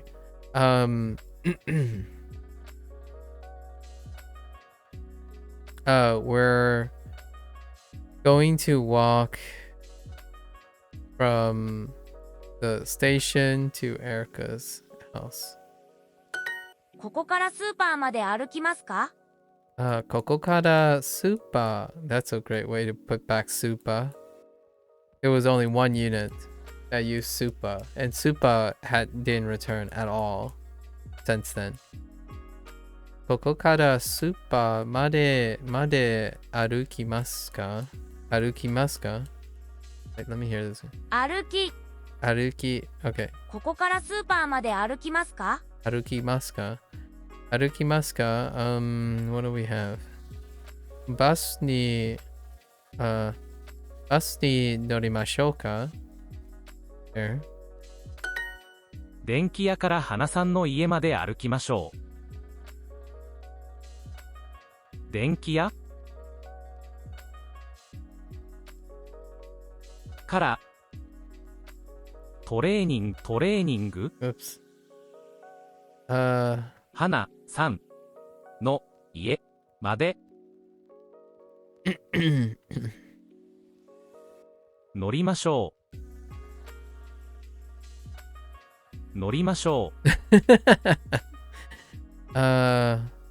Sorry.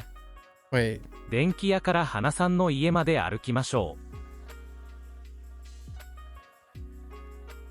う。乗りましょう。Wait. 電気屋から花さんの家まで歩きましょ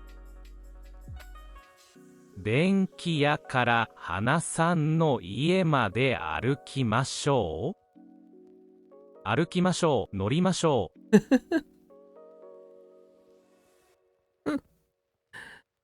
歩きましょゾう。Zo. I'll show you a Zo. Lotus. Lotus is a Zo.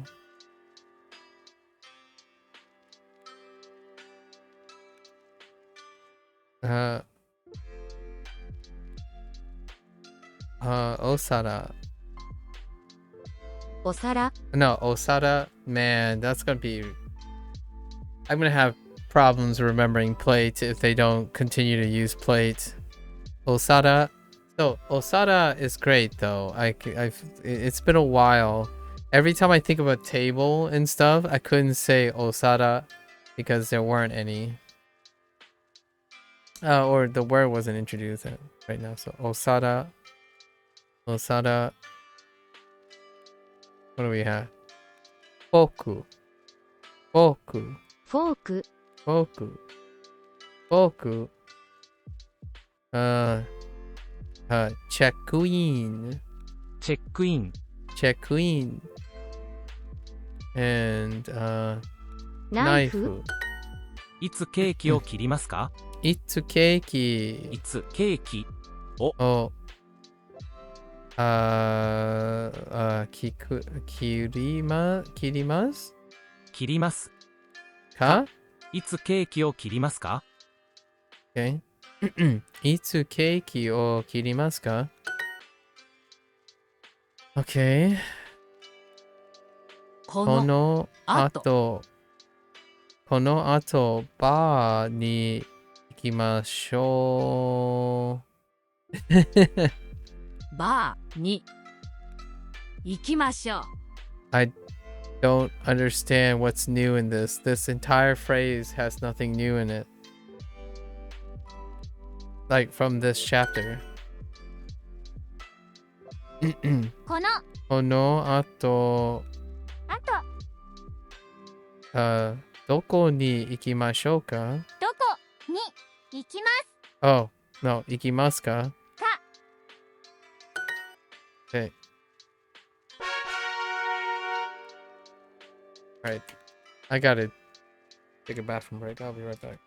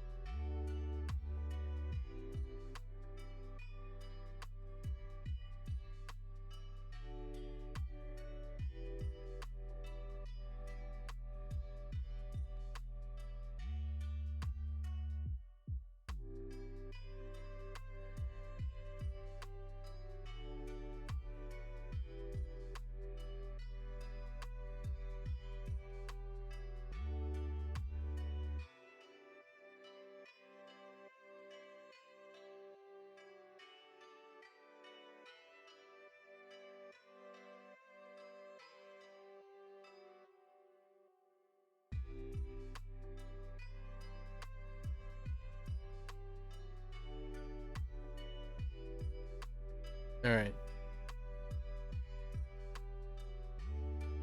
It's getting a little nippy down here. Okay.「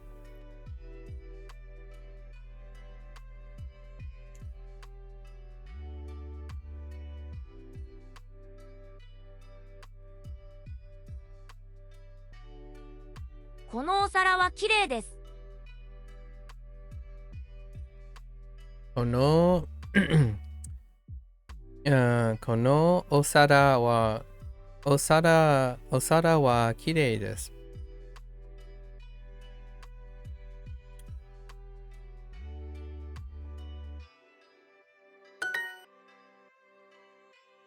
この町でバスに乗りましょう。バス。ヘッドホンはいいプレゼントですね。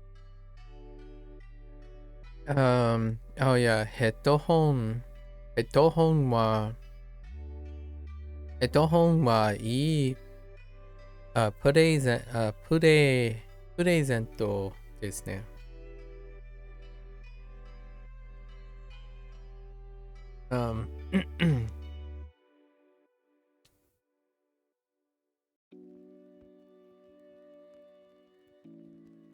Okay.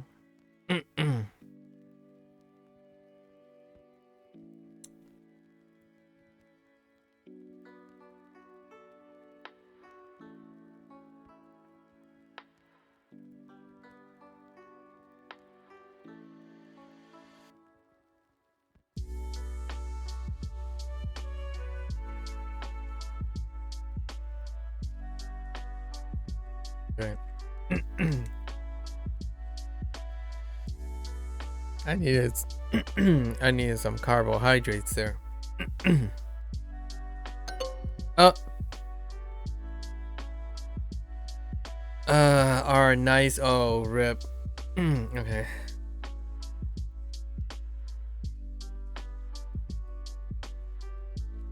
I slid the words in the wrong place. 買います。What was it? フライドチキン。フライドチキン。チキン。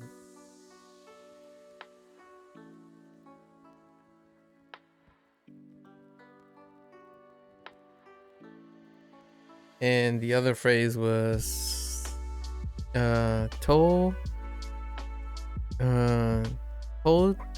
touch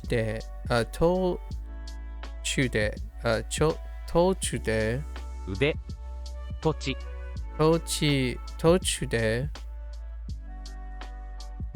でフライドチキンを買います。ケーキ屋までどうやって行きますか？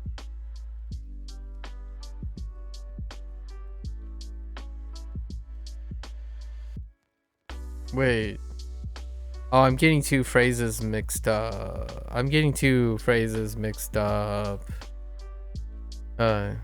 ケーキ屋までどうやって行きますか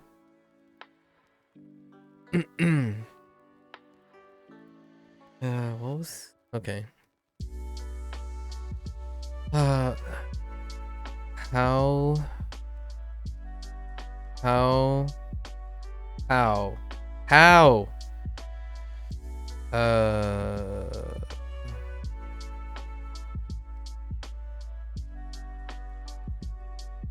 How do we get to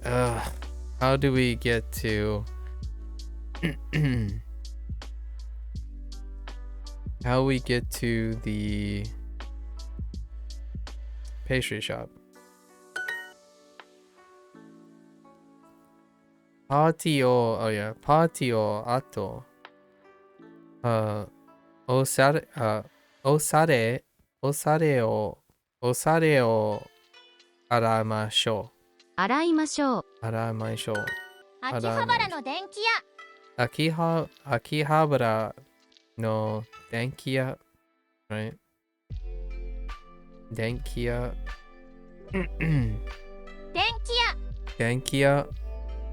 電気屋。電電気屋。気屋。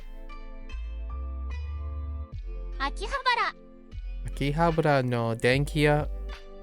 いつケーキを切りますか？ I forgot to put store.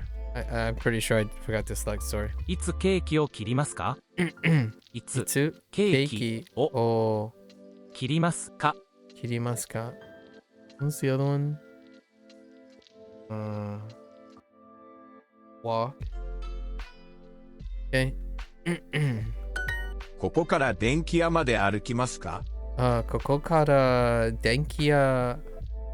ここから電気屋まで、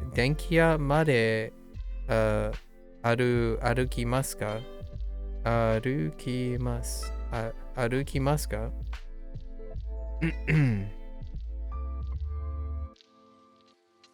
タクシーに乗りましょうか？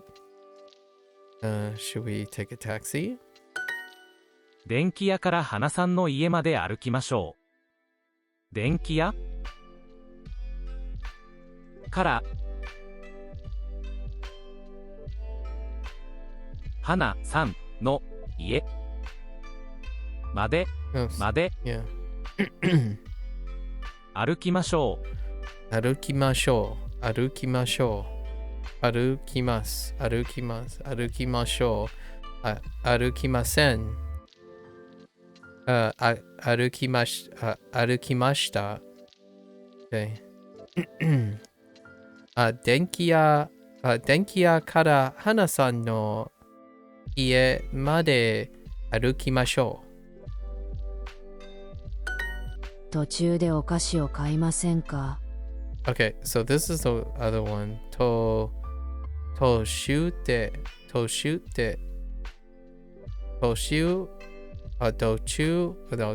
So, 途中で、途中でお菓子を買いませんか？途中で、途中でお菓子を買いませんか？途中でお菓子を買いませんか？途中でお菓子を買いませんか？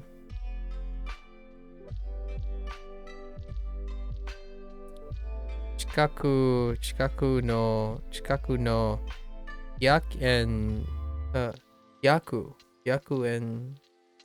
100円ショップはどうですか？近くの100円ショップはどうですか？ショップはどうですか？近くの100円ショップはどうですか？ここから電気屋まで遠いですか？ここから電気屋までと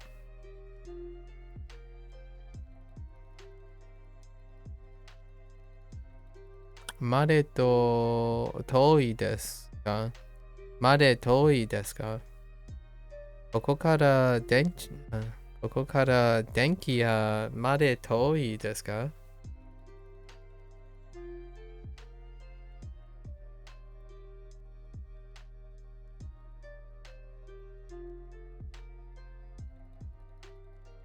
？Sorry, I'm about to sneeze.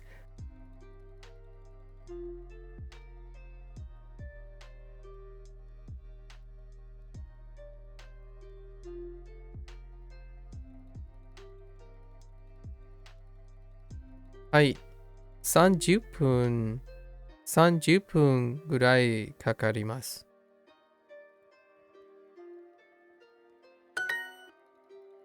ヘッドホンはいいプレゼントですね。Oh, I hate you. Wait, what did I do? Your headphones are right. I had a nice present, aren't they? 秋葉原の電気屋。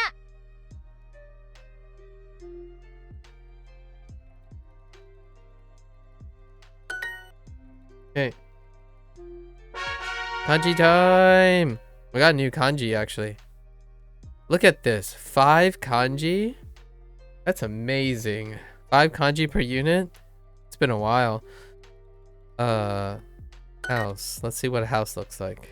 Eki. Yeah. Oh, I mean, yeah. Yeah. I said eki. Ooh. Ah. Aha. Ooh, I can Yeah. see a few particles here 家 that I'm familiar with. 家、 家、 Wow, that's a very complicated. 家、 家、 That's a very angular.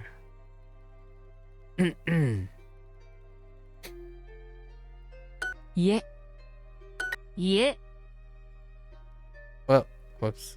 家、 Oh no. Then this, then this. And 家、 it connects there. Okay.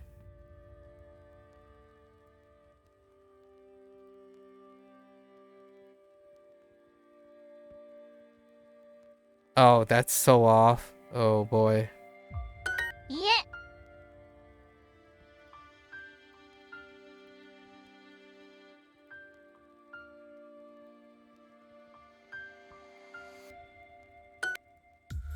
Ooh.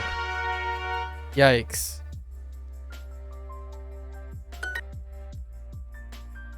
N? M. N. Okay, N has no N. surprises at least, you know. 円、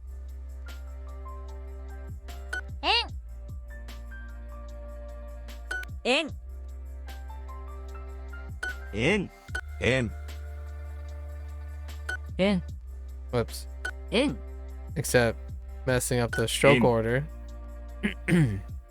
円、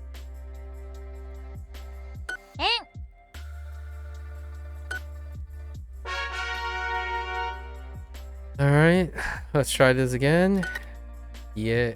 Oh, interesting. M. Yeah. Yeah. Yeah. Yeah.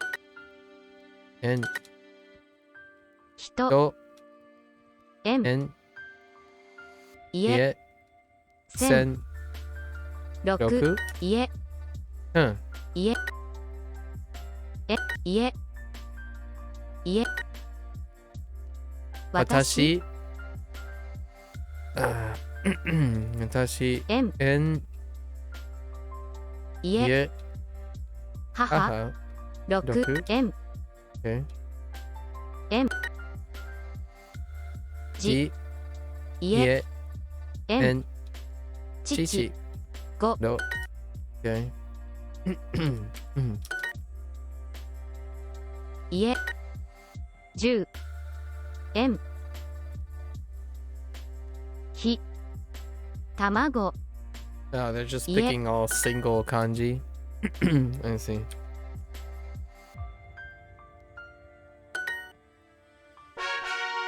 Okay. 家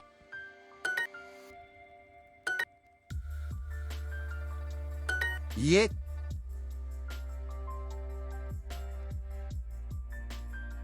家、 Oops. 家、 家、 Yeah. 家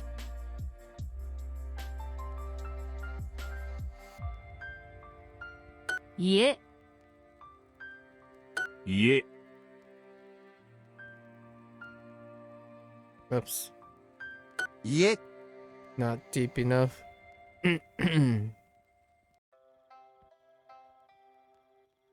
家、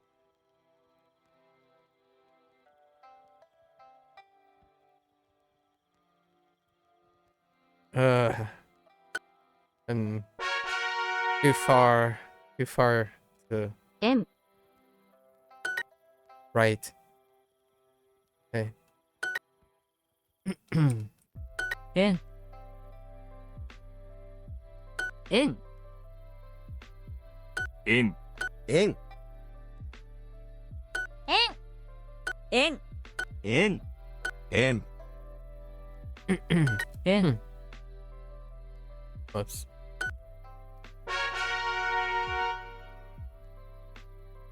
家、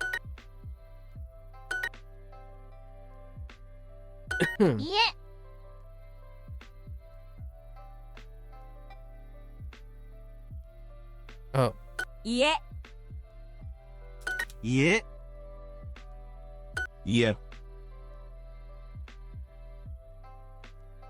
家、家、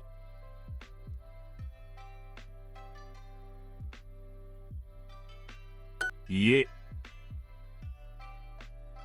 家、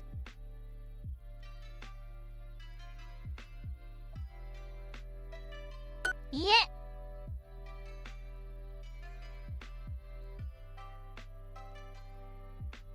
it's too angled.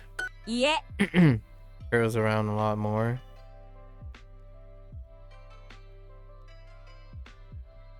Yeah, that was kind of close.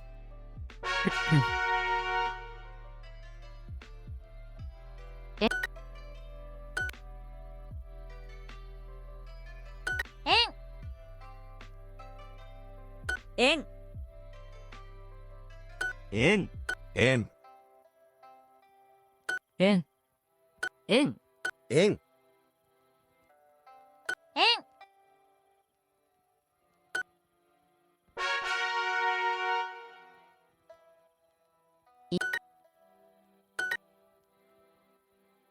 家、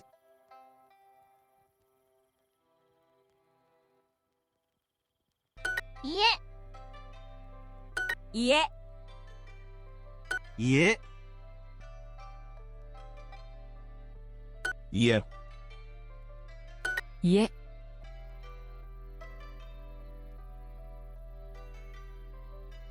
家、家、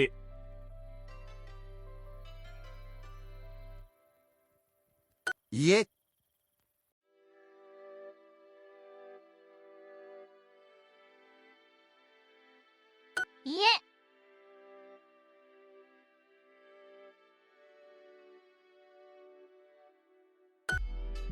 Yeah.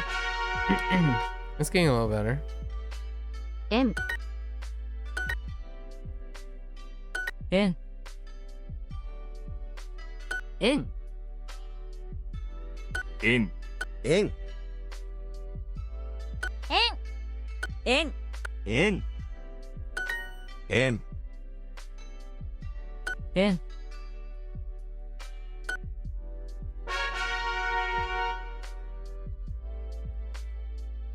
家、家、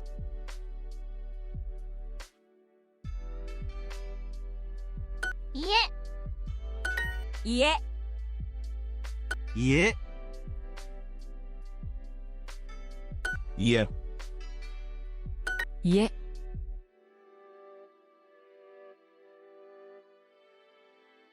家、家、家、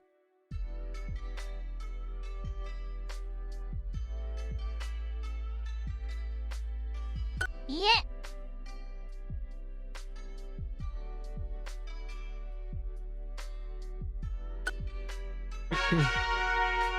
Getting a little bit closer. 円、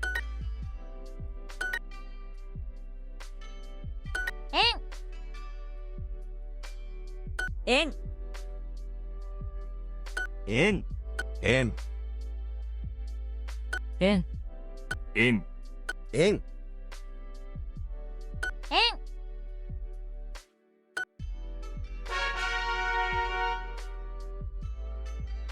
Okay. Yep. We got some time. 家、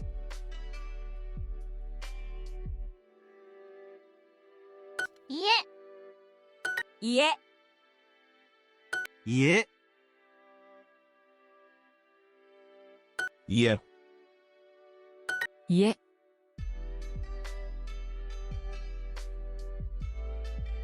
家、家、家、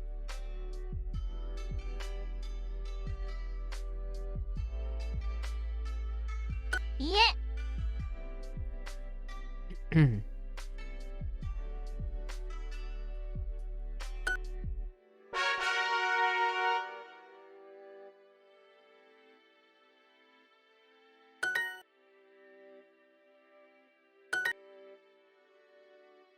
先週先週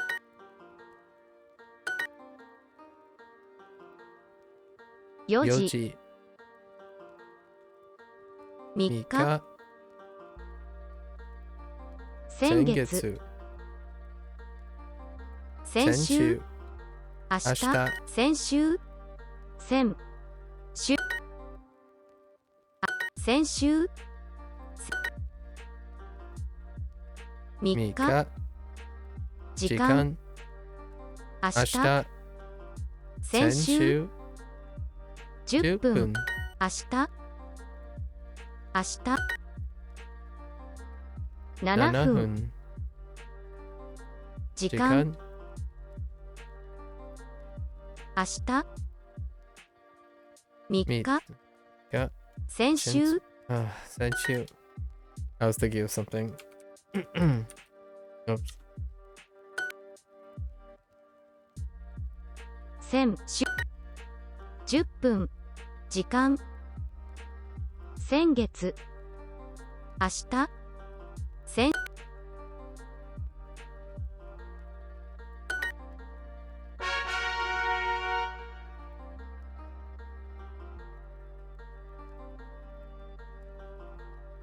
せ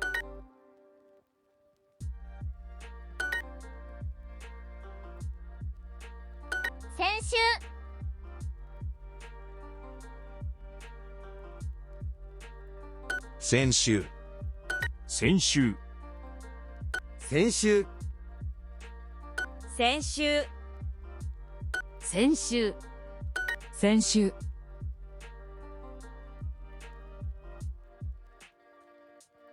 先週、先週、先週、 Oops. Draw order. 先週、先週、先週、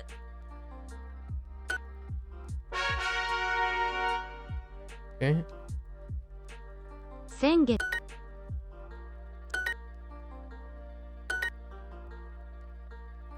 7 7月月、 9 9月月、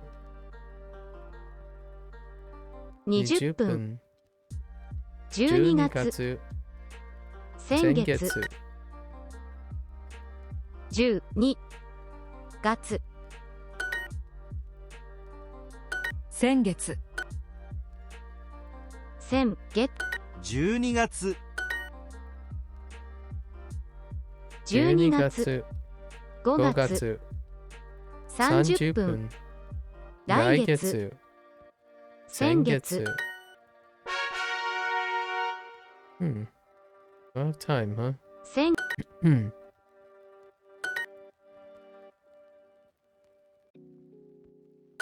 先月、先月、先月、先月、先月、先月、先月、先月、先月、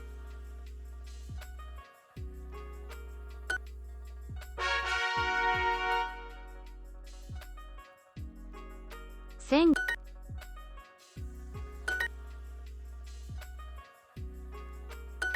先月、先月、先月、先月、先月、先月、先月、先月、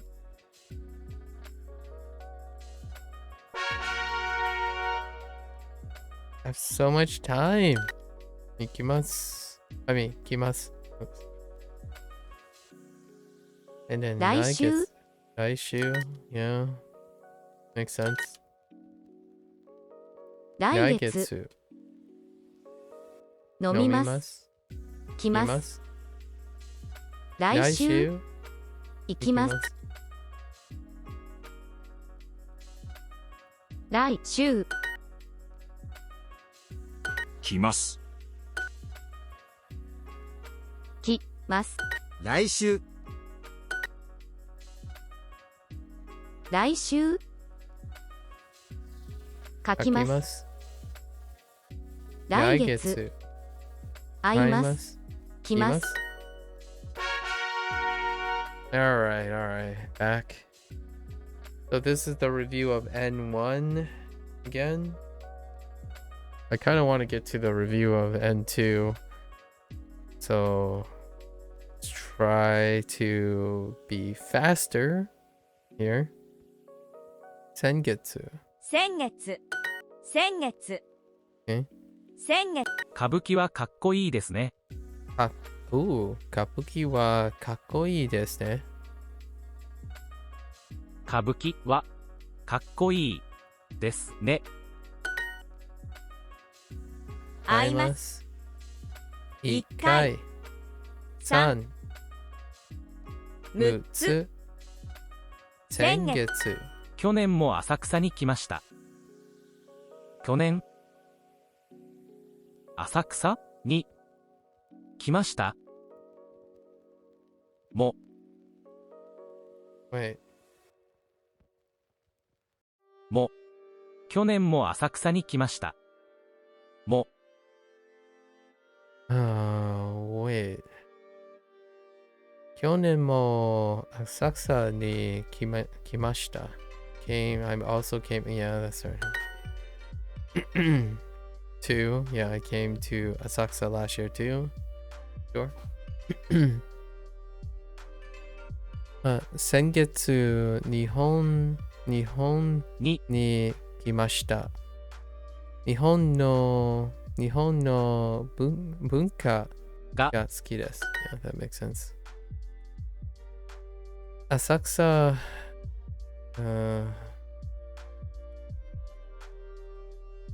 Okay. 去年も浅草に来ました。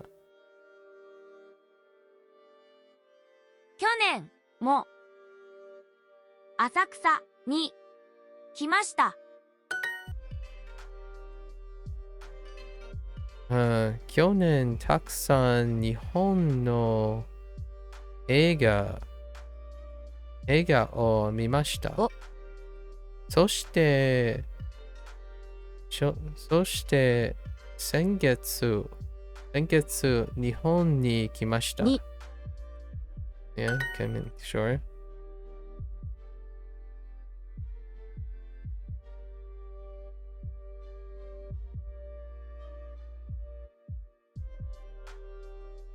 浅草で浅草って歌舞伎を見ましょう。去年東京で歌舞伎を見ました。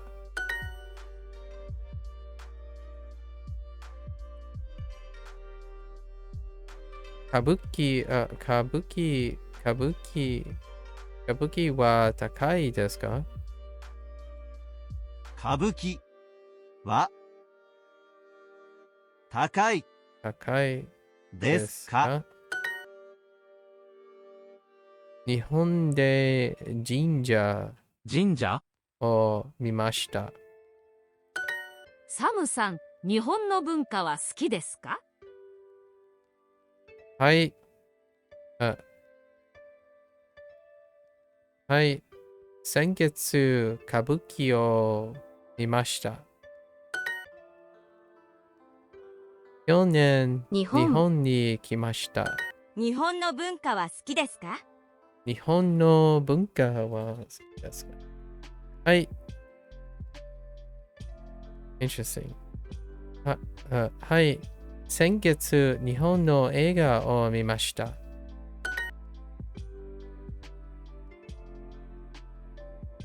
ダニエルさんも、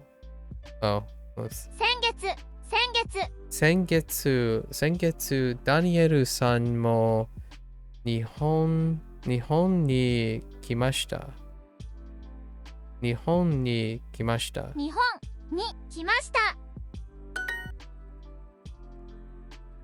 古い文化。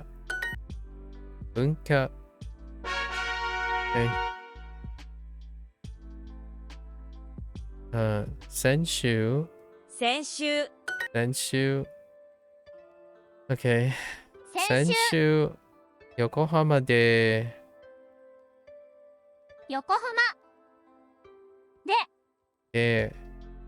ラーメンを食べました。先週飲みます。先週銀座の寿司は美味しいです。銀座の寿司は美味しいです。先週3000口私先月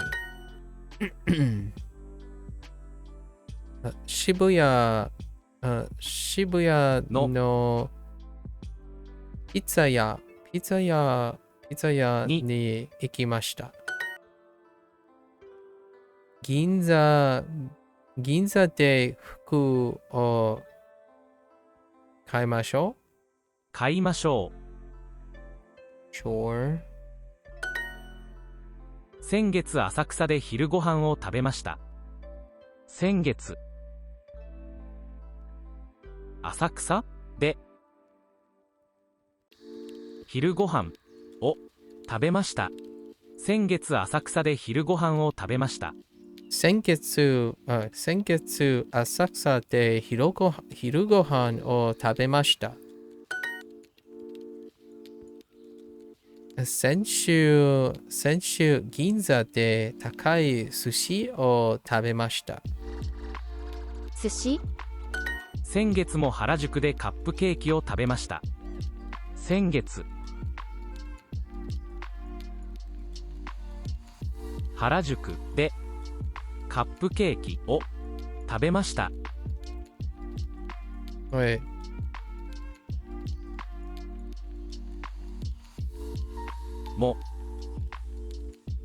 先月も原宿でカップケーキを食べました。先月も原宿でカップケーキを食べました。先月も原宿でカップケーキを食べました。先週東京の動物館に行きました。動物園。動物園。I keep saying 動物館。動物園。銀座のバー。銀座のバー。サムさん、日本はどうですか？サムさん、日本はどうですか？楽しいです。先週城に行きました。Ooh, that's cool. Maybe 大阪の城？先月友達と渋谷に行きました。It could just be Osaka Shiro because it's a proper noun too. Osaka Castle.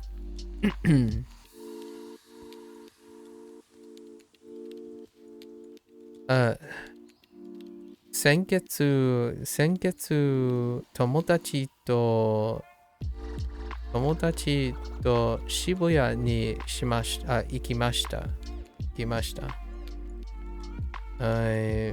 Went to Korea with friends last month. カイさん、日本はどうですか？楽しいです。先週お寺に行きました。Cool.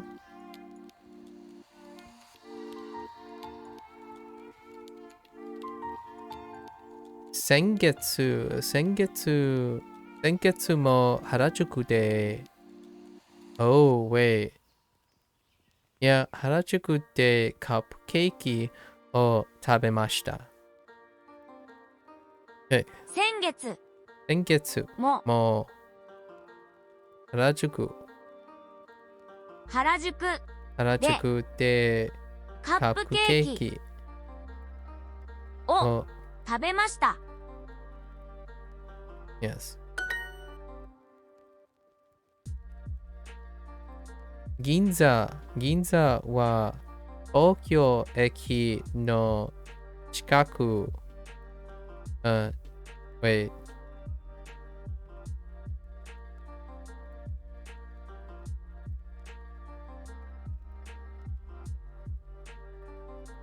Yeah. 東京駅の近くです。銀座は東京駅の近くです。Get more with Super Duolingo. Reach your language goals fast with premium features that optimize your learning. With no limits to the mistakes you can make and no ads. Super learners are 4.2 times more likely to finish their course. Upgrade your learning with Super Duolingo. Not sponsored, by the way. Just kidding. Alright. 昨日原宿でクレープを食べました。昨日原宿でクレープを食べました。昨日原宿でクレープを食べました。昨日原宿でクレープを食べました。昨日は閉めてno. Oh my gosh, I did it again. 初めて昨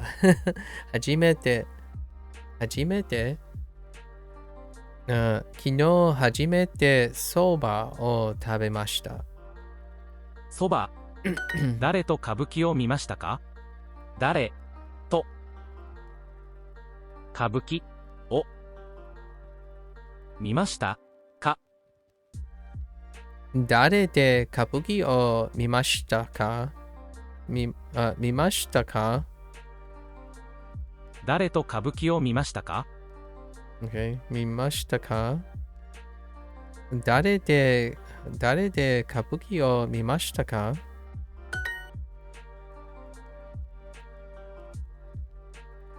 原宿のクレープは美味しいです。美味しい。Sure. チョコレートのクレープが好きです。Interesting. Okay. チョコレートのドーナツクレープドーナツ Stop it. クレープが好きです。チョコレートのクレープが好きです。チョコレートのクレープが好きです。いちごのクレープ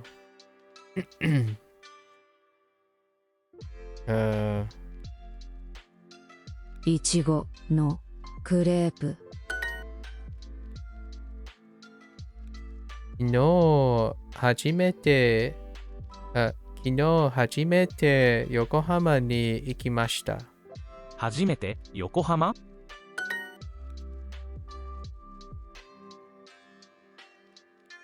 先週中華街でタピオカティーを飲みまして。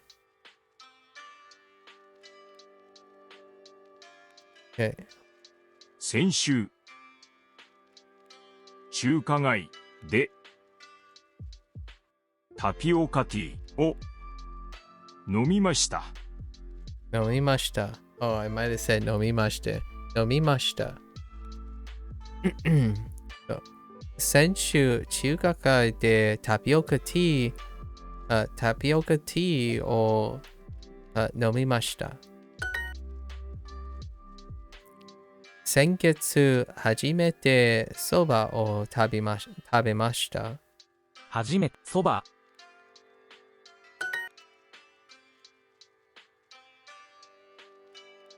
どのバー、どのバーに行きましてか？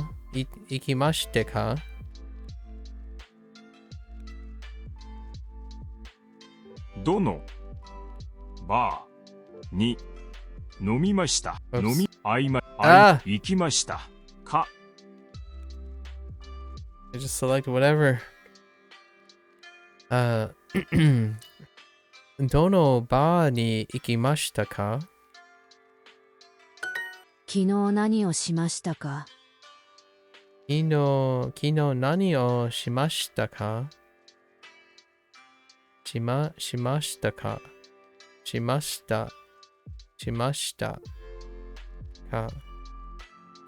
たか？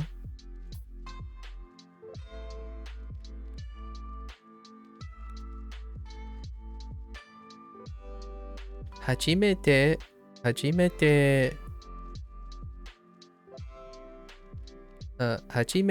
クレープを食べました。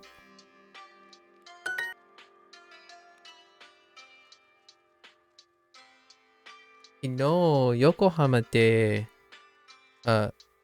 服を買いました。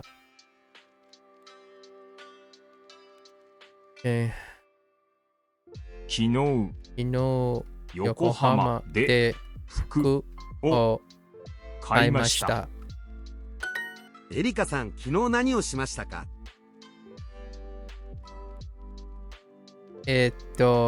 初めて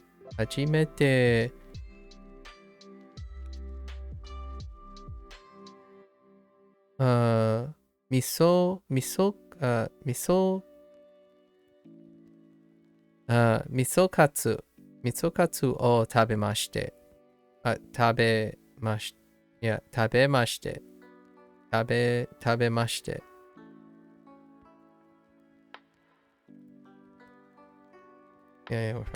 先週中華街でタピオカティーを飲みました。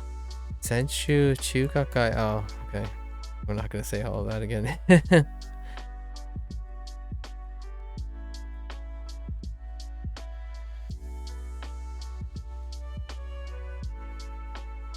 日本で初めて寿司を食べました。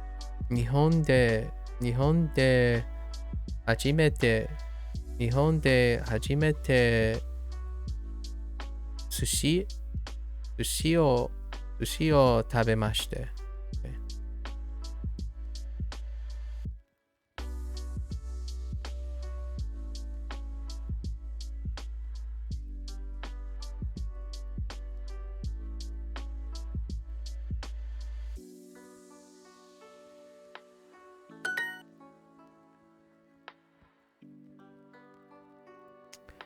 昨日しましたか？昨日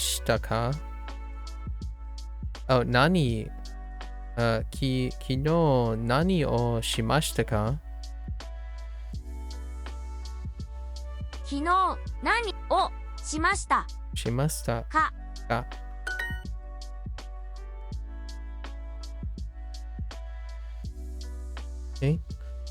先週どこにいましたか？行きましたか？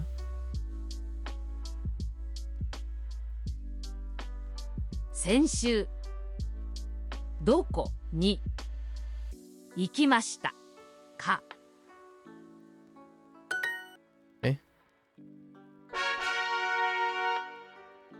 明日明日。明日 Sure. 明日。明日水族館は近いですか？水族館は近いですか？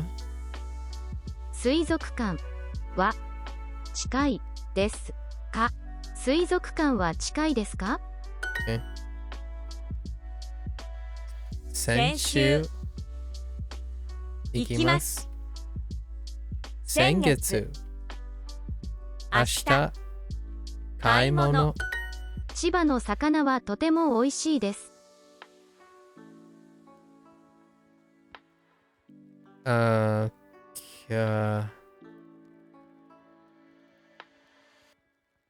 千葉の魚はとても美味しいです。千葉の魚はとても美味しいです。千葉の魚はとても美味しいです。千葉の魚はとても美味しいです。Okay.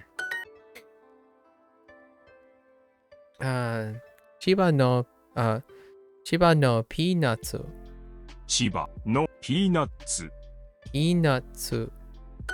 千葉でピーナッツのアイスクリームを食べませんか？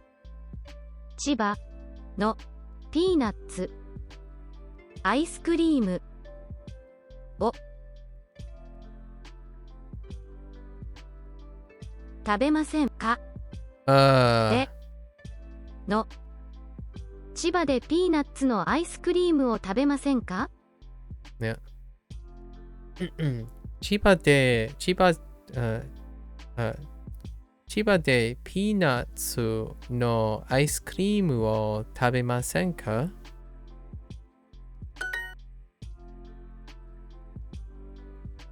先週きれいなポストカードを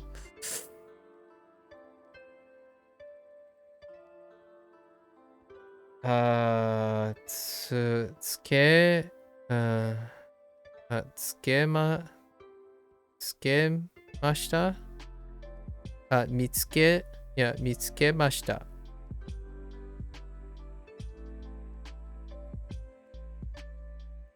Yes, 見つけました。Okay. 先週きれいなポストカードを見つけました。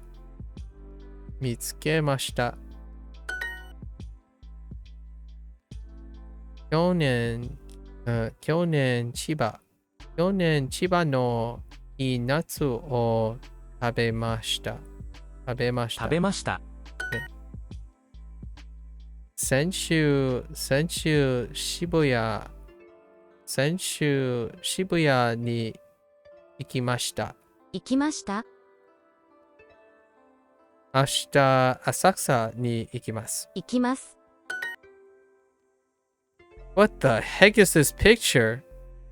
Okay, that's a really cool. That's a rad turtle.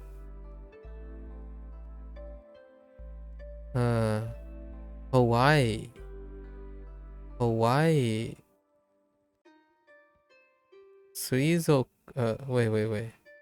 Hawaii. Oh, really? Hawaii. 水族館に行きました。怖い。Really? Okay. 昨日ラーメンを食べました。明日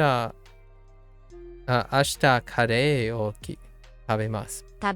お？いい店を見つけました。いい店を見つけました。明日一緒に行きませんか？新しい水族館。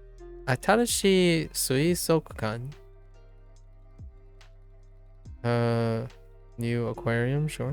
素敵な店を見つけました。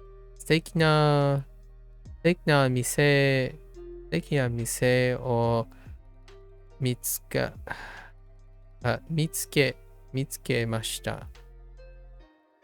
素敵な店を見つけました。店を見つけました。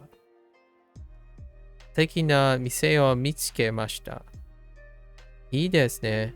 明日一緒に行きませんか？ Do you want to go tomorrow?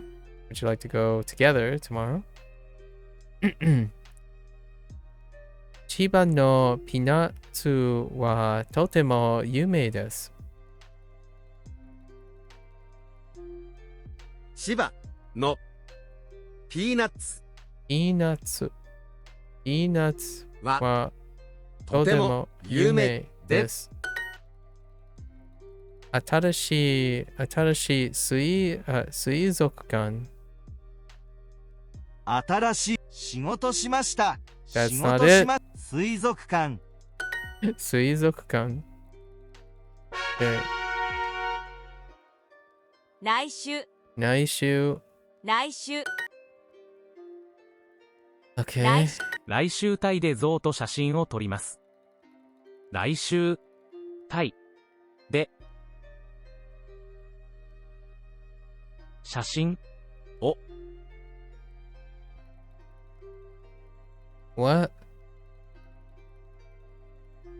撮ります。Wait. 来週タイで象と写真を撮ります。Oh. 象と来週タイって象と写真を撮ります。I'm going to take a picture with elephants in Thailand next week. Okay. 先月。来週。明日。水。先週。東京の動物園で初めて象を見ました。東京で動物園ので東京の動物園で象を見ました。東京の動物園で初めて象を見ました。初めて象を見ました。東京の動物園で初めて象を見ました。東京の動物園で初めて象を見ました。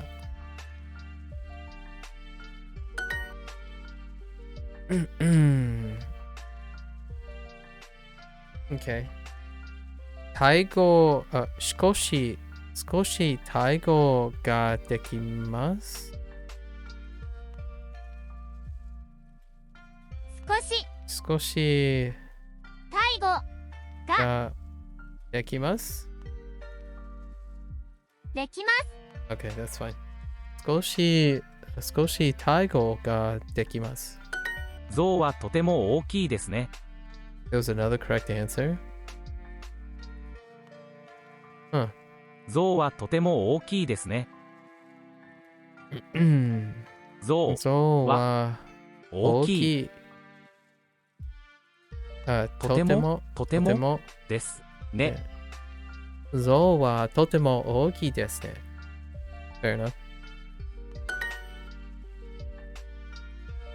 タイ語はとても難しいですね。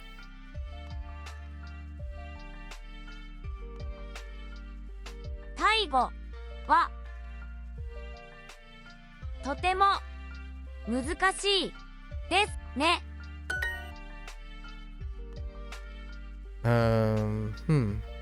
来週旅行します。旅行旅行します。タイに行きます。Yeah, okay.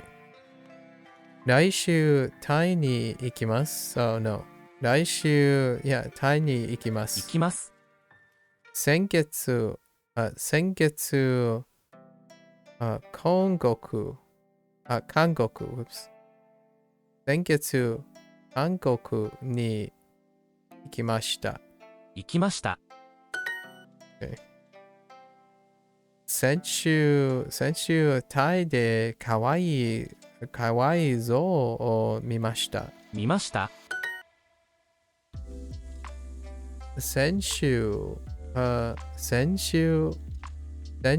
中国語を練習しました。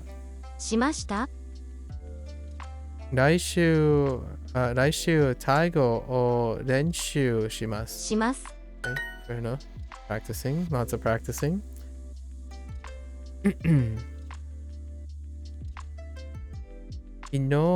昨日少し英語を練習しました。明日アメリカに行きます。アメリカ？明日タイに行きますか？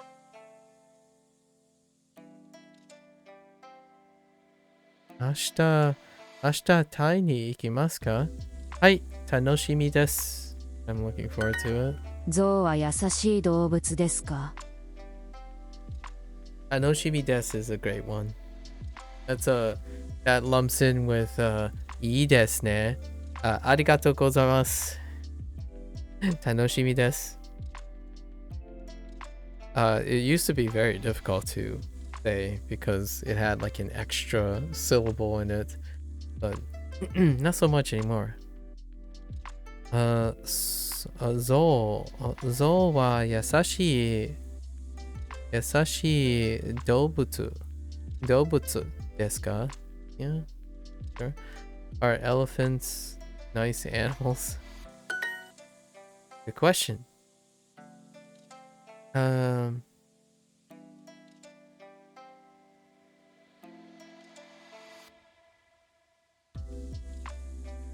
Right. 先週中国語 No 先週仕事No 先週少し中国語先週しました。先週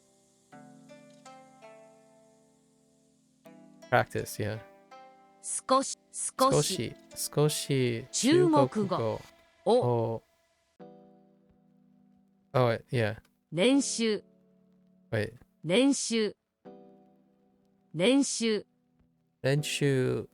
しました。So,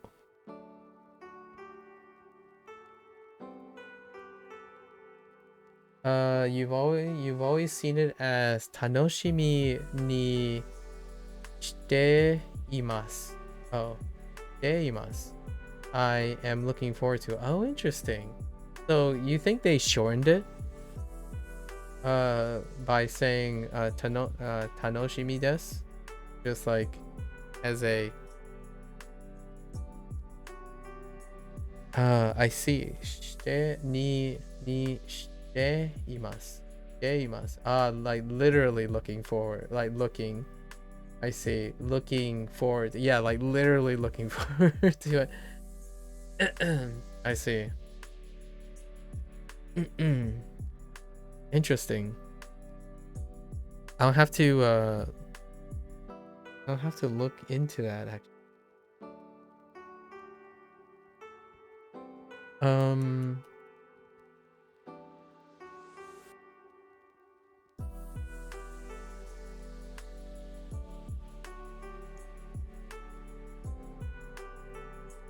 Look. Look is which one do I have? I have Sagashi. Sagashimasu. Or look. It's literally there is enjoyment. Yeah, I could see it having the interpretation from Duo. Yeah, there is enjoyment. Yeah. Sagashimasu is to search. Is that different from what you're using there? Shite imasu. Oh, there's no look. Oh, I see. What does shite imasu? There is. There, I see imasu. So their existence, like imasu, as in there is.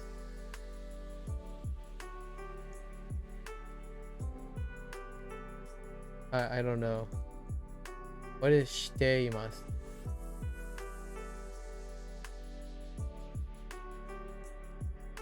The ni shite imasu is I am becoming. Oh, I am becoming. I see. I see. Interesting.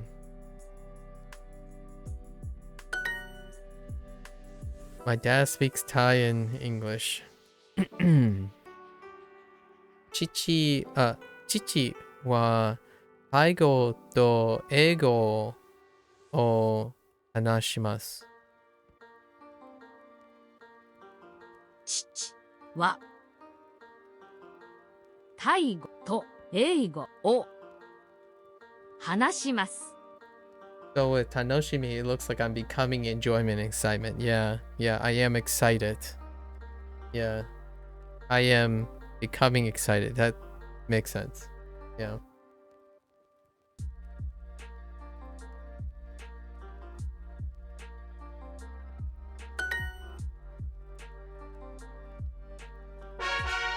And it's true if you think about it in both ways, right? I'm becoming excited and there is enjoyment, or I have enjoyment is, yeah, indeed. It's like a state. So you can have both. One is a changing state and one is a state.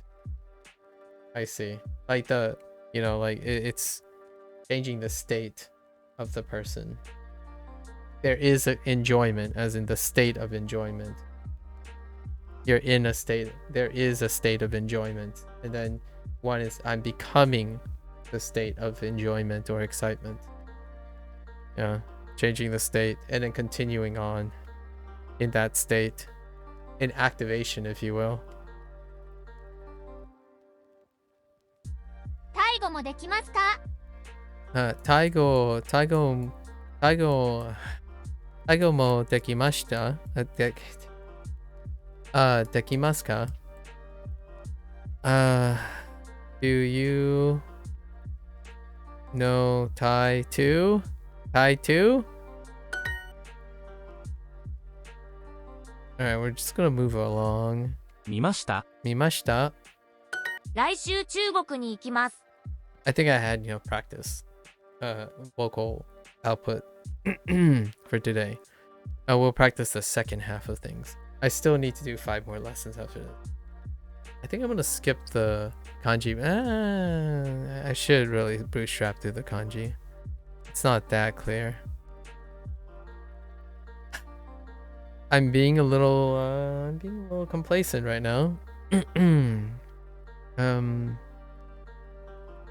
I'm going to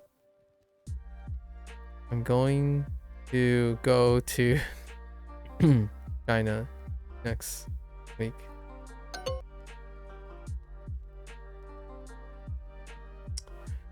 It's probably the to go to screwed up. Oh wait, it might have been Congo. No, I thought I saw Chugoku. Anyways, Senshu Chugoku go Renshu しました？ shimashita. And then studying Thai next. Sure. 水族館で魚を見ませんか？水族館で魚を見ませんか？ Would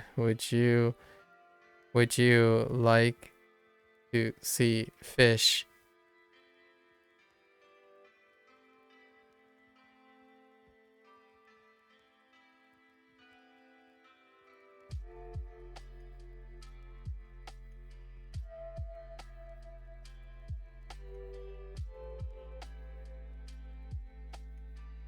In an aquarium? Okay. I was looking for in the aquarium and okay. 先週何をしましたか？先週何をしましたか？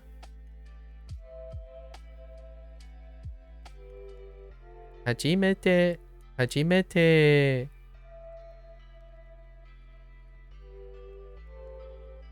Hold up, I'm about to sneeze.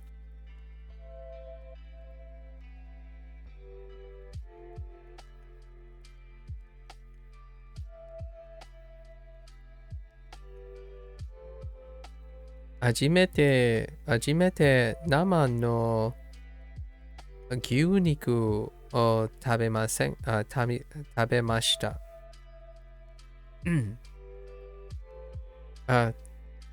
Hajimete nama no gyuniku o tabemashita.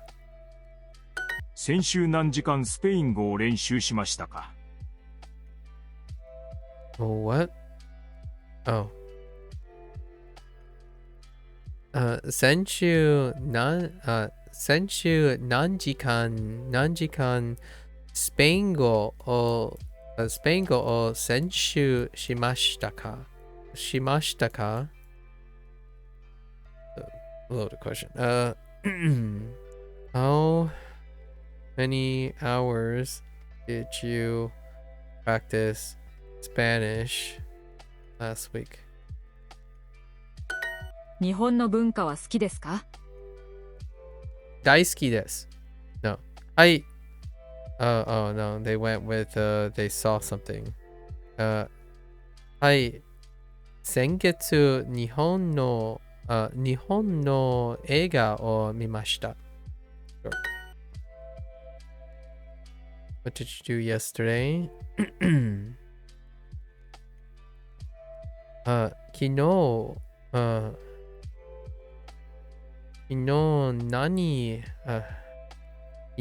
何をしましたか？昨日何をしましたか？カイさん、先月何をしましたか？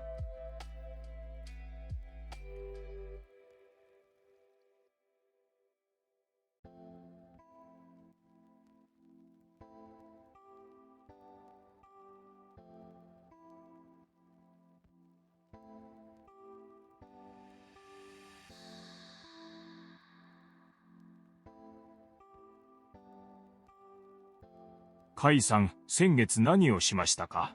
しましたか？しましたか？カイさん、先月何をしましたか？しましたか？ Okay. しましたか？ Okay. 初めて銀座の寿司を食べました。Okay. ゾウは優しい動物ですか？昨日何をしましたか？昨日何をしましたか？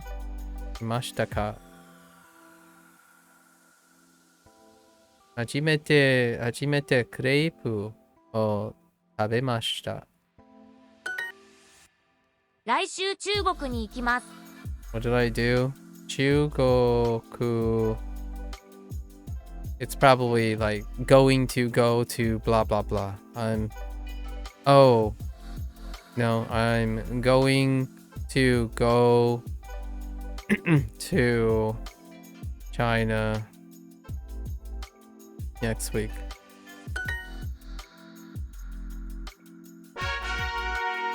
Get more with Super Duolingo. Yes.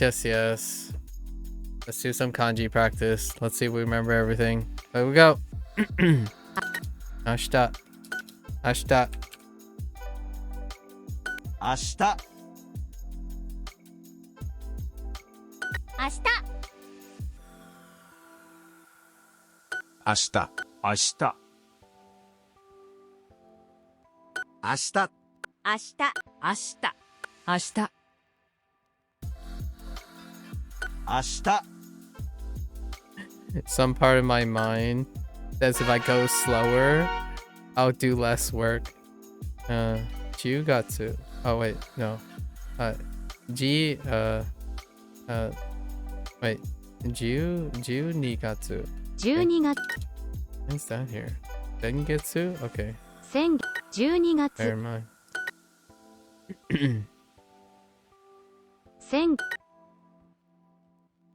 12月12月先月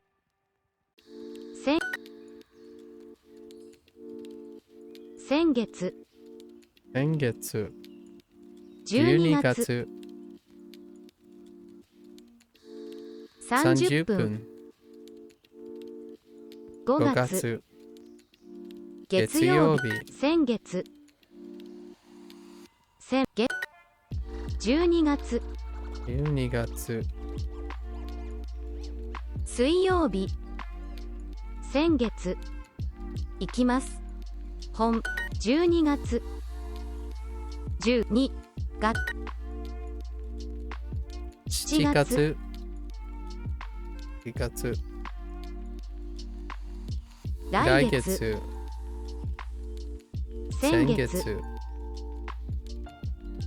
20 20分分12 12月月先月先月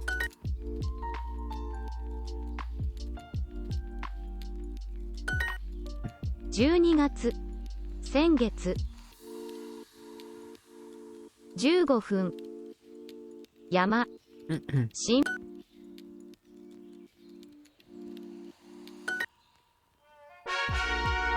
Okay. 8月8月先月8月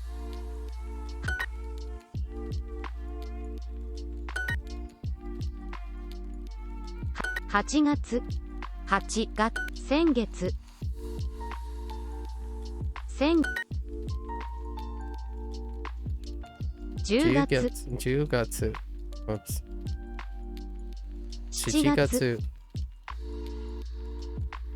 7月 What am I doing? 8 8月月来月来月先月月先月先月話します飲み物8月うん先月10 8月8月月曜日5月来月8月先月先月先月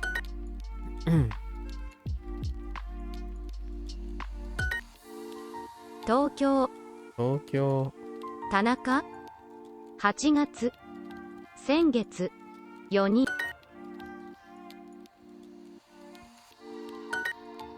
えせ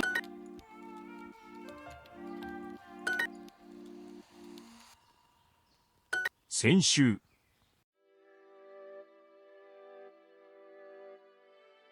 先週先週先週先週先週先週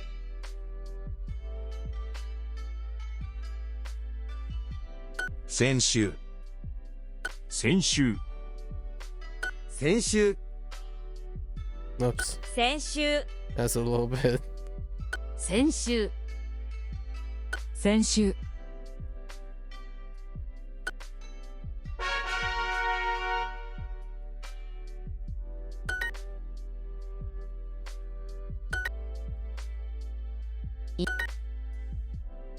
家家円線人六家家家母六私円家円 Okay. 円円 En. 父 Chichi. じ Ji. 家 Ye. Go. 家円家ひ10卵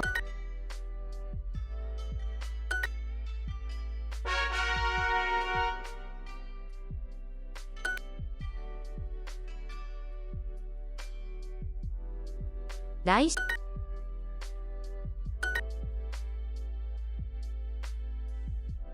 あ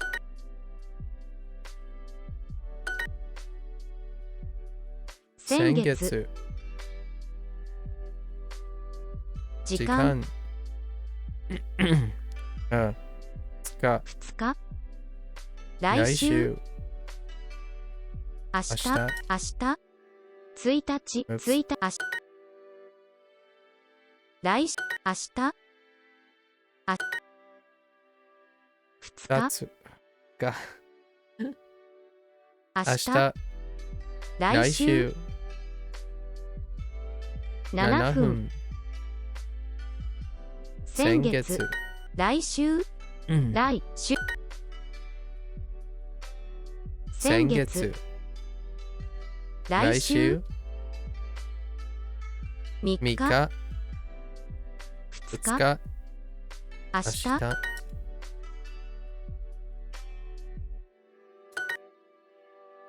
明日先週10分先月来週明日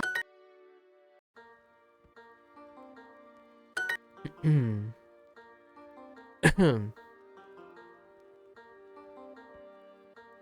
Duolingo? Hello? Okay.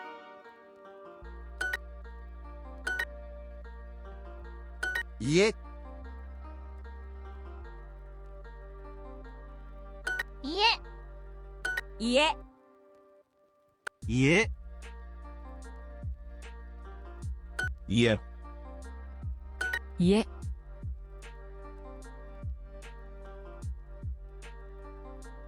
家家家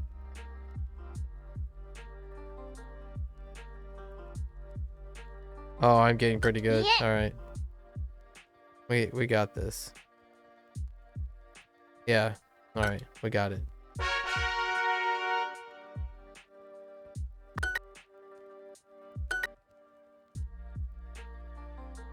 明日明日明日明日明日明日 Whoops. 明日 It's a little wide. 明日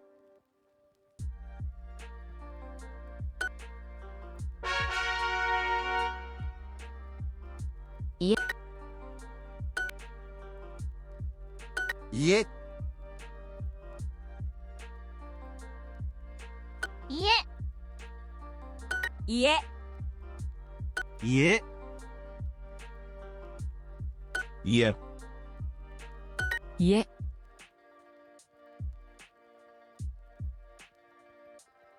家家家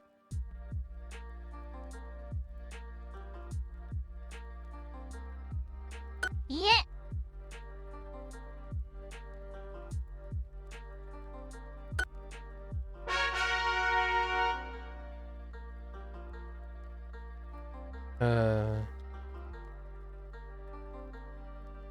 火曜日。火曜うん。明日火曜日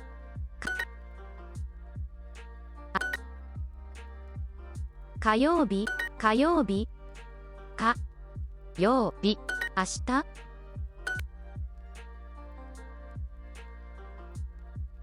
Ah, you're gonna ichi nichi me, aren't you? 一日、 I hate you. 火曜日、 Ayobi. 3日、 Mika. 明日、 Ashita. 日曜日、日曜日、明日、明日、 Welcome back, Sub-Zero. 火曜日、 Ayobi. 明日、 Ashita. ふん、 Kun. 山田、 Yamada.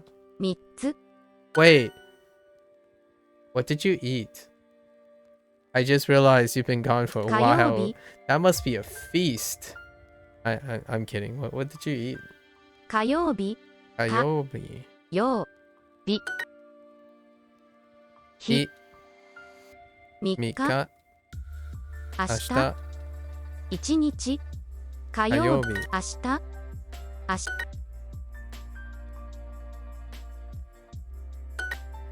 明日、火曜日、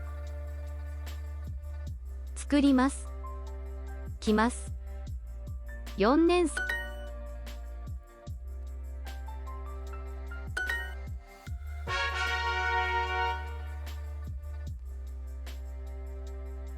12月。うん。 10 12月、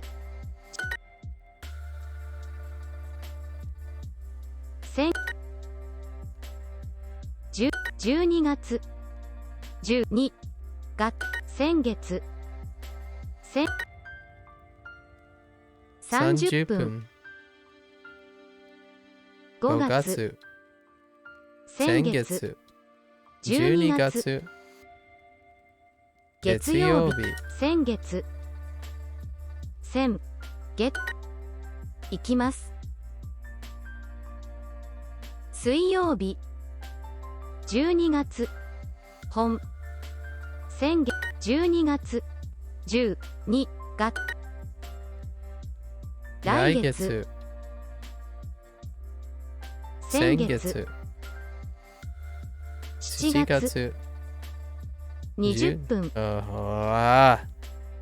12月、先月、先月、Oops. 先月、新聞、山、12月、10、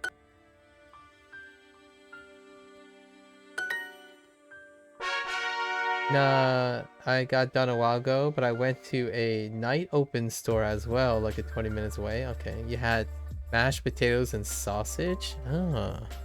Get more. 今日も勉強で Wait. Work? Wait, Or how am I doing? No, I don't. Alright.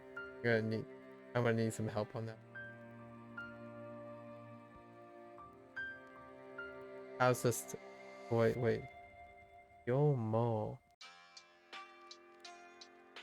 I swear, this is gonna come to I'm gonna get used to this. Only the right kanji looks familiar every single time.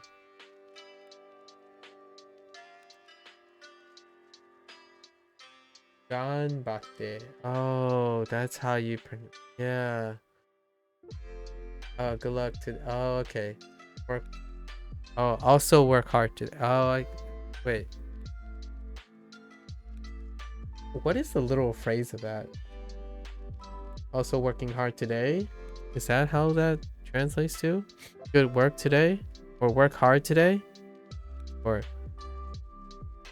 good work today also.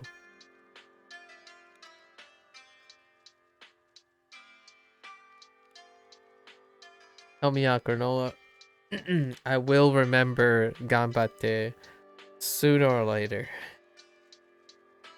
Let me try to...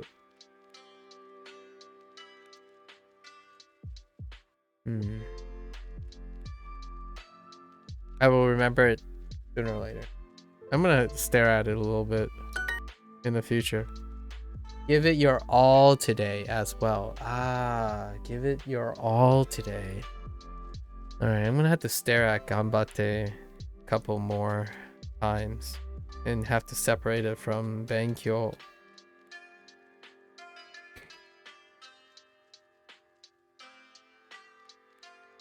Thanks.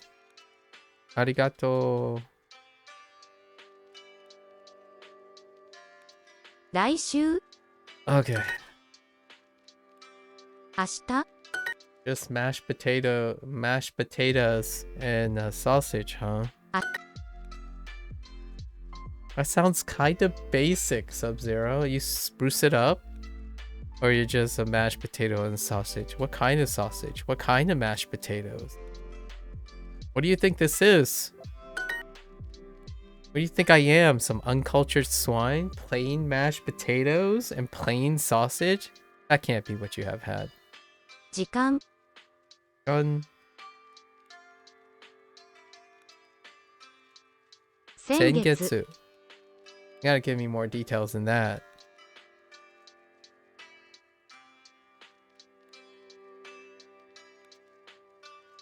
Tsuka. 2日 Tsuka. 明日 Shita. 来週 Yaishu. It was? You don't really like it all, but like it at all, but your girlfriend loves 明 it? 日 Oh. 明日 And, like, we're talking about just straight up mashed potatoes. No garlic, no butter, no seasoning, just straight up mashed potato. Not even like maybe some cream. Plain mashed potatoes. Alright, alright. Dang. And just plain sausage. Like, not like your fancy sausages. Might as well been in a prison cell. I don't think you should. You better be careful if your girlfriend hears this. 来週明日明日 Listen, you're gonna be in a prison cell. 7分 I'll put you in a prison cell. 来週 I kid, of course, I kid. 2日 It sounds like she has a very sensitive palate, maybe. 明日 Ashita, 先月 sengetsu. 来週 It's understandable. 来週来週 Naishu. My mashed potatoes would totally be dripping with hot oil. Naishu. Next. What am I doing next week? Sengetsu. 明日 Ashita. Tsuka. 2日3日 Mika. Yep, but she really loves everything potato for whatever reason. Fries is number one, but plain potatoes work too, apparently. Fries? You gotta sprinkle some, like, garlic aioli or something as a dipping sauce, right? I would probably prep some pretty... Oh, you know what? Pesto. Make dipping pesto for french fries. Delicious.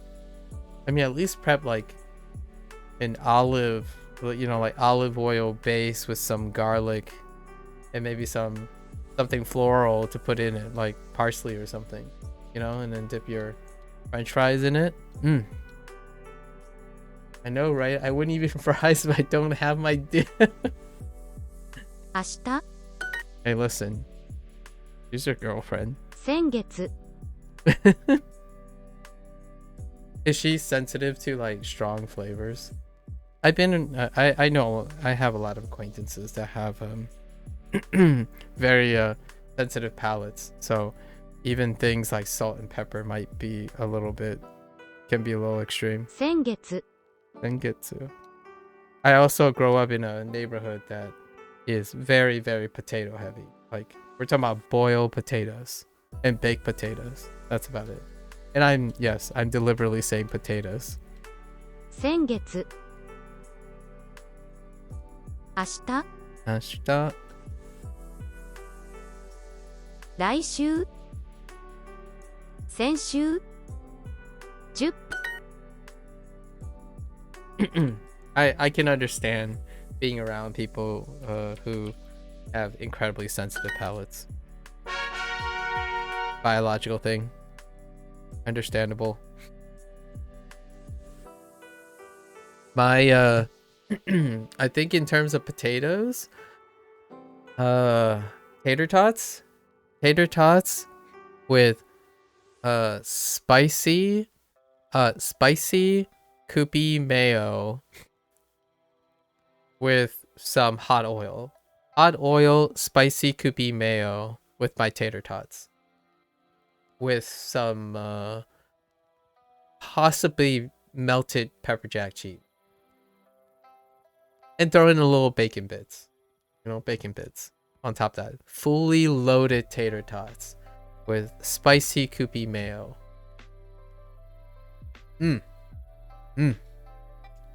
Hello there, Math Zayed.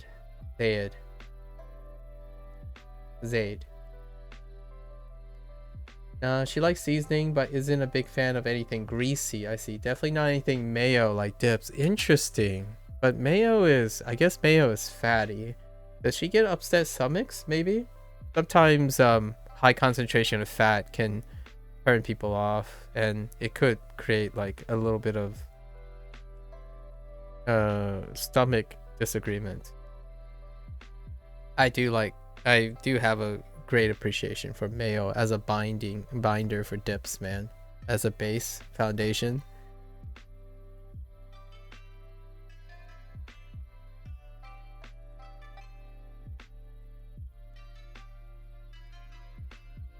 And I don't know if you're familiar with Korean mayonnaise, but I think that's where the Kewpie mayo trend came from. And Kewpie mayo, or it might actually be, I don't know which one influenced more, Korean or Japanese, but Kewpie mayo is richer, so it's probably even fattier, and it's a lot richer. Anything milk grosses her out. For me, it's cheese. I can't stand raw cheese. Warmed up is fine though. I see. Raw cheese. I'm not even sure what that means. Raw cheese. Like raw raw cheese.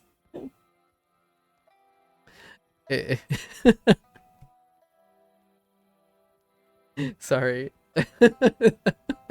No, I get what you mean. Like just a cheese block. Yeah, just cheese alone, consuming cheese alone. It's hilarious because cheese is processed, so nothing of it is ever raw. You know what I mean? It's probably the most processed thing that universally people consume a lot. I'm not a cheese like I don't eat a lot of cheese either. I like cheese to be used to contrast stuff. Cheese is kind of like a cream, right? Like that dairy blunts, it complements spicy things. So like if you drink boba, right, milk tea with your spicy food, it like elevates both the things. So when you place cheese next to something that is very hot or spicy, it blunts the initial, it kind of like blunts the initial sting of hot foods, but also gives you that nice sensation while not like killing your stomach. It's kind of nice.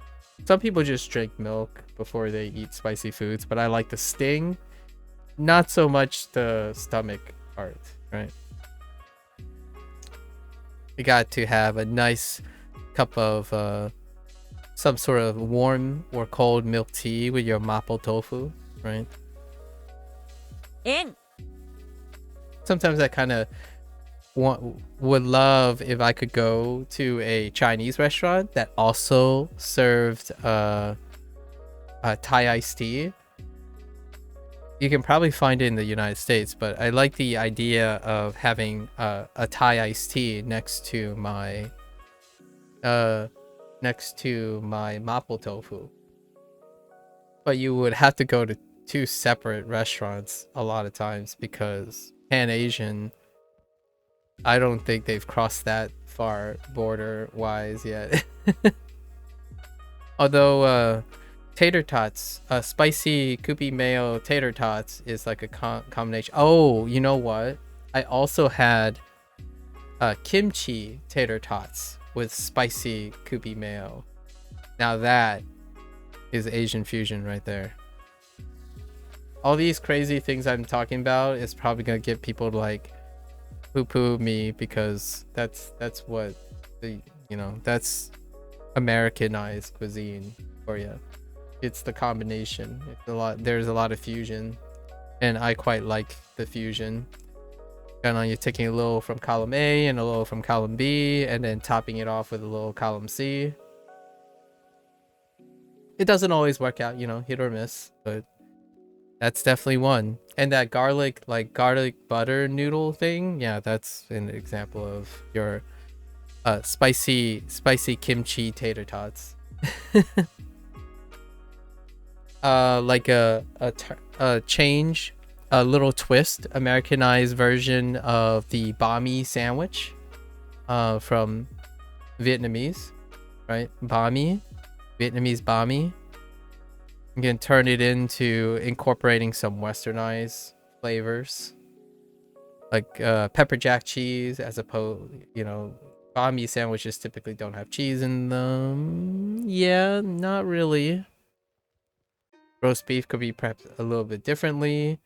The bread is wonderful, you know, your veggies and whatnot, and then the dressing. Various spins. I like my like udon prepped chow mein. So there's like so many different ways to get, like, I want the texture of udon. I don't want egg noodles today. So you chow mein your udon noodles instead.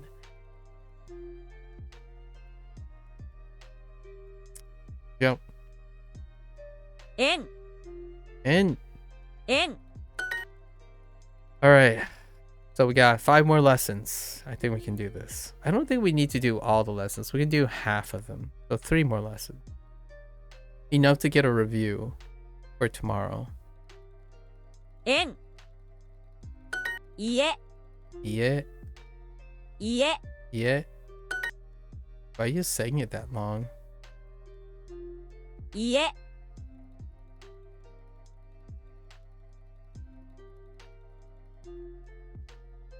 Honestly, that looks a little bit different from the way I was writing it. This thing was touching this thing. Wait.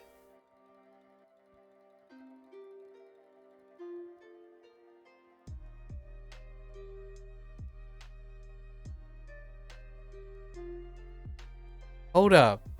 That actually looks different than what I was writing. Yeah, where's this stroke coming from? Hold up. Wait.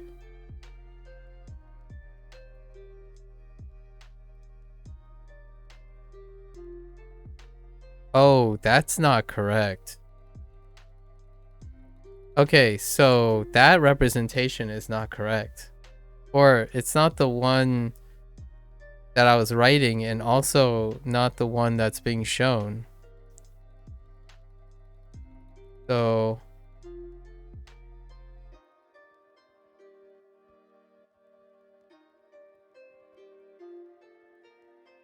yeah, this is the one that I wrote. I don't know where this stroke is coming from. Yeah. This stroke is weird right here. That's weird. Huh. Do I have another depiction? Let me... Yeah. Anji.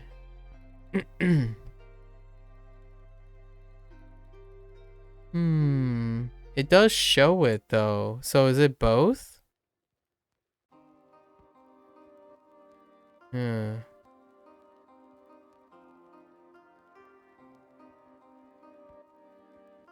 Weird. Never mind. Yeah. And this kanji looks weird.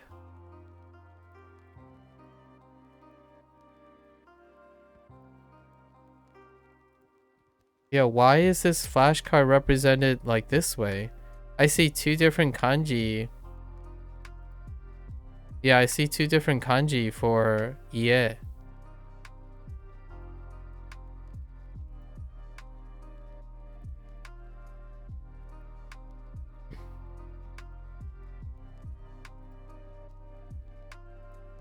Weird. I'm gonna have to dig deeper about this. Yeah, I see two different kanji for this. This is definitely different from the one that I'm writing. The one that I see most of is...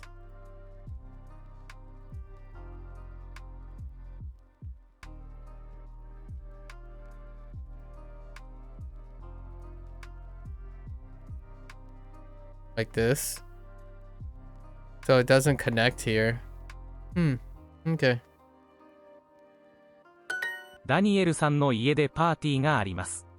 ダニエル Daniel-san. Something party. の家 家でパーティーにあります。ダニエルさんの家でパーティーがあります。ダニエルさんの家でパーティーがあります。Oh. に渡ります。Right. Whoops. 渡りまが Yeah. There is a party at Daniel's house. Daniel's house. Daniel-sanの家でパーティーがあります。二人 円家9お母さんバスも300円です。バスも300円です。バスも300でです。円です。バスも300円です。バスも300円です。家書きます。9月円古い。Okay. Oh, this is kind of cool. I forgot. This is our new vocabulary. So we're gonna do the 5 lessons because we need to review on what the new vocabulary said per day. So, Ken-san no ie de party no誕生日のパーティーがあります。Which order am I going with this one? Yeah, I think that's fine. So, where the heck are you? どこですか、Ken-san? Ken-san の家で誕生日パーティー。Oh, no. 誕生日パーティーがあります。あります。I don't know how I feel about this. パーティーは2時半からです。快速電車は3時に来ます。タクシーに乗りましょう。They will go to the party by taxi. Let's see. パーティーは2時半からです。2時間からです。So the party is from 2 o'clock? 2:30? From 2:30? 快速電車は快速電車は3時に来ます。3時に来ます。The express train arrives at 3 o'clock. And then タクシーに乗りましょう。We should take a taxi.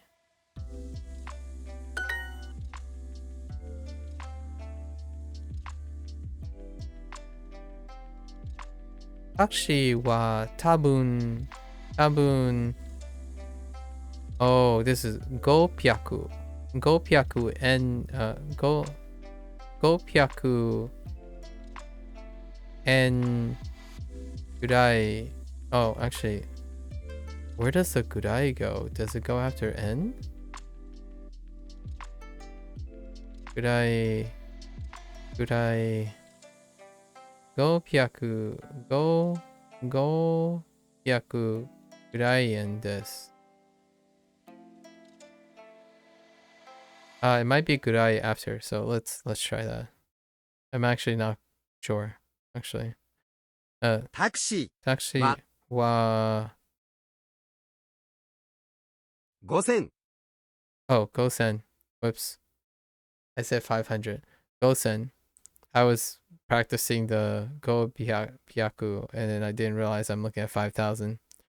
Gosen and gurai. Gurai desu.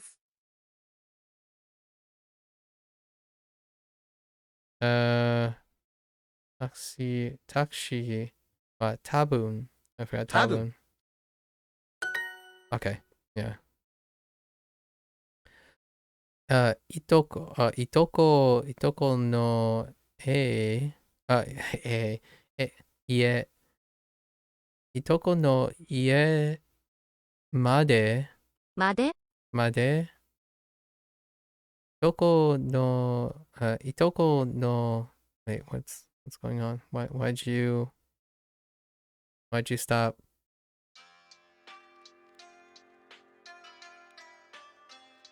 Okay. Itoko no ie made taxi ni norimashou ka? So we should take a taxi? Should we take a taxi to your cousin's house? Or to my cousin's house? My cousin. Eki made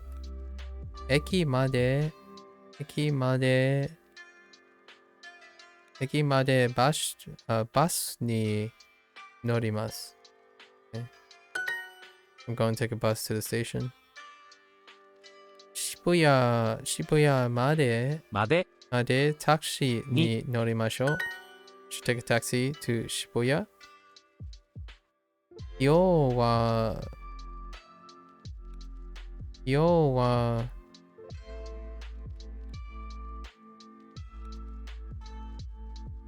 watashi no doko no tanjoubi desu. Ocha doesn't make sense. Bus doesn't make sense. That's kind of slightly redundant. Slightly. Which bus should we take? Dono basu ni norimashou ka?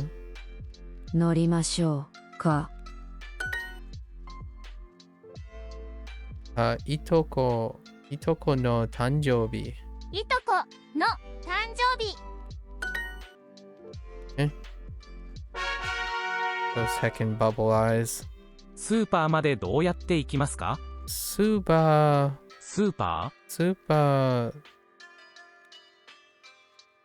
I heard wait までどうやってどうやって行きますか行きますか？スーパーまでどうやって行きますか？スーパーまでどうやって行きますか？すみません、スーパーは遠いですか？スーパーまでどうやって行きますか？ This person is asking for directions.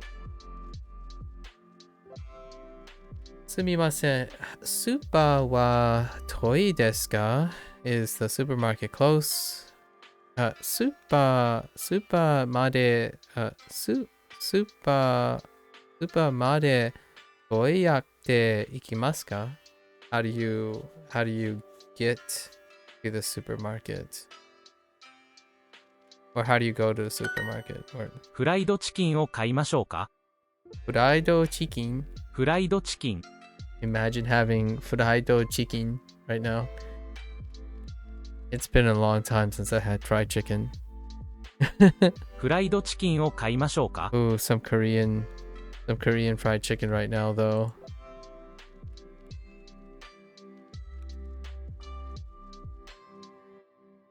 Hang on, I forgot what the name is. Yangnyeom or something? Yangnyeom? I can't do Korean pronunciation. It's kind of like Yangnyeom chicken.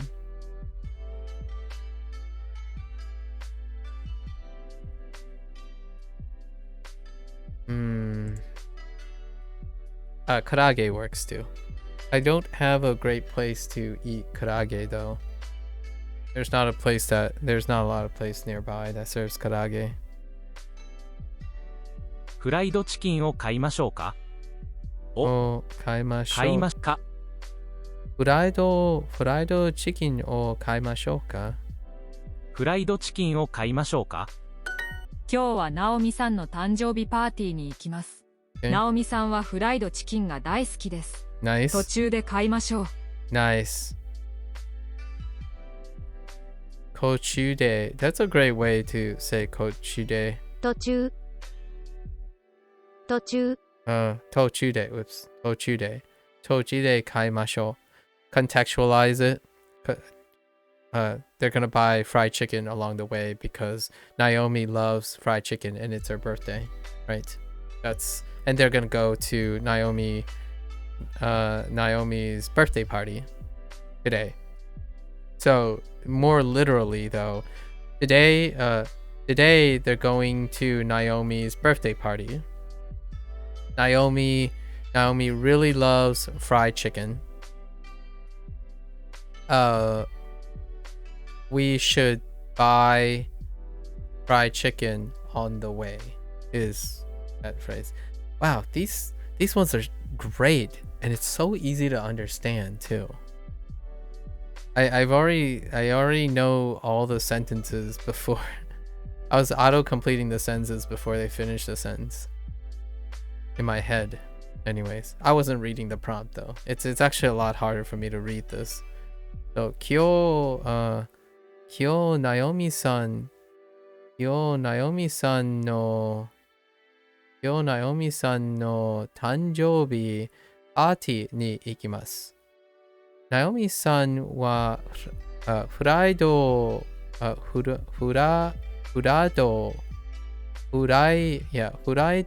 chicken が大好きです。I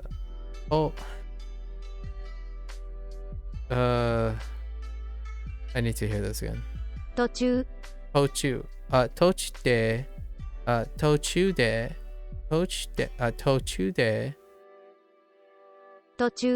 今日はナオミさんの誕生日パーティーに行きます。ナオミさんはフライドチキンが大好きです。途中で買いましょう。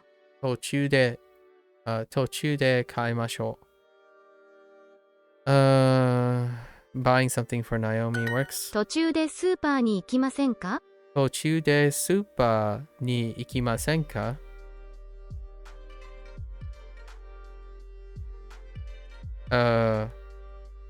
途中で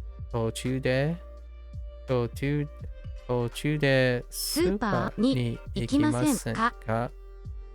途中でスーパーに行きませんか? Should we, would you like to go to the supermarket on the way? That's kind 途 of... 中でスーパーに行きませんか? Okay. Oh, where is the street? Machi. この町はどこですか? どこどこ oops. この道 Oh, it's Michi. 道 It's Michi, not Machi. この道どこどはどどこでですか? Michi. I'm gonna have to get used to that because you can imagine pointing to a map, right? Or asking someone like where we're standing, like where's the street, like, or pointing at like a location or a name somewhere, like where's the street. That happens. パーティーでポテトチップスも食べましょう。パーティー Oh no, potato chips. Potato chips.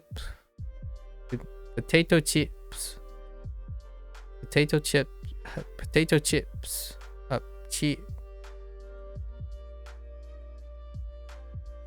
That's gonna be a problem. パーティーでポテトチップスも食べましょう。パーティーでポテトチップス。Potato chips. Potato chips. パーティーでポテトチップスも食べましょう。も食べましょう。食べましょう。パーティーでポテトチップスも食べましょう。パーティー。Hello there, Waylon. パーティーでポテトチップスも食べましょ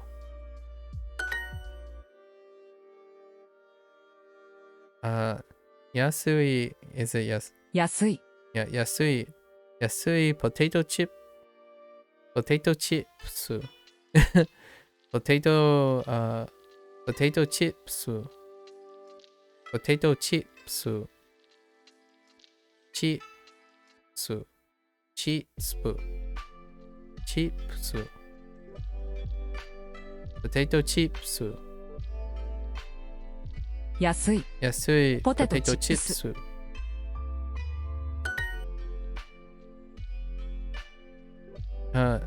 その道までどうやって行きますか? 行きますか? I say. 行きますか? その道までどうやって行きますか?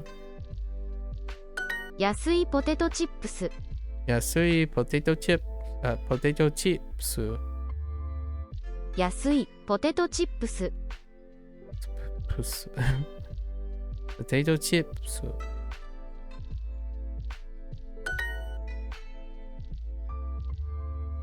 Oh, hey. Brought back Get Off. おります。Get off the bus on this street. Got me trying to pronounce potato chips in the background.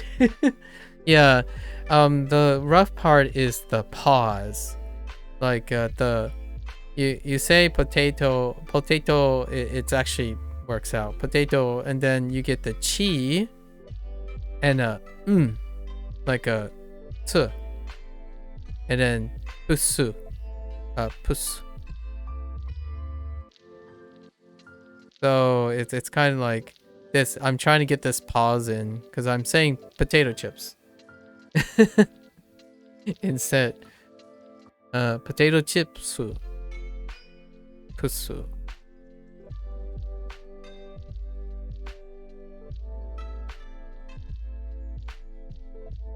Okay. Get off the bus on this street.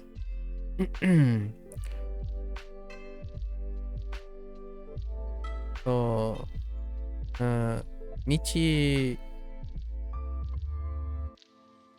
この道でバスを降りますか？降りますか？この道でバスを、dang it. The double O's. この道でバスを降りますか？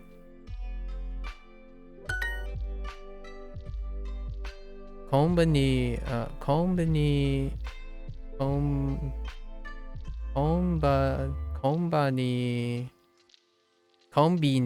sorry、コンビニまでどうやって行きますか？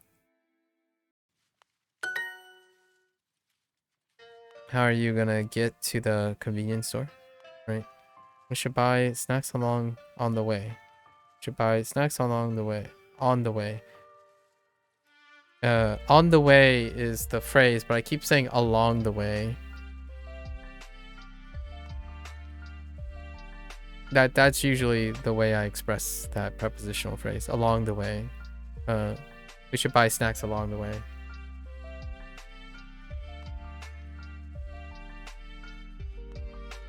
Same difference, really. Preposition. Exchanging prepositions for one another.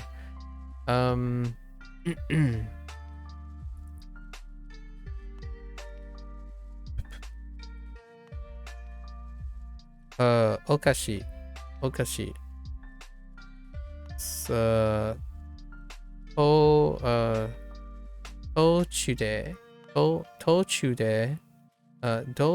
Tochude お菓子を買いましょう。途中で I'm not holding the u enough. 途中でお菓子を買いましょう。このスーパーのフライドチキンは美味しいです。Oh my gosh, my stomach just rumbled from the mention of fried chicken. このスーパ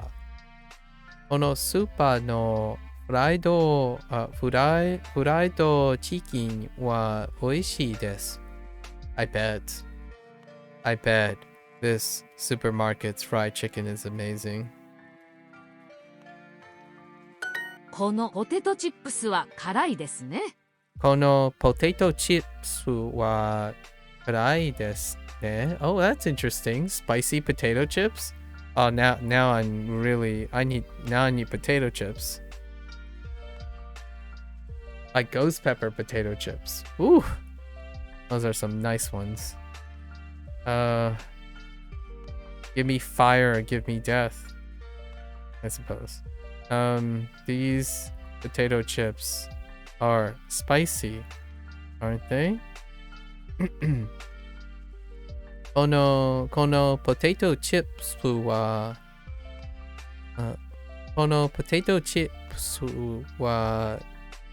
辛いですね。ポテトチップスはpotato chips は辛いです。I'll say that 8 billion more times over. Okay, at least we're moving on to cookie. Cookie.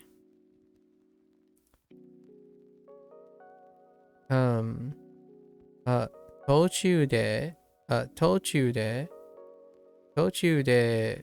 クッキーをしましょうか？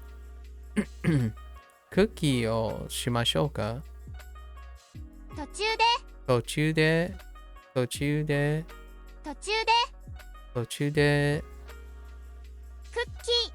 キーを買いましょうか？ Oh, did I say something else? Dude, my stomach is grumbling so hard.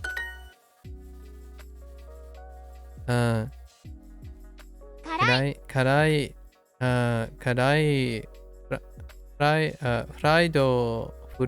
フライドチキン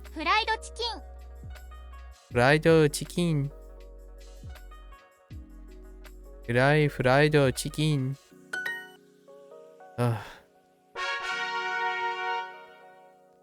We're almost there. カップはどうですか？カップはどうですか? Oh, we're going with utensils now. We're moving on to utensils. カップはどうですか? カップはどうですか? How about these cups? カップと飲み物。カップと飲み物。フォークを買いましたか？フォークはいや、フォークはフォークを買いましたか？フォークを歩きました。歩きました。フォークを買いましたか？切りました。買いましたか？ Be still my stomach. フォークを買いましたか？フォークを買いましたか？ Yep. フォークを買いましたか？ I'm trying to get used to the ka after ました。フォークを買いましたか？ What was across the street? 渡りましょう。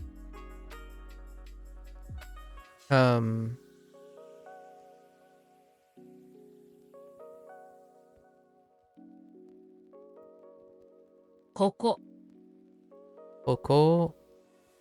Wait.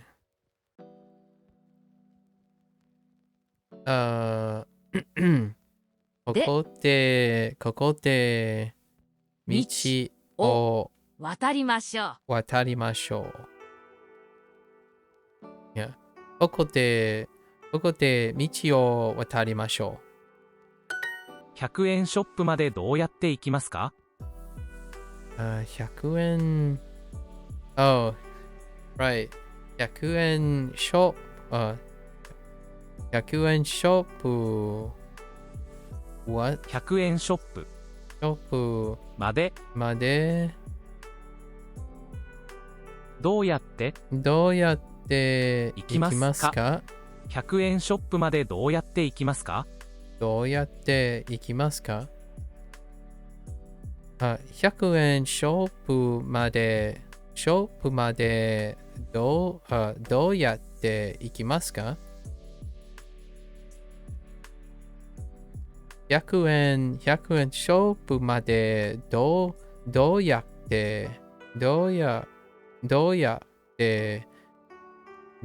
って行きますか？ 100円ショップまで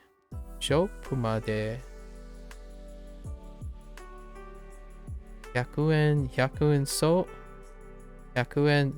ープまでどうやって行きますか？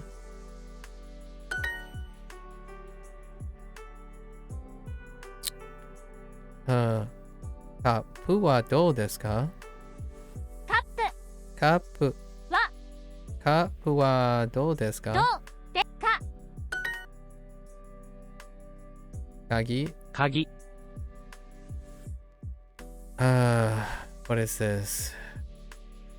タオル。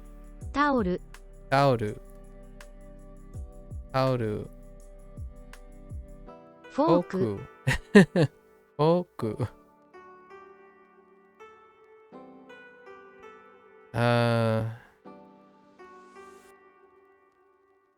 Yep. トースト。チェックイン。100円ショップはあそこです。この道を渡りましょうか。 The person is about to go shopping.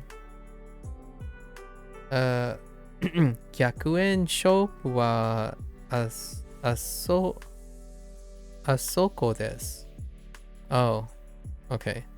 100円ショップはショップ。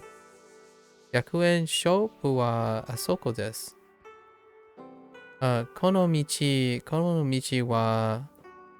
は渡りましょうか？ Should we cross this street? 氷氷鍵タオルタオルOops. カップフォーク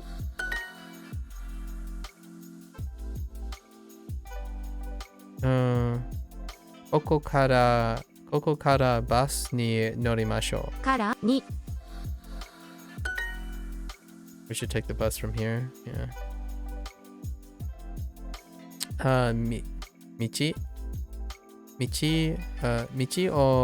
道を渡りましょう。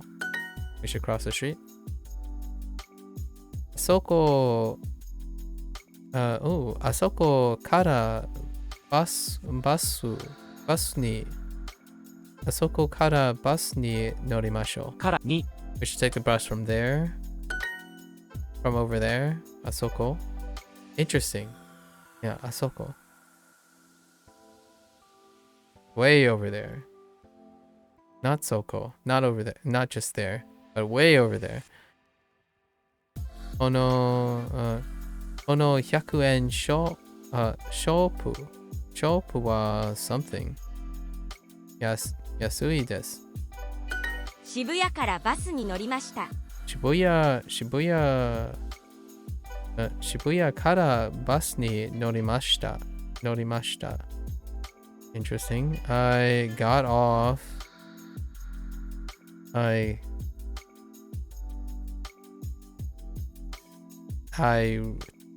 took the bus. Okay, that's fine. I took the bus from Shibuya. Okay, fair enough. I took the bus. I didn't mean to say I got off, but I rode the bus is what I was looking for. 100円ショップでフォ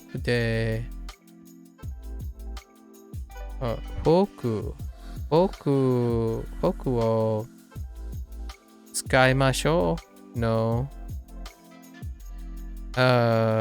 買いましょう Sure. Oh, yeah, you don't use... Okay. They're not at a restaurant. They're at a 100 yen store. Did you buy forks? フォークを買いましたか？フォークを買いましたか？買いましたか。Okay. Would you like to cross here? ここで渡りませんか？ここで渡りませんか。Okay. Get more with Super Dual. Yes.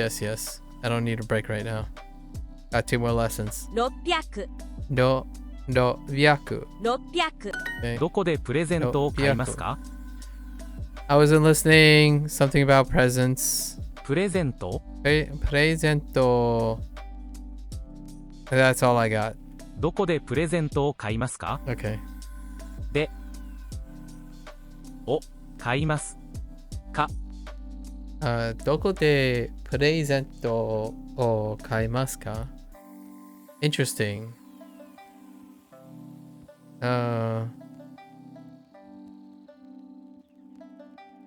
Did you buy presents here?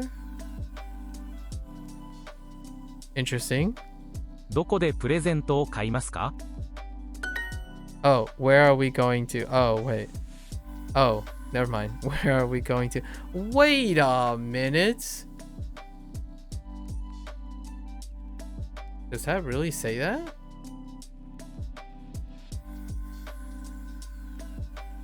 I don't know how I feel about this.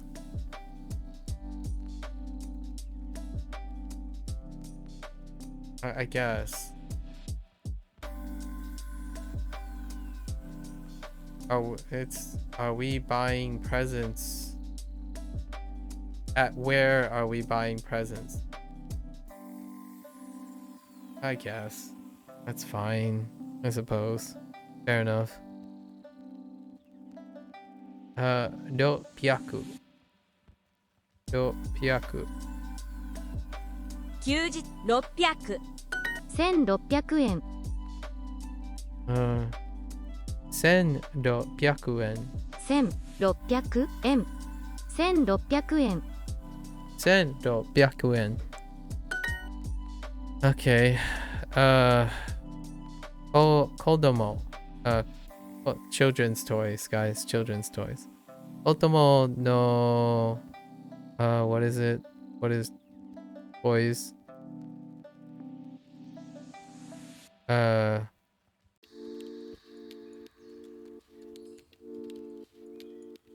お子さん？子供のお子さん。お子さん？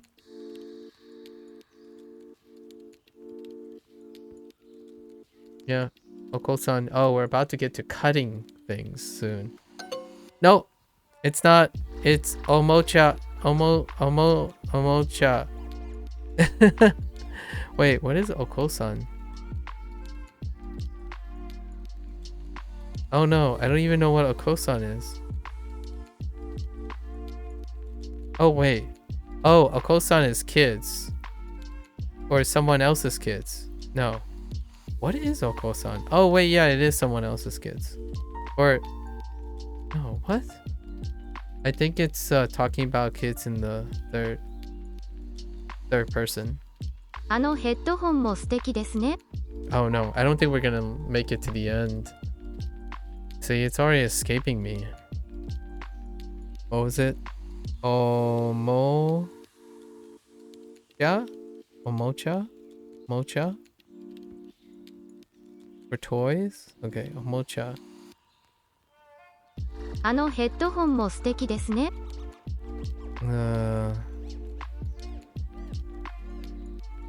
あの I heard moto? That can't be right. Oh, ato mo. What? あのヘッドホンも素敵ですね。 No. ね。No. ね。Mo what?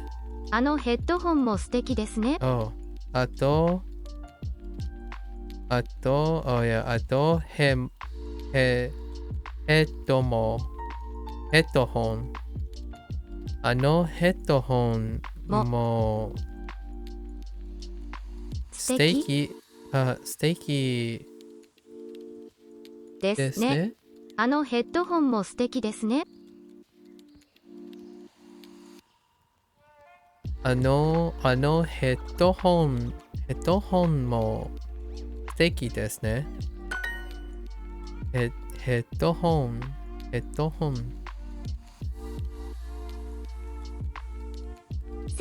1600円。600円。600円。1600円。明日ケンさんの誕生日パーティーに行きます。今日電気屋でプレゼントを買いましょう。 Okay, just go to the store to buy a during the birthday party, before the birthday party. Yeah, she has to go to the store before the... What would make it be during the birthday party? Hold up. Ashita... Oh, no. It's before the party. So they're comparing Ashita versus Kyo. That's fair. 明日、ケンさんの誕生日パーティーに行きます。I'm going to Ken's birthday party tomorrow. Today, 今日、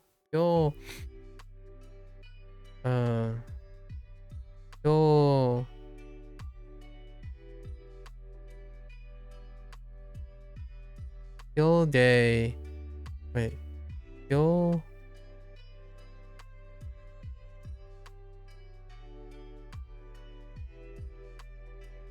電気屋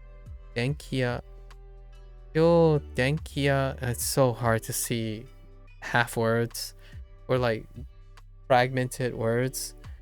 Yo denkia. Yo denkia de. Denkia de presento. Presento o kaimashou. It's the green necklace. Whoa.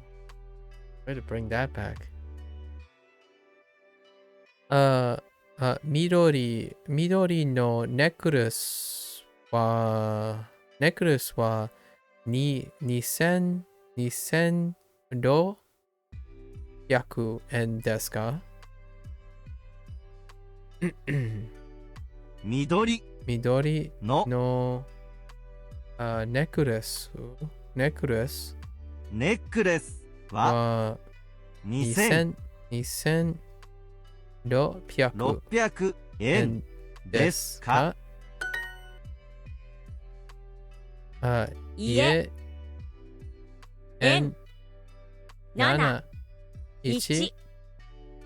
600。牛乳水族館おもちゃ鍵パスワードここから駅まで30分ぐらいかかります。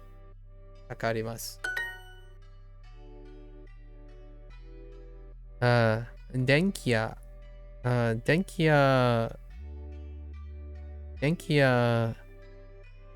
の道電気屋からあの道まで10分かかります。Wait, it takes 10 minutes from the electronics store to this street over. Wait. Yeah, from the electronics store to the street over to that street over there. It takes 10 minutes from the electronics store to that street over there. Yeah. Okay.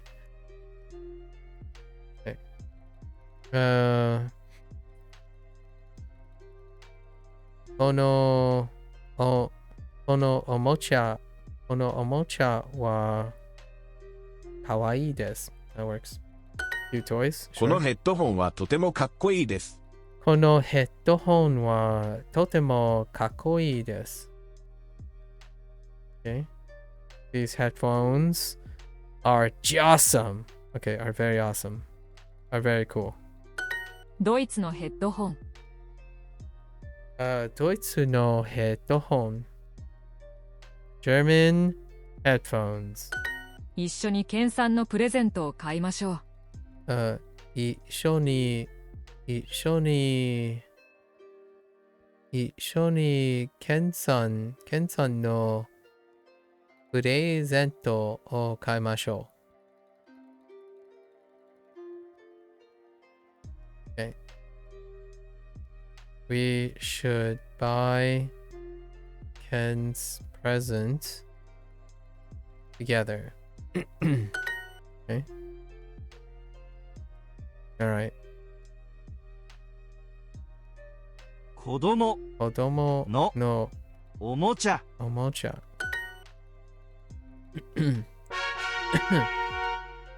One more lesson? I mean, if I miss it, it's fine. ナイフとフォーク。ナイフとフォーク。ナイフとフォーク。A plate is osachi をください。お皿。Oh my gosh, it's Sada.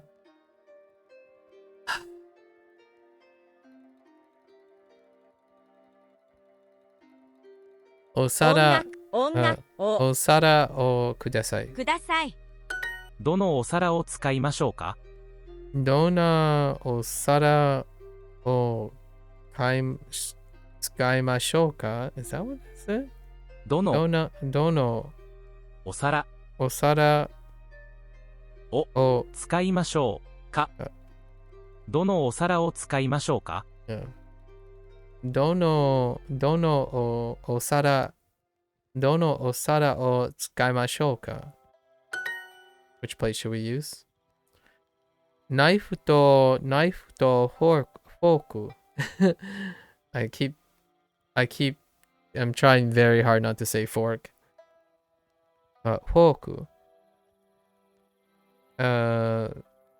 ナイフとフォーク。いつケーキを切りますか？いつケーキいつサッカーケーキケーキを切りますか？ When are we gonna cut the cake? いつケーキを切りますか？いつケーキを切りますか？ Sure. 切りますか？ Okay. この後どこで行きましょうか？この後どこに行きましょうか？行きます。Oops. 行きます。Wait, where are we going? Oh, 行きますか。 Oh, no, never mind. Not suggesting. It's actually just... Okay. この後、どこに行きますか？ Yeah. ナイフ牛乳おもちゃクレープチェックイン。いとこの家は駅の近くです。駅からいとこの家まで歩きます。5分ぐらいかかります。From the station, they will walk a little. It's very close.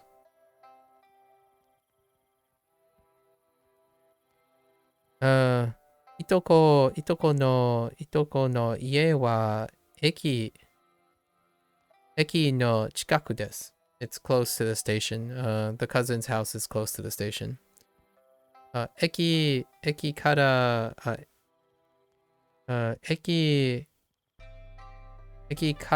いとこの駅まで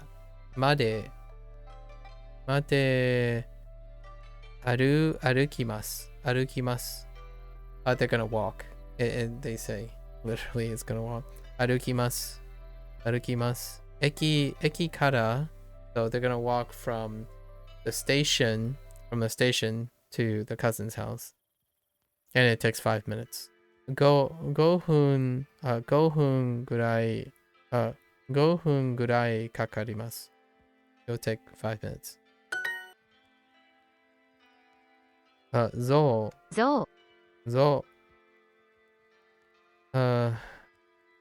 お皿。Oh no, お皿。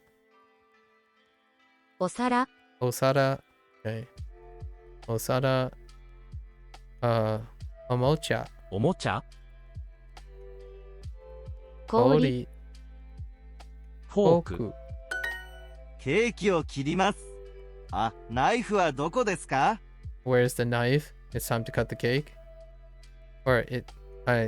I'm going to cut the cake. Oh, where is the knife? I can't find the knife. Wait. Yeah, they can't cut the cake. Where is the knife? Okay.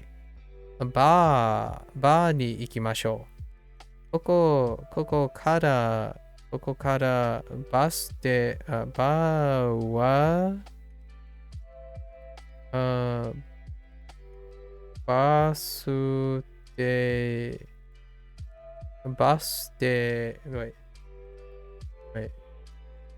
Uh, Baste. Oh my gosh, they're bringing back Baste. Oh my gosh. Baste made. Baste made arukimasu. Arukimasu. にから So, we should go to the bar, right? That's self-explanatory. Bar に行きましょう。ここからバス停まで歩きます。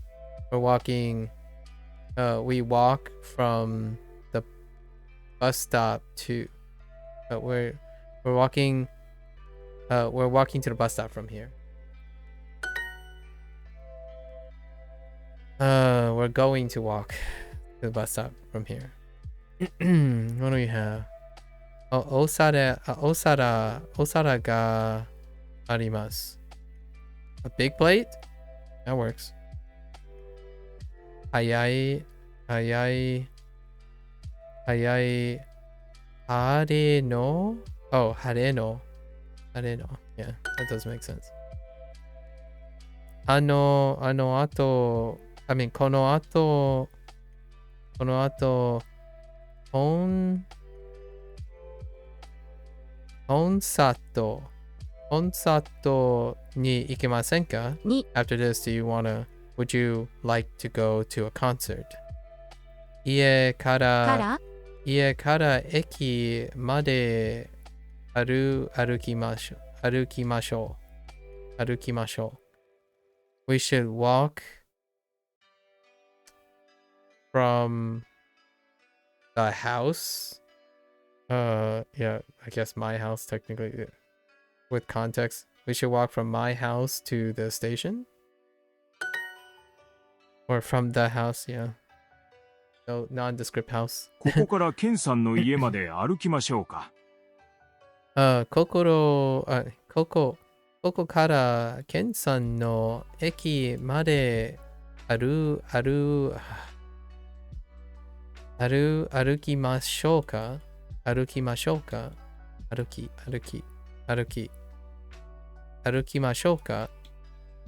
ここからケンさんの駅までOh my gosh 歩きましょうか。ここからケンさんの駅まで歩きましょうか。Should we walk from here to Ken's house?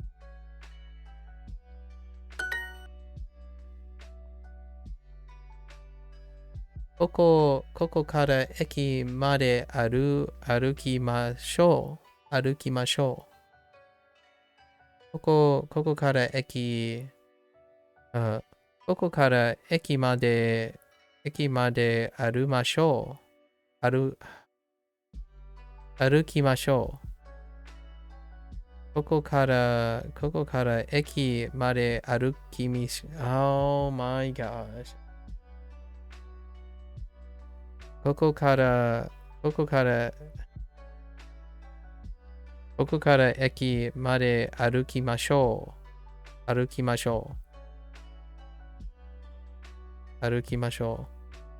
そしてコーヒーに行きましょう。からにましょ歩きましょう。ここから駅まで歩きましょう。そしてカフェに行きましょう。歩きましょう。ナオミさん、ケーキ切りませんか？ケーキを切りませんか？ケーキを切りません。ナオミさん、ケーキを切りませんか？ We should cut the cake after this. Oh my gosh, what the... Hana San. I'm still gonna put it front. Hana-san. この後。この後、アナさん。この後、ケーキ。ケーキ。ケーキ、切りましょう。切りましょう。切りましょう。を切りましょう。Okay. You just started Japanese, and Naomi-san and Keiki are my favorite things. Aww. Thank you for sharing what your favorite things are so far, Naomi-san. So you've been introduced to Naomi-san, probably Ken-san, and Hana-san. Yeah, those are the 3 first names. Hana, Ken, and Naomi. Did you get their last names yet? You probably... They all have... These fictional characters also have their last names too. These hypothetical people. And Keiki. You probably got kare as well. Curry. Nice. Nice. Oh, that's it for me today. Oh, yes, and all the sans and oishi. Yeah, oishi, ocha, mizu, sushi. Ocha, mizu, sushi. You might have gotten just the first name so far. I'm just in the first block of the bubbles. Yeah. And then that means you're right before they're gonna tell you for hiragana, right? They're gonna say, hey, you should check out the hiragana section. Like first bubble, yeah. So you're gonna do this. And then I started because I was going to Japan, but now that I'm back, I'm switching to Korean. Oh, I see. Interesting. Are you going to Korea soon?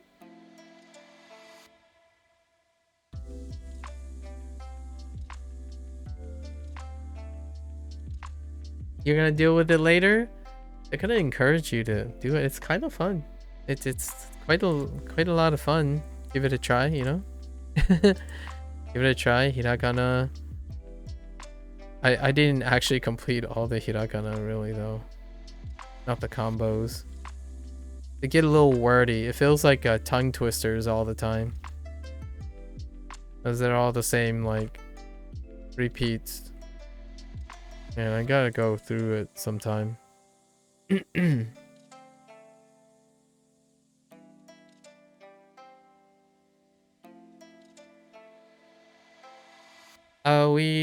went as far as getting all of these completed. So we wanted to bootstrap through this, the whole, like this part, the base characters. And then we kind of exposed ourselves to all the dakwons.